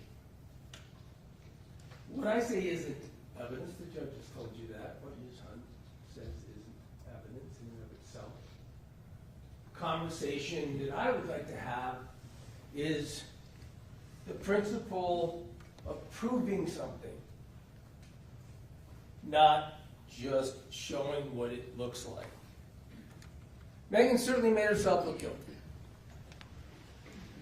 I said right in opening, you may think she's guilty of a crime, and that means you have to acquit her. In our system, you have to prove it. You have to prove the crime happened. You can't give a long recitation of why it looks like it happened. That's the theme of the case. Keep in mind, these texts, the evidence that the government wants to use as evidence against Meggan are a two-way street. They're both involved in this. They're both texting each other. This isn't one person pressuring her, waiting for years to have the right opportunity to murder her in cold blood for money. That's what these texts prove. And yeah, deletions. Under circumstances where, of the tax, of some, under circumstances where even Detective Farney acknowledged, I think, and Sightseer, these are obviously going to be immediately known to be different from Kacee's. They have Kacee's phone. When Meggan hands her phone over within days, it's obviously going to be known that she tried to delete some texts. And she explained why.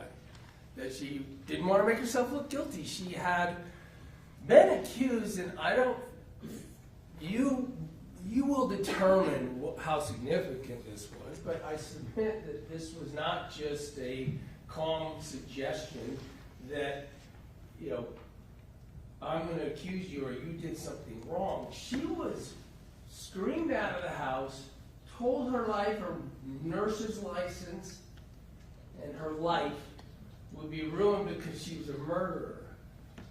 This reaction, this panic that would be caused, you heard Dr. Hancock talked about it, and that it could be long-term. Is it emotionally driven? It's not passionately driven.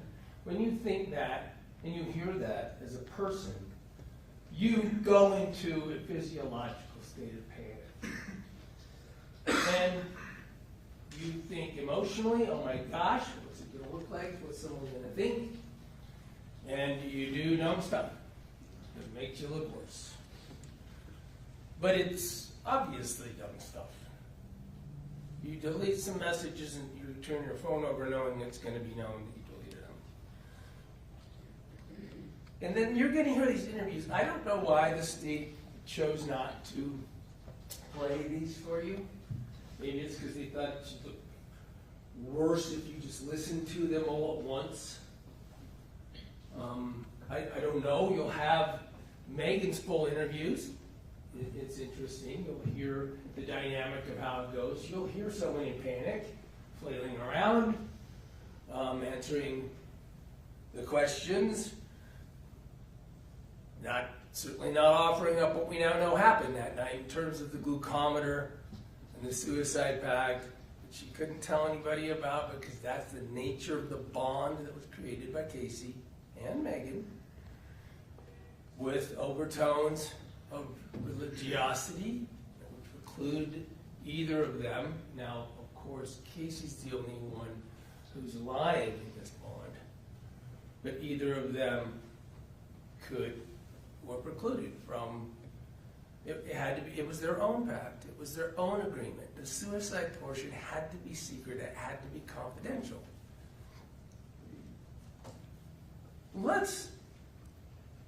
But I won't dwell on that. You heard from Dr. Hancock, and I suppose it may be true that we could all listen to him all day, and I think our lives would probably go better if we did. But let's focus on the words that matter in the court, the words that matter in the trial. What you will hear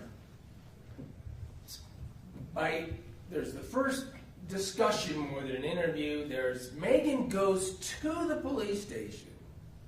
She's so upset still and believing in this bond, in this circumstance, that she's upset that she doesn't have what Kacee told her she'd get. Letters to her, personal items. She's still in the mindset that she is due these things from Kacee. She goes to the police station and asks the questions. And she talks about, look, I'm really freaked out about these accusations. My nursing license matters. And what's going on? I do some of these things, and they're accusing me and kicking me out of the house. She can't stick around. She's kicked out of the house. You heard about it. I'm going to call the police. You're trespassed. And by the way, they have her number. The police have her number immediately that night. You haven't heard that they bothered to go talk to her. They bothered to just even talk to her for days. But she says, but I didn't help her. I didn't do anything. This trial is entirely about proof that Meggan Sundwall did something. It has to be proven that she did something. And then she spoke in volumes. In our criminal justice system, she told you and everybody, I'm not guilty. And that triggers the process of having to prove. Not that she looks guilty, not that are really good lawyers with a lot of time can put enough text together to make her look guilty. And the police knew it. 2 weeks from this event, the final interview that you will hear with Meggan Sundwall occurs. Detective Farney and, of course, Special Agent Hales, who's there for every meaningful part of this case, working for the prosecutor's office. I'm going to go through the statements.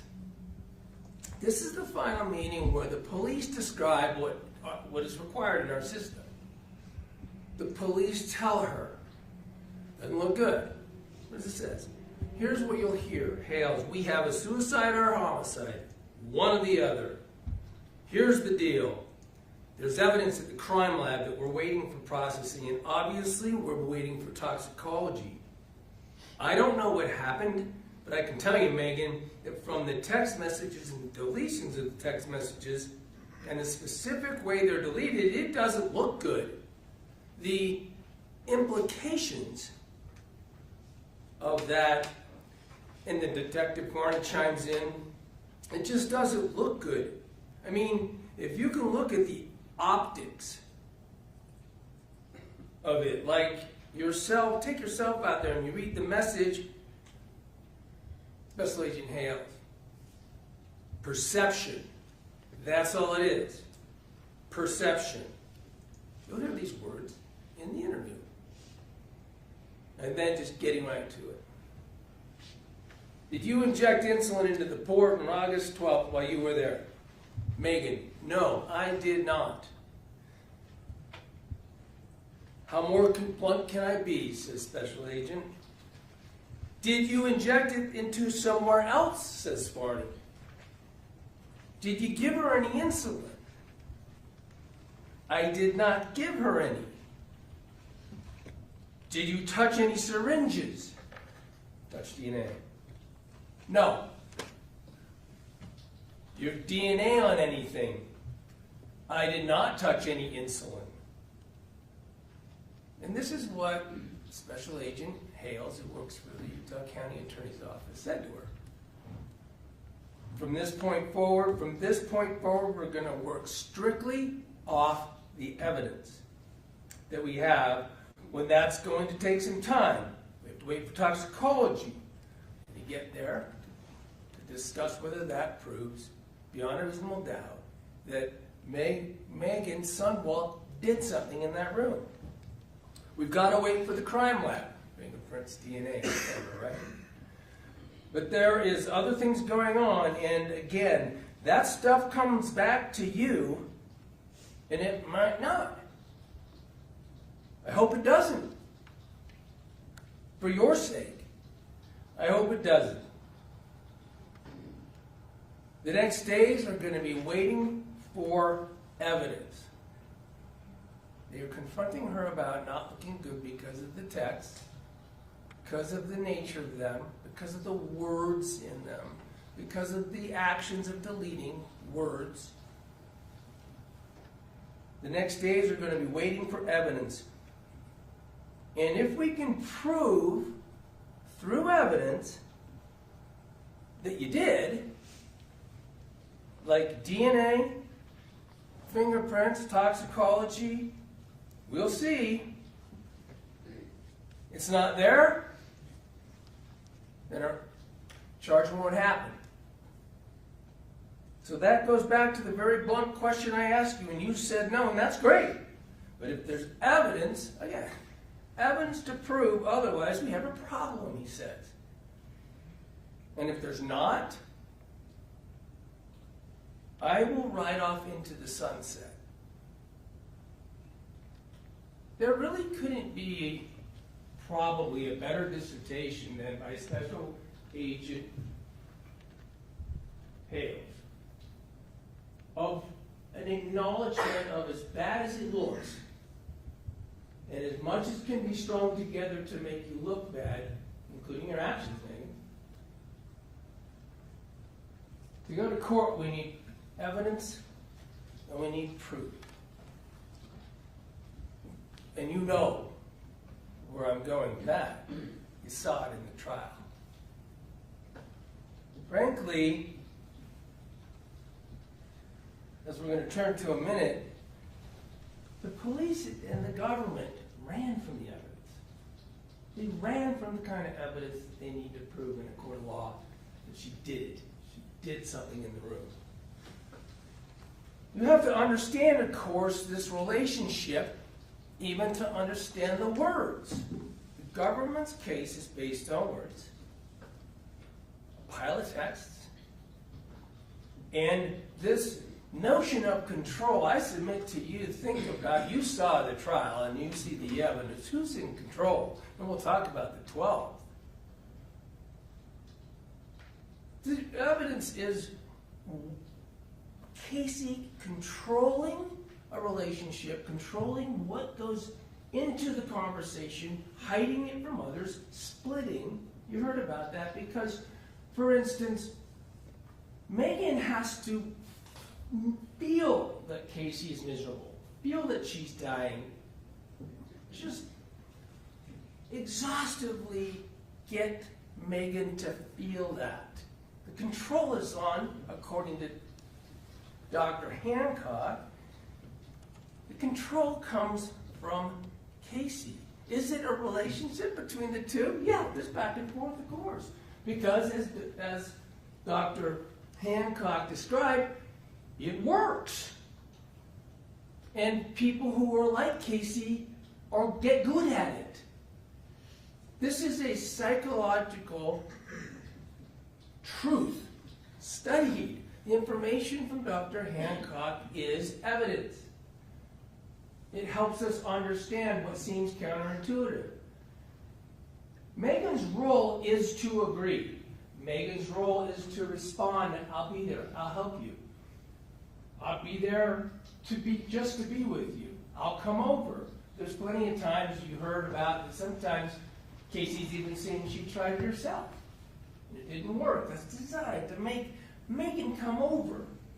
It's not control of Meggan trying to find a time to come to Kacee's to cold-bloodedly murder her for money that after a 5+ long years of this. The control, according to Dr. Hancock, is effective. She did a really good job with all of these splittings. She got, according to the psychological literature, pervasive and extensive and long-running control. And then, importantly, Dr. Hancock described how it has to escalate.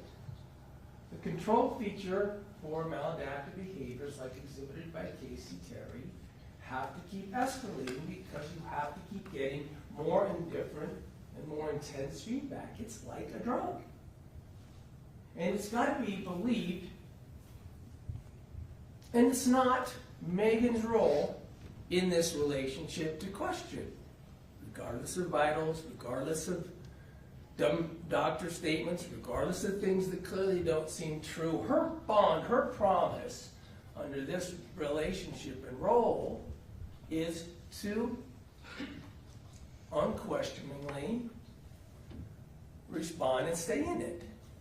That is what Dr. Hancock let us know about the direction of control. And the features that are used in this relationship are both ways, right? She gains Meggan as that kind of provider of the need that maladaptive behavior is about. She keeps it private. She maintains it in a way that Meggan shouldn't share any of this. The religiosity component from the very, very start is probably the most important, right? Because what we're doing is wrong. We can't share this. Don't tell anybody. Of course, because if you talked about suicide with any of Meggan's or Kacee's other friends or family, they'd intervene. And it would crush the relationship. That'd be it. She wouldn't have this attachment. And it's singular. It's singular. She doesn't do this with other people. This is its own host. Its own source of, and let's face it, Dr. Hancock was very honest.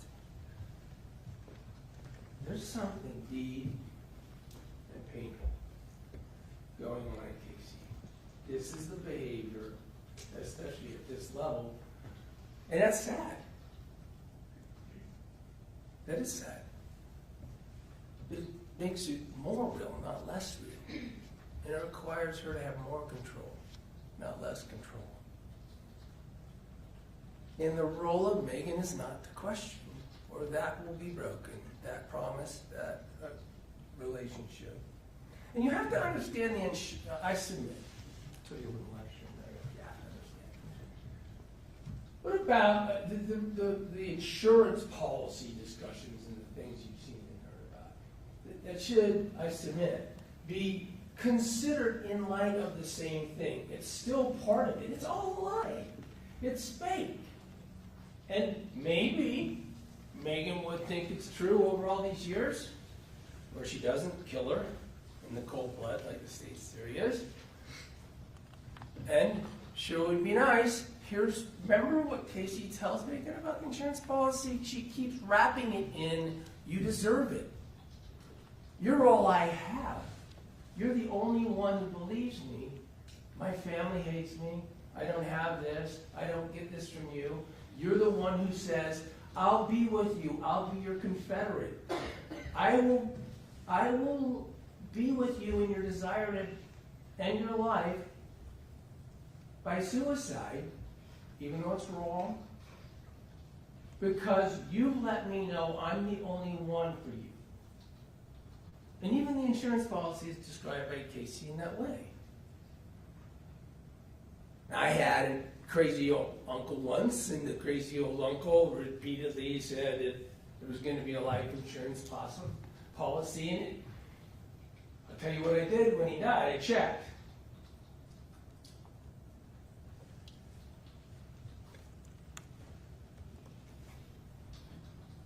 He didn't, by the way. So I went to law school. But let's now talk about this problem that the government and the police run from. This fundamental principle in our courtroom, to your deliberations, they literally run from it or somehow spin it back into a story of words. They don't care about the evidence. This arrest was made before all these things that I just read to you and you're going to hear from Special Agent Hale. All those things I just read to you are said 2 weeks after this event, and the arrest of Meggan Sundwall 8 months after the events in question. They haven't even gotten all those results back. They don't care. Contemplate a trial in a court of law, not Perry Mason. Contemplate what is being requested of you by the government, by the system, and by the court. A murder where the medical examiner says it's undetermined. They literally have to prove their case around that conclusion. They hold up a pointer. Aha, have you seen all these tests? They know full well if they give him over 200 pages of a report that is all about words, he's not going to change his mind. His job is objective. His job is about proof used in a courtroom. He has everything else. He has it as he sits here today. Forget when he issued his report in January of 25. He said to you from the witness stand, Dr. Murray, the medical examiner, manner of death is undetermined. You are to ignore that, I guess, according to the state. The state medical examiner, who's seen the proof, the toxicology, who's done the work. He communicated with the police. He looked at the evidence. That's, of course, because he can't find evidence to prove Meggan did something. Because Kacee could have done it. So they want you to convict Meggan despite the evidence. The DNA evidence that comes back after she's arrested has Kacee's is the only relevant DNA, and it's on that syringe. I'm not sure really maybe what ultimately the government's going to argue to you on this Santa box evidence. But that, it's only Kacee's. Now you're going to argue, well, since we don't have this evidence, you should go with the flow of the words. That's not the way the system works. That's not the way the principles work. If you don't have DNA after quit, if you do have someone else's, that should be interesting. If you bungle the heck out of the evidence in the investigation, that's not fair. If it leads to not being able to get DNA evidence, fingerprints, same thing. It's not that we're going to prove this to you beyond a reasonable doubt without all the things that Hale said, because we couldn't find them. Because we couldn't find them, reasonable doubt comes from lack of evidence, lack of proof. Toxicology, even though it was bungled, this is truly interesting. We'll get to it in a second.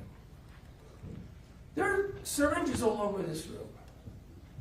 3 of them at least are inside the room, or two of them at least are inside the room. There's this one in the phantom box. And ultimately they find a bunch more in Kyle's room, when Kacee was known to be with him and to be around him, to be in and out of the room. They're not sent to Chad Moore even for 8 months.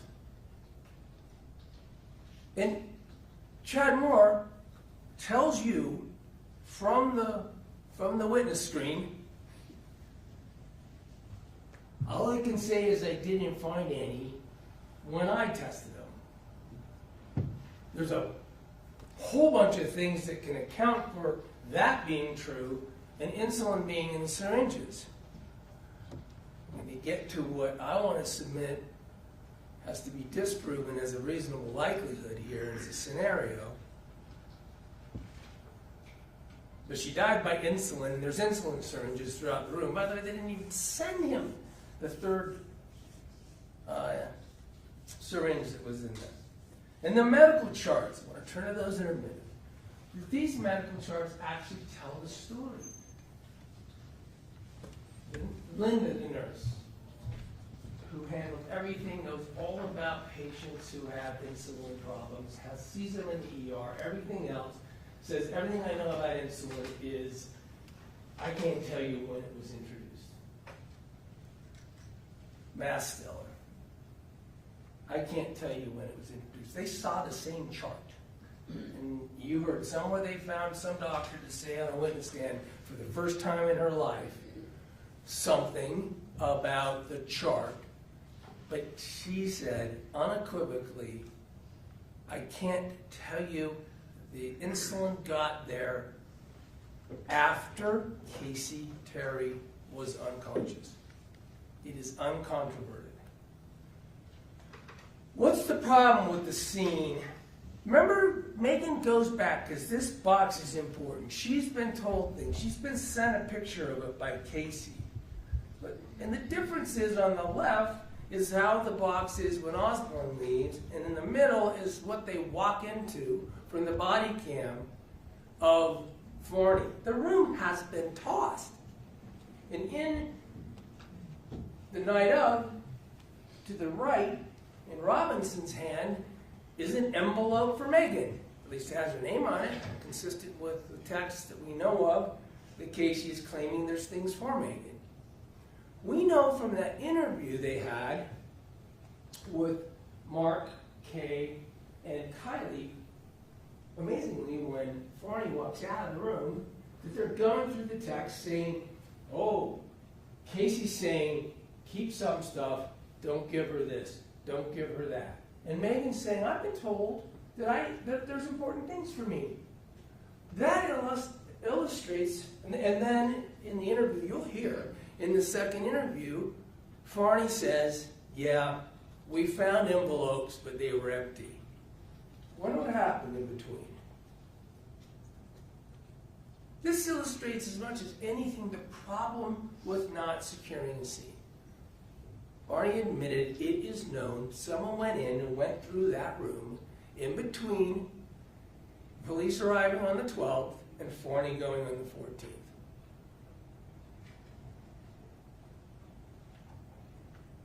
provide reasons to be concerned and provide reasons to doubt. Again, I talked about the syringes, but you think about it. We've got the Fanta box stuff, and it's just not fair. And when I say not fair, I mean not fair to Meggan the accused, but I mean it as much not fair to you. It's just not fair to you as a jury for the government to put this decision with these principles in your hand and have the agents of the government just completely bungle the potential that it would exonerate Meggan or not support their theory against Meggan. That's why a good investigation is necessary. It's about fairness. You're going to let the government come in and say, nothing was found, so we win. That's not how it works. It's astonishing. Astonishing. I think it would be astonishing to you, as just all of us as civilians, that you can hear that evidence of a vial, syringe packaging, or vial packaging and everything else is found in a phone call from Mark. You say, toss it in a Ziploc. So, photograph it, toss it in a Ziploc bag. You obliterate the value of that. That's a burden of proof problem, and quite interesting, huh? We've got 3 syringes in the end, one in a Fanta box with Kacee's DNA on it. And then these 4, they're sent a year later, more than a year later, to the lab. The 3rd one that Mark found in the room, after it had been kicked around, obviously missed by both the first officers and in a hardcore search that Detective Farney says she did, is never processed for any evidence. Never DNA, never fingerprints, never sent for analysis as to insulin. If you don't do these things, it's convenient. That's why we have the burden of proof. Aptitudes, troubleshooting. So,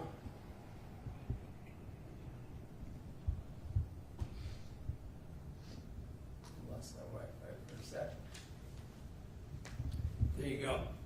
I told you and showed you throughout the trial my ability or lack thereof. Can we take it down while I? It is, yeah. Okay. The points there are the burden of proof and the nature of our system requires good police work to be fair to the jury when the government asks them to convict on proof, to find things are proven. And that's what I mean by fairness. Fairness to Meggan for sure, but fairness to you, the jurors.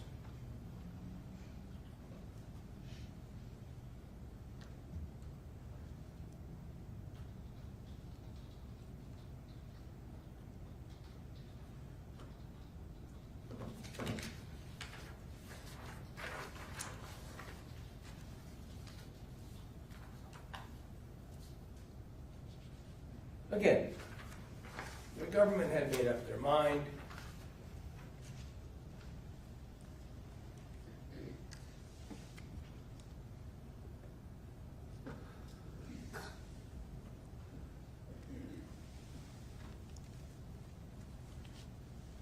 The government had a bunch of words.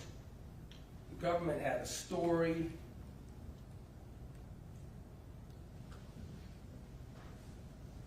Coming from skilled lawyers who've been involved in it from the start. So let's turn to the 12th. Now, with all these kind of chopped up texts and everything, we have an exhibit for you that is just everything. I think it's from the night with the text. This plan, I call it a script. You can read it for yourself. It sounds like a script. Sure, there's some changing of things. She's certainly not Kacee putting off or controlling Meggan. I mean, Meggan's not controlling it. Kacee's controlling Meggan. Kacee said, let's move it one more day. Let's move it here or there. We know why she needed to move it one more day, Forney said, right? She was doing a drug transaction all of a sudden on the 11th. Christian was coming over. They were doing pill stuff. And we know why she moved it back an hour, right? Well, we probably do. On the morning, she says, hold on, remember, I want to shower. So I don't, have to die without a shower. What we know from sightseeing her, who didn't bother to be asked any of this important investigative abilities of phones, is she's moving around. Sure, she's telling Mark, acting happy, acting like everything's fine, so he stays up in his room all day. She is controlling everything. She puts it off an hour. Literally, Meggan, you'll see from the script, Meggan is saying, well, I'll stay at Target then. The night before, Kacee went to the store. Kacee bought, among other things, carbohydrates and sugar.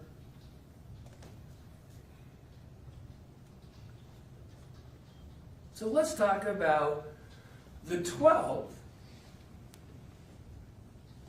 in control while you read that script.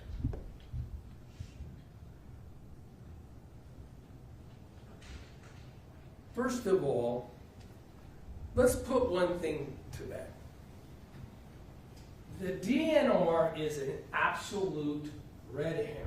It is a nothing. It is a shiny object the prosecutor wants to keep coming back to. The very best example of that is from Dr. Masteller, a powerful point in this trial when asked a doctor if your best friend told you she had a DNR, would you believe her? And he twisted and he struggled and he said, I'd probably believe it. You don't have to have someone who has a DNR to go into this agreement. My best friend and I can have this agreement. It's only illegal if I do something that causes my best friend to die.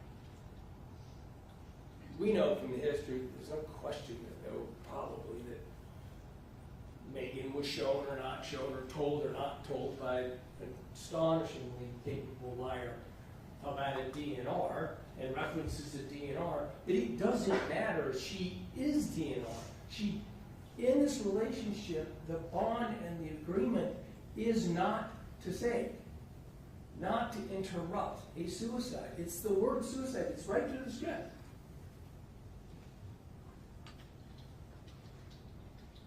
Dr. Masteller would believe her. So, I don't know, suicide? Actual? After years she's been convincing Meggan, but actual in her mind with all this stuff, Kacee Terry?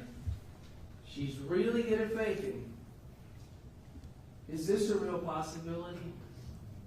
I want to walk through that night. Is this a real possibility? I submit to you it's probably the most likely, and certainly isn't proven away whatsoever by the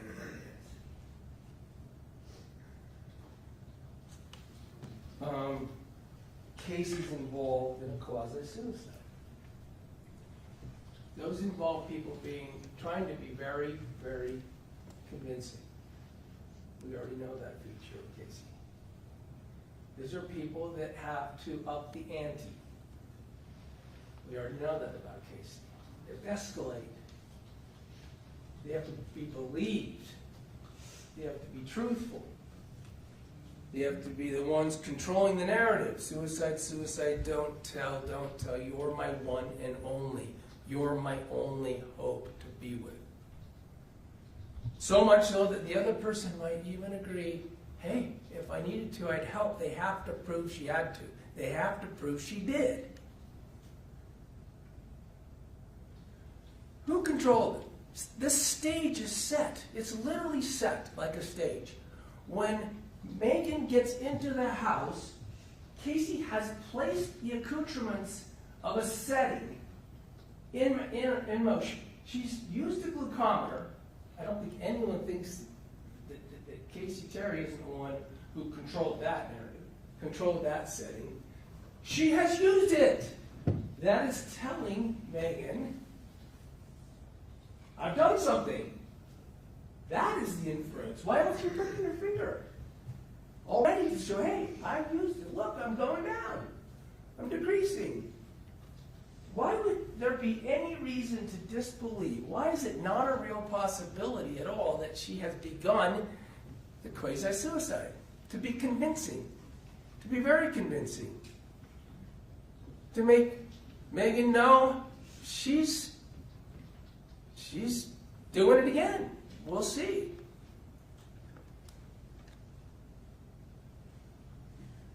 The night before, she texts, I'm preloading the syringes. She searches, can I inject insulin? Can I inject saline? Yeah. She's setting up a series of syringes to present as if they're full of insulin, but to be diluted with saline. To try to drive blood sugar levels convincingly, but not all the way. To use a different insulins. She's the one who knows this. Why isn't that not a real possibility? It's what it looks like. Can I inject saline?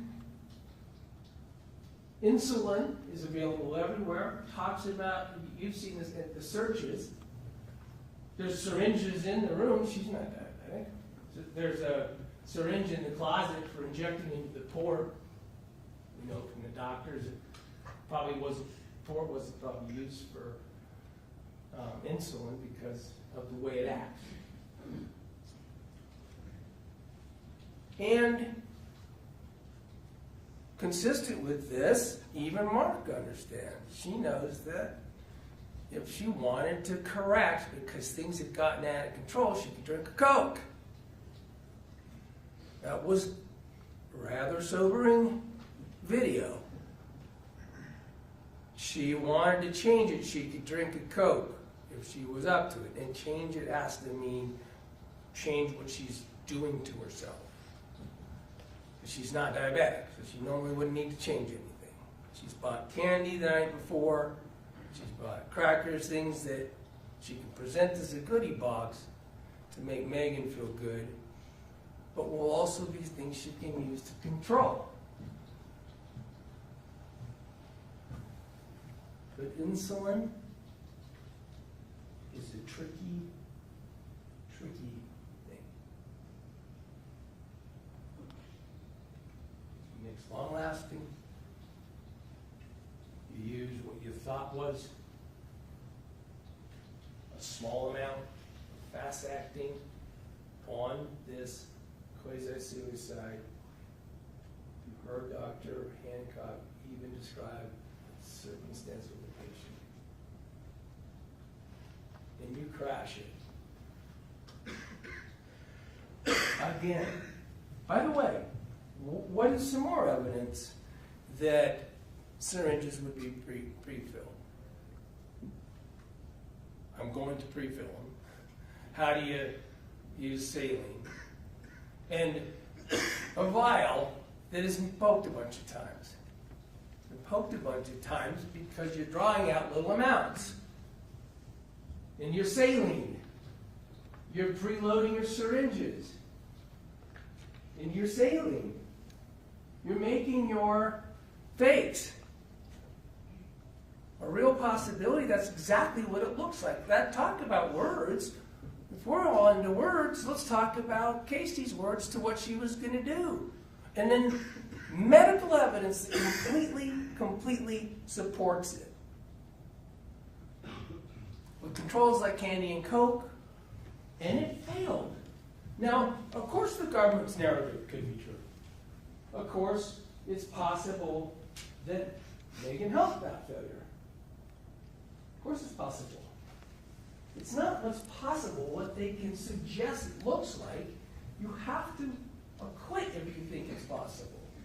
The real possibility, why isn't it a real possibility? That this is exactly what happened. There's an entire history of quasi-suicide. quasi-suicide talk. This is the classic example of a quasi-suicide presenter. This is the classic personality trait. This is the classic history. This is the upping the ante. This is the accelerating, etc., etc., etc., but it's not a real possibility. And it works. And Meggan learns how it works because she's not waking up. Now, why does the cold-blooded murderer have to go over there and start checking out what glucometer reading means? Meggan's searching up the glucometer. What does the reading mean? How low does it go? It's absolutely somebody who is trying to see if this is a trajectory that will be final. Not because she did it, because it's part of the theater that was set up. It makes complete sense. And eventually says, hey, Mom. The cold-blooded murderer says, hey, Mom, come on over. Hey, Dad, come on over. We have years and years of planning on having you be spiritually involved in this. When they do, and the government somehow suggesting she used her parents as tools to prevent assistance.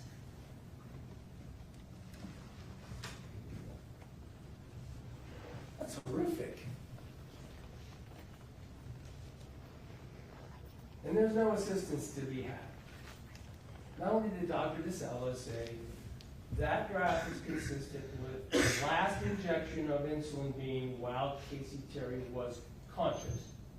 Dr. DeSalvo and every other doctor acknowledged there is no evidence that anything was injected after Kacee Terry was unconscious.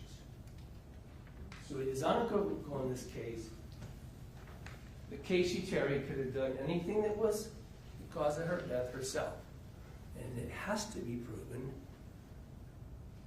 beyond any reasonable doubt, no possibility.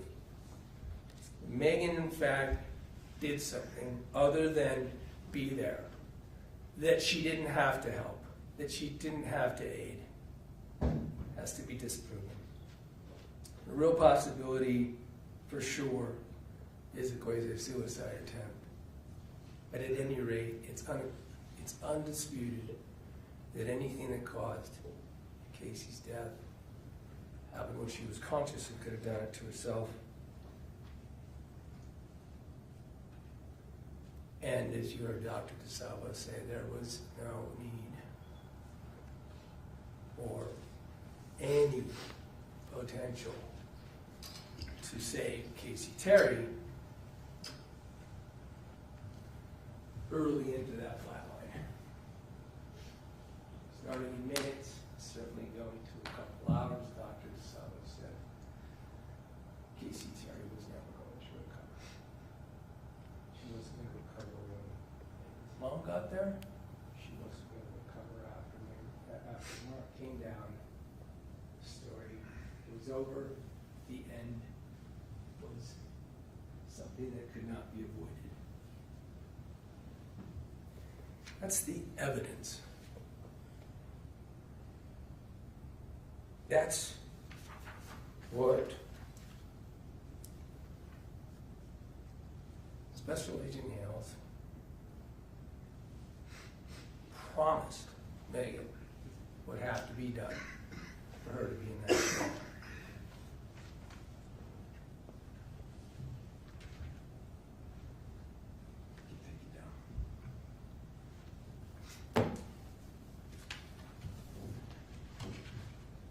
I don't know if that's sound like a lecture that I promised not to give you, but that's a conversation that how to keep out principles apply.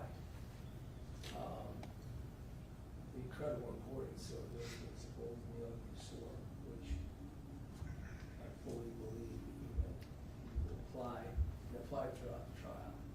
Did not prove that it was not guilty, and have to have a fair shot, full investigation, and minus string of words and text that make you look at.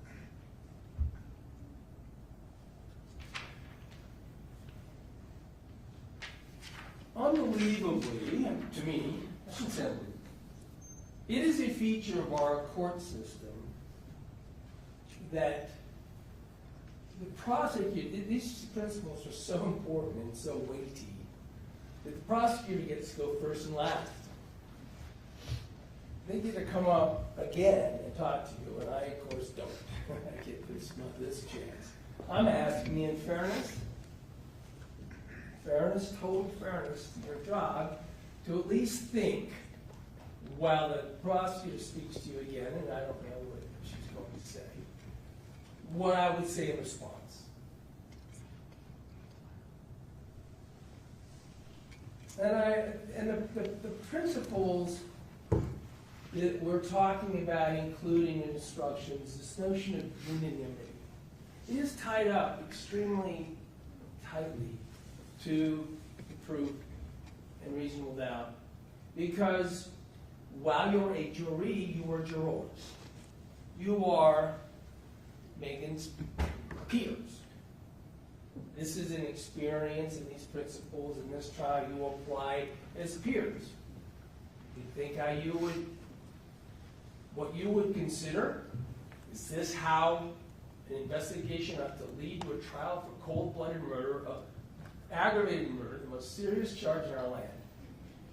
The way you think would be fair for your loved one, your mother or father, your cousin, your peer.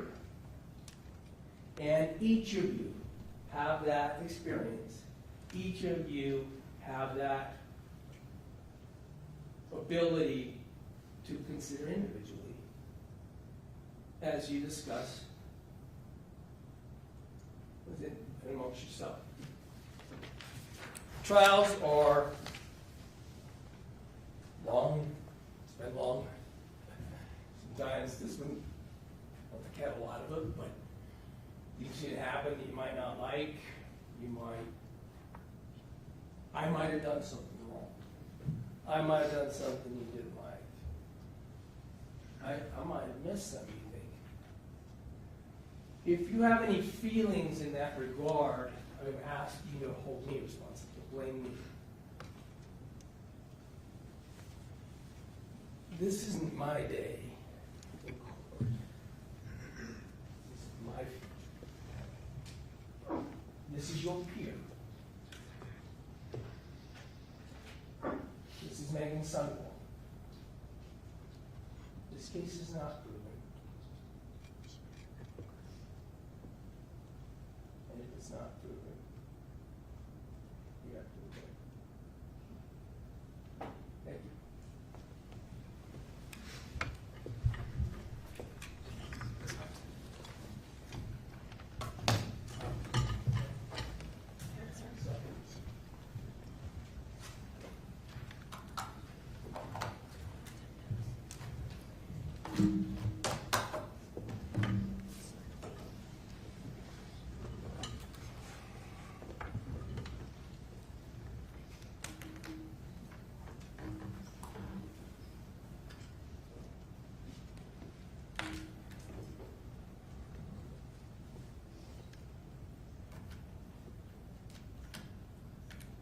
I always try to plug that in the wrong way every single time.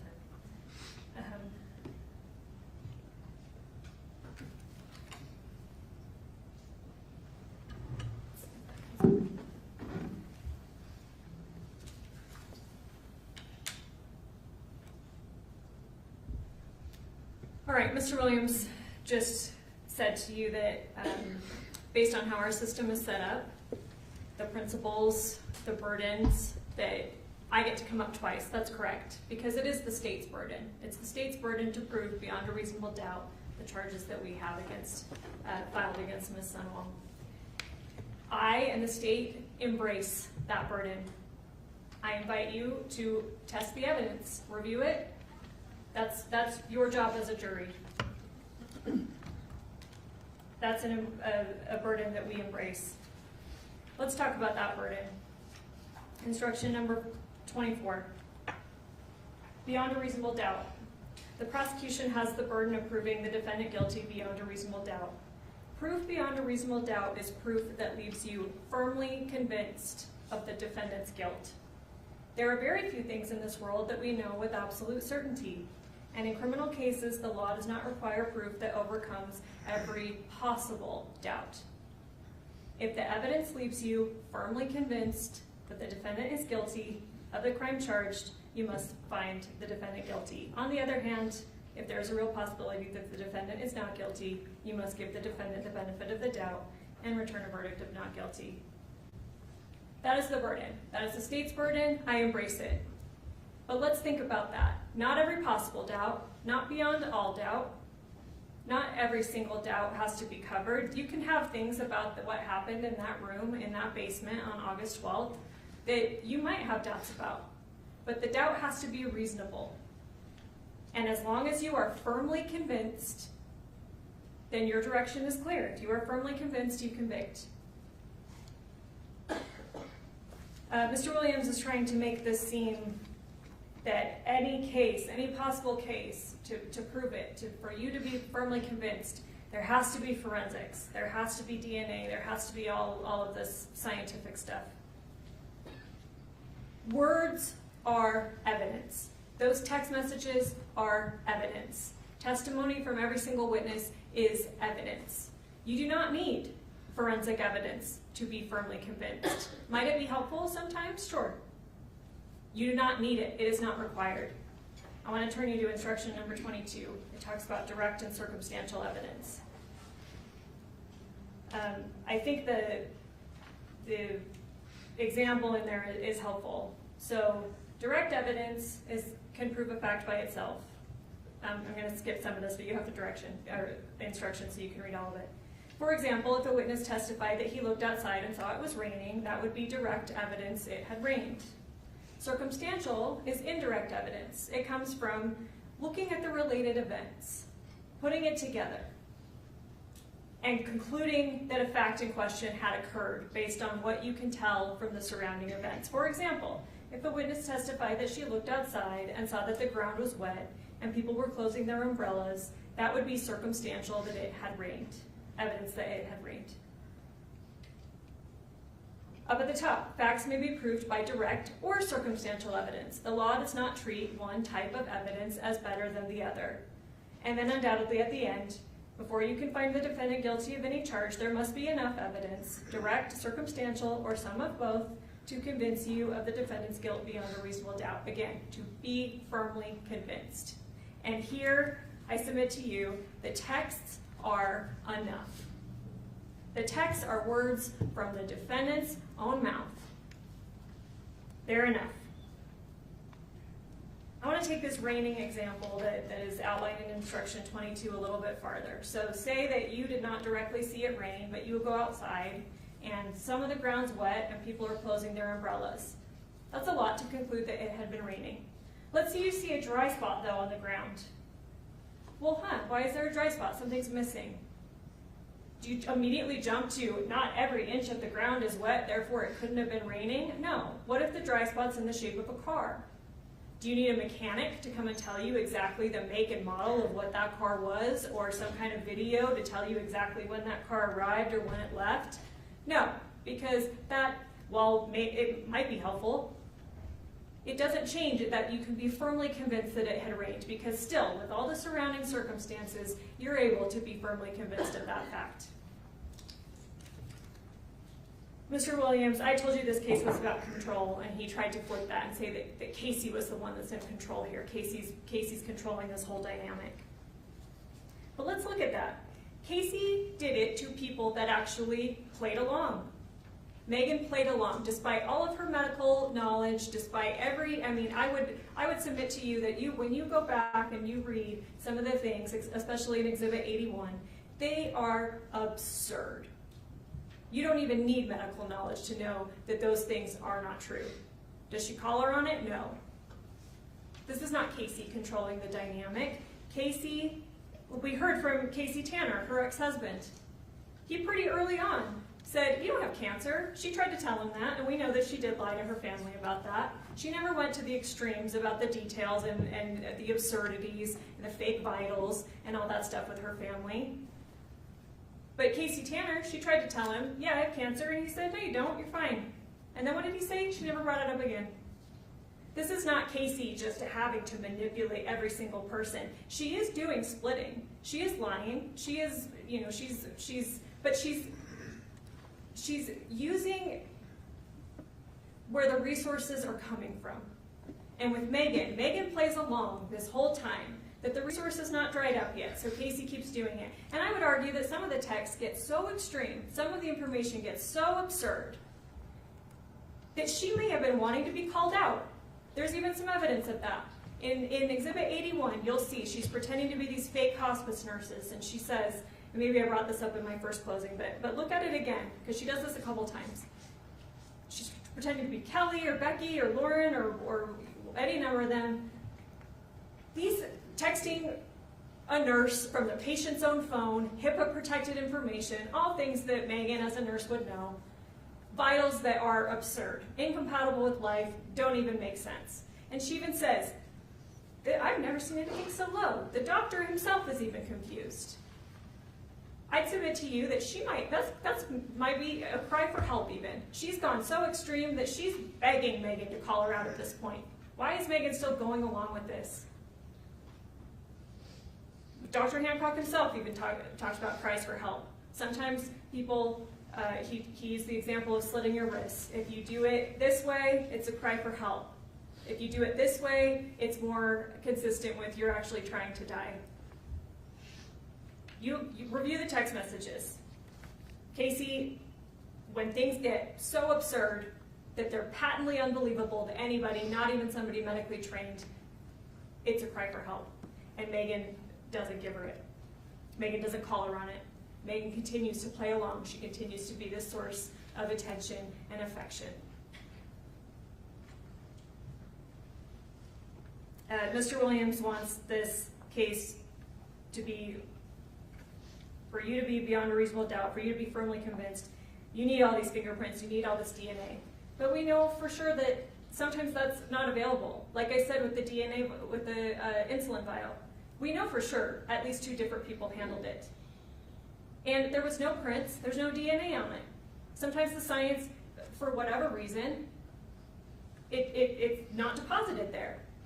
Or might it be that a nurse is wearing gloves? I asked Dr. DeSalvo, when you take blood, when you test people's blood, do you wear gloves? Do your nurses wear gloves? She said, yeah, you're dealing with bodily fluids. You're dealing with potential infection. Yes, I would expect nurses to wear gloves. We know definitively that Meggan is the only one in the basement after a certain point, had to have been the one testing Kacee's sugars past a certain point. Is she wearing gloves? Is the lack of DNA maybe indicative of that? Lack of fingerprints indicative of that? If you need forensics to prove beyond a reasonable doubt anyone wearing gloves just gets away with it, anything, there's no case? No, because there's also other forms of evidence. And those text messages, I would submit to you, and it will ultimately be your determination, those are more valuable than anything DNA can tell us in this case. So again, let's step back, let's put the pieces together, and let's look at the picture. Because Mr. Williams actually brought up something that the theory, one of the state's theories, seems to align with actually. We heard from Dr. Hancock. So what do we know? Kacee died from an exogenous insulin overdose. Mr. Williams said, Meggan didn't do anything. She says, I'm not called, I didn't do anything. And if Meggan didn't do anything, then yes, the answer is acquittal. But if Kacee is not suicidal, which you'll find the evidence does not truly support, she's making plans for life, she's buying food, she's doing all of these things, she's getting knee replacement 2 weeks before, she's doing physical therapy, she's trading pills even the night before. Why is she doing that if she's planning on dying the next day? How did that insulin get into her body? The evidence gives you a logical answer, and you do not need to agree. Again, you don't need to be unanimous as a jury on every mechanical step that happened. You only need to be unanimous that the defendant caused the death. And again, I would refer you to that jury instruction on the definition of causation, because that can happen in a number of different ways. But let me give you a theory that I submit to you is consistent with all the evidence.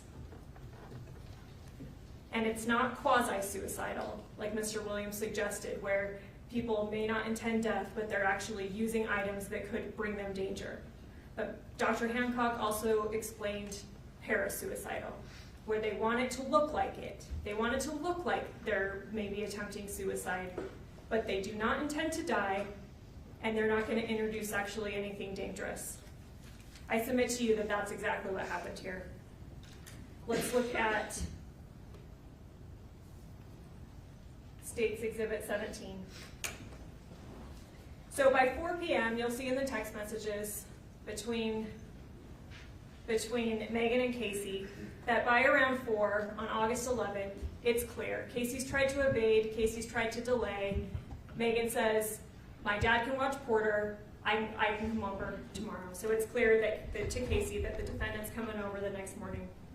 And she knows that the defendant's intent, the whole point of the defendant coming over there, is so that Kacee can end up dead. So what does Kacee do? 9:48 p.m., Exhibit 17, August 11th, Kacee searches, is it okay to give yourself a shot with saline solution? If she is planning on dying the next day, why is she Googling if it's safe to give herself saline? Mr. Williams, let's think about that. Someone planning to inject insulin does not search whether it's safe to inject saline. Mr. Williams tried to suggest that, well, maybe she's diluting the insulin with saline. Why? Insulin is a clear liquid. Saline is a clear liquid. And what did we hear from Mark? Kacee is familiar with diabetes. Most of the household that she lives in is diabetic. She's been taking care of grandma, who had, I forget exactly the term, but it's diabetes that is so severe that grandma swings back and forth wildly. What did Mark testify? Even 3 units too much could kill grandma. Kacee had been taking care of grandma's diabetic needs for years. Kacee knows that. You think she's gonna mess around with real insulin if she doesn't mean to die? Absolutely not. That is not reasonable. That is not a reasonable doubt. Instead, right here, Exhibit 17, is it okay to inject with saline? And then, like I pointed out, all of those other texts that you'll find in Exhibit 136, Kacee says, I'm getting everything ready. I need to start drawing up the bottles. I spent most of the night drawing up the insulin. Defendant, who is wise to Kacee's lies, doesn't let Kacee know that. Kacee believes, oh, I'm still getting her for some reason. I'm telling her the most insane stuff she's probably ever heard of, and for some reason she's still believing me. The defendant says, you don't have to draw it all up yourself. I would help you. But later, Kacee says, and again, you'll find this in Exhibit 136, Kacee says, I have everything ready. The evidence shows that Kacee is still performing, but she's not doing quasi-suicidal. She's not going to mess around with real insulin. Again, even units too much could kill grandma. Why would she put real insulin in those syringes when she's asking, is it okay to use saline? She fills up those syringes with saline. She's still performing. And even still, she's still delaying. You'll find in the text thread, she's saying, oh, it's Kylie's birthday, there's transportation issues, maybe I should come to your house, my grandpa needs the car, but you know, she's still trying to put this off. If she was truly intending suicide, there's no need to stall.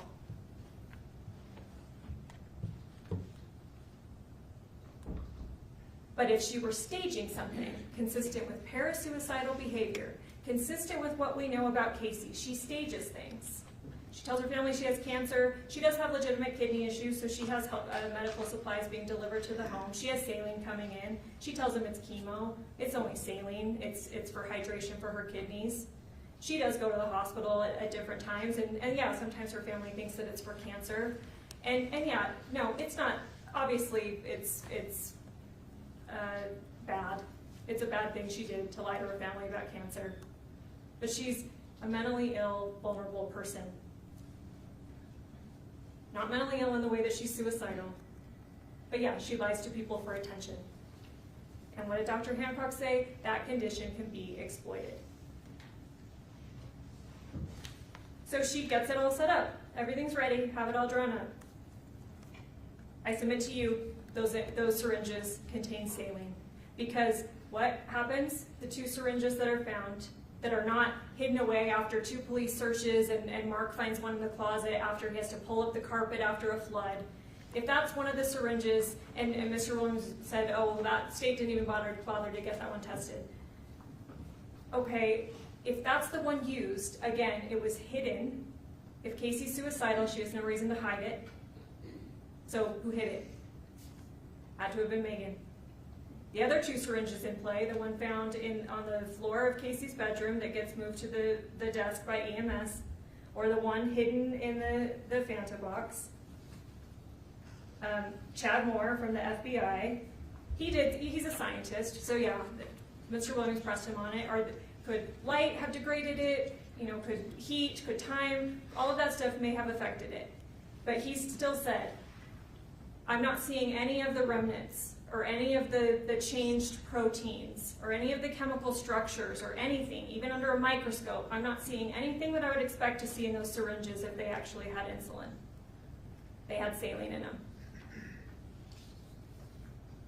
But yet we know insulin was administered. We know that the vial found in the outside trash had approximately 100 units missing. And again, harken back to 2020, when the defendant herself says 100 units is enough. The defendant, Mr. Williams, it seems to be saying that, you know, Kacey's staging this quasi where she's diluting insulin and maybe she gives herself a shot and she's losing functionality and, oh, she's losing the ability, she's losing her fine motor skills. She's fumbling around. You think Meggan, who the whole point of was, I'm going to come over and help you. You need someone to stay with you and keep injecting you so you stay low. Who undeniably is the one to test her sugars for her, a physical act, multiple times after Kacee loses consciousness. You think she's just going to sit there quietly, doing nothing, while Kacey's fumbling around trying to drop syringes? No, the whole plan was for Meggan to go over there and help her. But what the evidence suggests is that Meggan swapped the syringes. Because, like I said, this is a game of chicken, and Meggan is smarter than Kacee at this point. Kacey's been telling her lies for years. Meggan's been pretending to believe them. Meggan knows that Kacee stages stuff. Meggan knows that she's saying, oh, 9, and again, this goes right in line with what Kacey's patterns. I gave myself 9 vials of insulin and it didn't work. I gave myself 4 vials of insulin, nothing works. I need to have the surgery because nothing works on me. So why, as Mr. Williams suggested, does she need to demonstrate to the defendant that her sugars are dropping? She could give herself saline and say, see, nothing works. See, nothing works. And this goes right in line with her habit, her history, her parasuicidal behavior. And Meggan knows that. Mr. Williams said that Dr. DeSalvo said I'm going to not quote him directly, but he said something like, oh, after 12:30 or after Kacey's unconscious, it's undeniable that no insulin was given at that point. That is not her testimony. She said it is difficult to determine how many administrations were given, how many injections were given. It's difficult to determine at what time they were given. But the one that she said was the one that is most consistent is around 12:30. Something makes sense, that at least one, and we know it's a large amount. But she didn't know. She didn't say absolutely nothing after that can scientifically be determined. She said, there's no way to know. But what did Meggan say repeatedly? Someone needs to be with you to keep giving you injections so your sugars stay low. And she's testing her sugars that whole time. And there's 13 puncture marks in that vial. So what the evidence supports. The evidence is consistent with Kacee filling those syringes with saline, attempting to stage another crisis, still hoping to delay, still performing, perhaps still hoping that once the defendant actually got there and they're actually at the moment where, hey, I'm going to inject myself with what you believe is insulin, Meggan, maybe you'll stop me. Maybe Meggan actually cares about me. Maybe that's what's going through Kacey's mind at that time. But again, this game of chicken, Meggan's smarter than Kacee. So she swapped syringes. Insulin all over the house, syringes all over the house. Kacee goes to the bathroom, Kacee falls asleep. We know that there's promethazine, oxys and Xanax in her system in the autopsy. Maybe she takes all of those substances, again, that are not enough to cause her death and would not interact with insulin. But you may be wondering, like, why would she take substances that have sedative effects if she knows Meggan's point is coming over with the result of her ending up dead? Well, because she thinks she's safe. I have it all drawn up. I have the story planted that nothing works on me, insulin doesn't work on me. So maybe she fell asleep thinking that she was safe because all that she was going to get injected with is saline. That, again, she checked the night before, is that okay? Is that safe? So Meggan could have done it while Kacee was asleep. Meggan could have, I don't know, snuck up upon her and gave her a injection. That could have happened. Or she could have drawn up the insulin. Maybe Kacee went to the bathroom at some point. Again, Meggan's over there for 11 hours, plenty of time for this to have happened. She could have handed Kacee what Kacee believed to be a syringe containing saline, that Kacee believed to be one of the ones that she drew up herself the night before, still staging the scene, but one with no danger in Kacee's mind. She could have handed it to her and had Kacee herself inject a syringe that now contained insulin. That's still administration. That's still causation. Look at the causation definition. And again, you don't even have to be unanimous about this theory. You can think any of the other theories that I argued, as long as you are unanimous about that Meggan caused the death. But this theory is consistent with the evidence. And then after insulin was given, it still matters what happened next. The defendant affirmatively monitored Kacee's blood sugar for hours after she was unconscious. She watched the numbers fall. She continued even after the monitor read too low. Kacee's brain and organs were dying. Mark described her thrashing and gasping by 9 p.m. The defendant saw all of it. And still, she took these affirmative steps to block rescue. She discouraged calling 911, invoked this fake DNR, false claims of medical authority to multiple people. She left before EMS arrived, again, just to drive down the street because she was so concerned. She needed to see if Kacee was taken out, so she watched. But she didn't come up to them outside and say, hey, here's any information that can help you save Kacee. Bottom line, Kacee here is not on trial. We know she talked about suicide for attention. We know she was flawed. But people who are dramatic, dishonest, or struggling are still protected by the law from being killed. You don't have to have liked Kacee. You don't have to have wanted to be her friend. But the law still protects her from being killed. The question is what the defendant did and what the defendant intended. And again, this was not compassion. This was not aiding. A nurse, Meggan, has knowledge and training to understand the risks of death, and the defendant used that knowledge to cause one. This case is about Meggan's control. This case is about Meggan's escalation. This is about Meggan deliberately blocking rescue. And the evidence shows that she killed or caused the death of Kacee by an overdose, a lethal amount of insulin, and that she did it because she stood to gain over $1 million. This is aggravated homicide. Hold Meggan Sundwall accountable.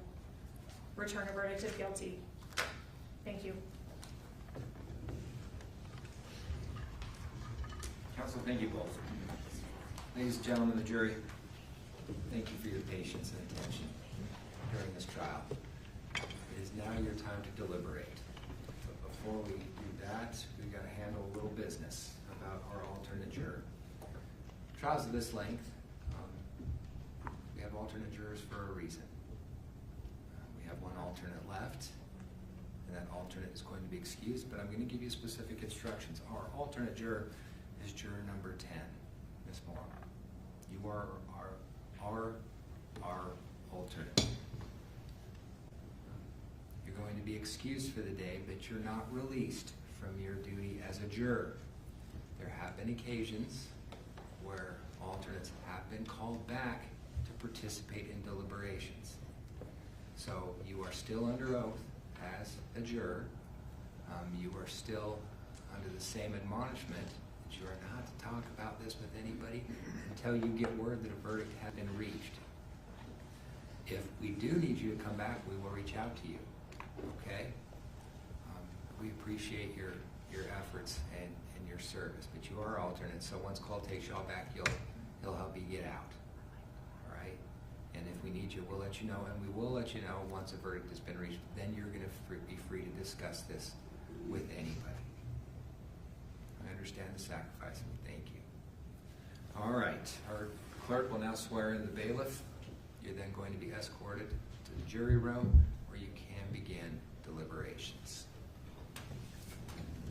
You do solemnly swear you will take charge of this jury and take them to some private and convenient place where they may deliberate upon the verdict, allowing no one to speak to them, nor do so yourself, unless ordered by the court, and return them to the court when they have reached a verdict, or when so ordered, so help you God. All rise for the jury.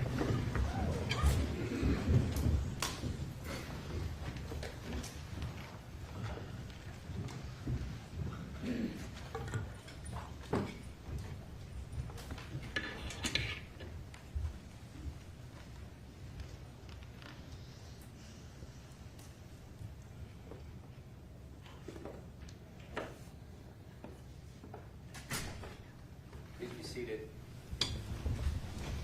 Council, please make sure the clerk has your numbers. It is now 2:42. We're gonna let the jury work till around 5 or so. Then they may be excused for the evening, come back in the morning, depending on where they're at. We'll let you know. Any questions? I believe so. There you are. All right. Thank you. Make sure Brooke has your numbers. Thank you. All rise.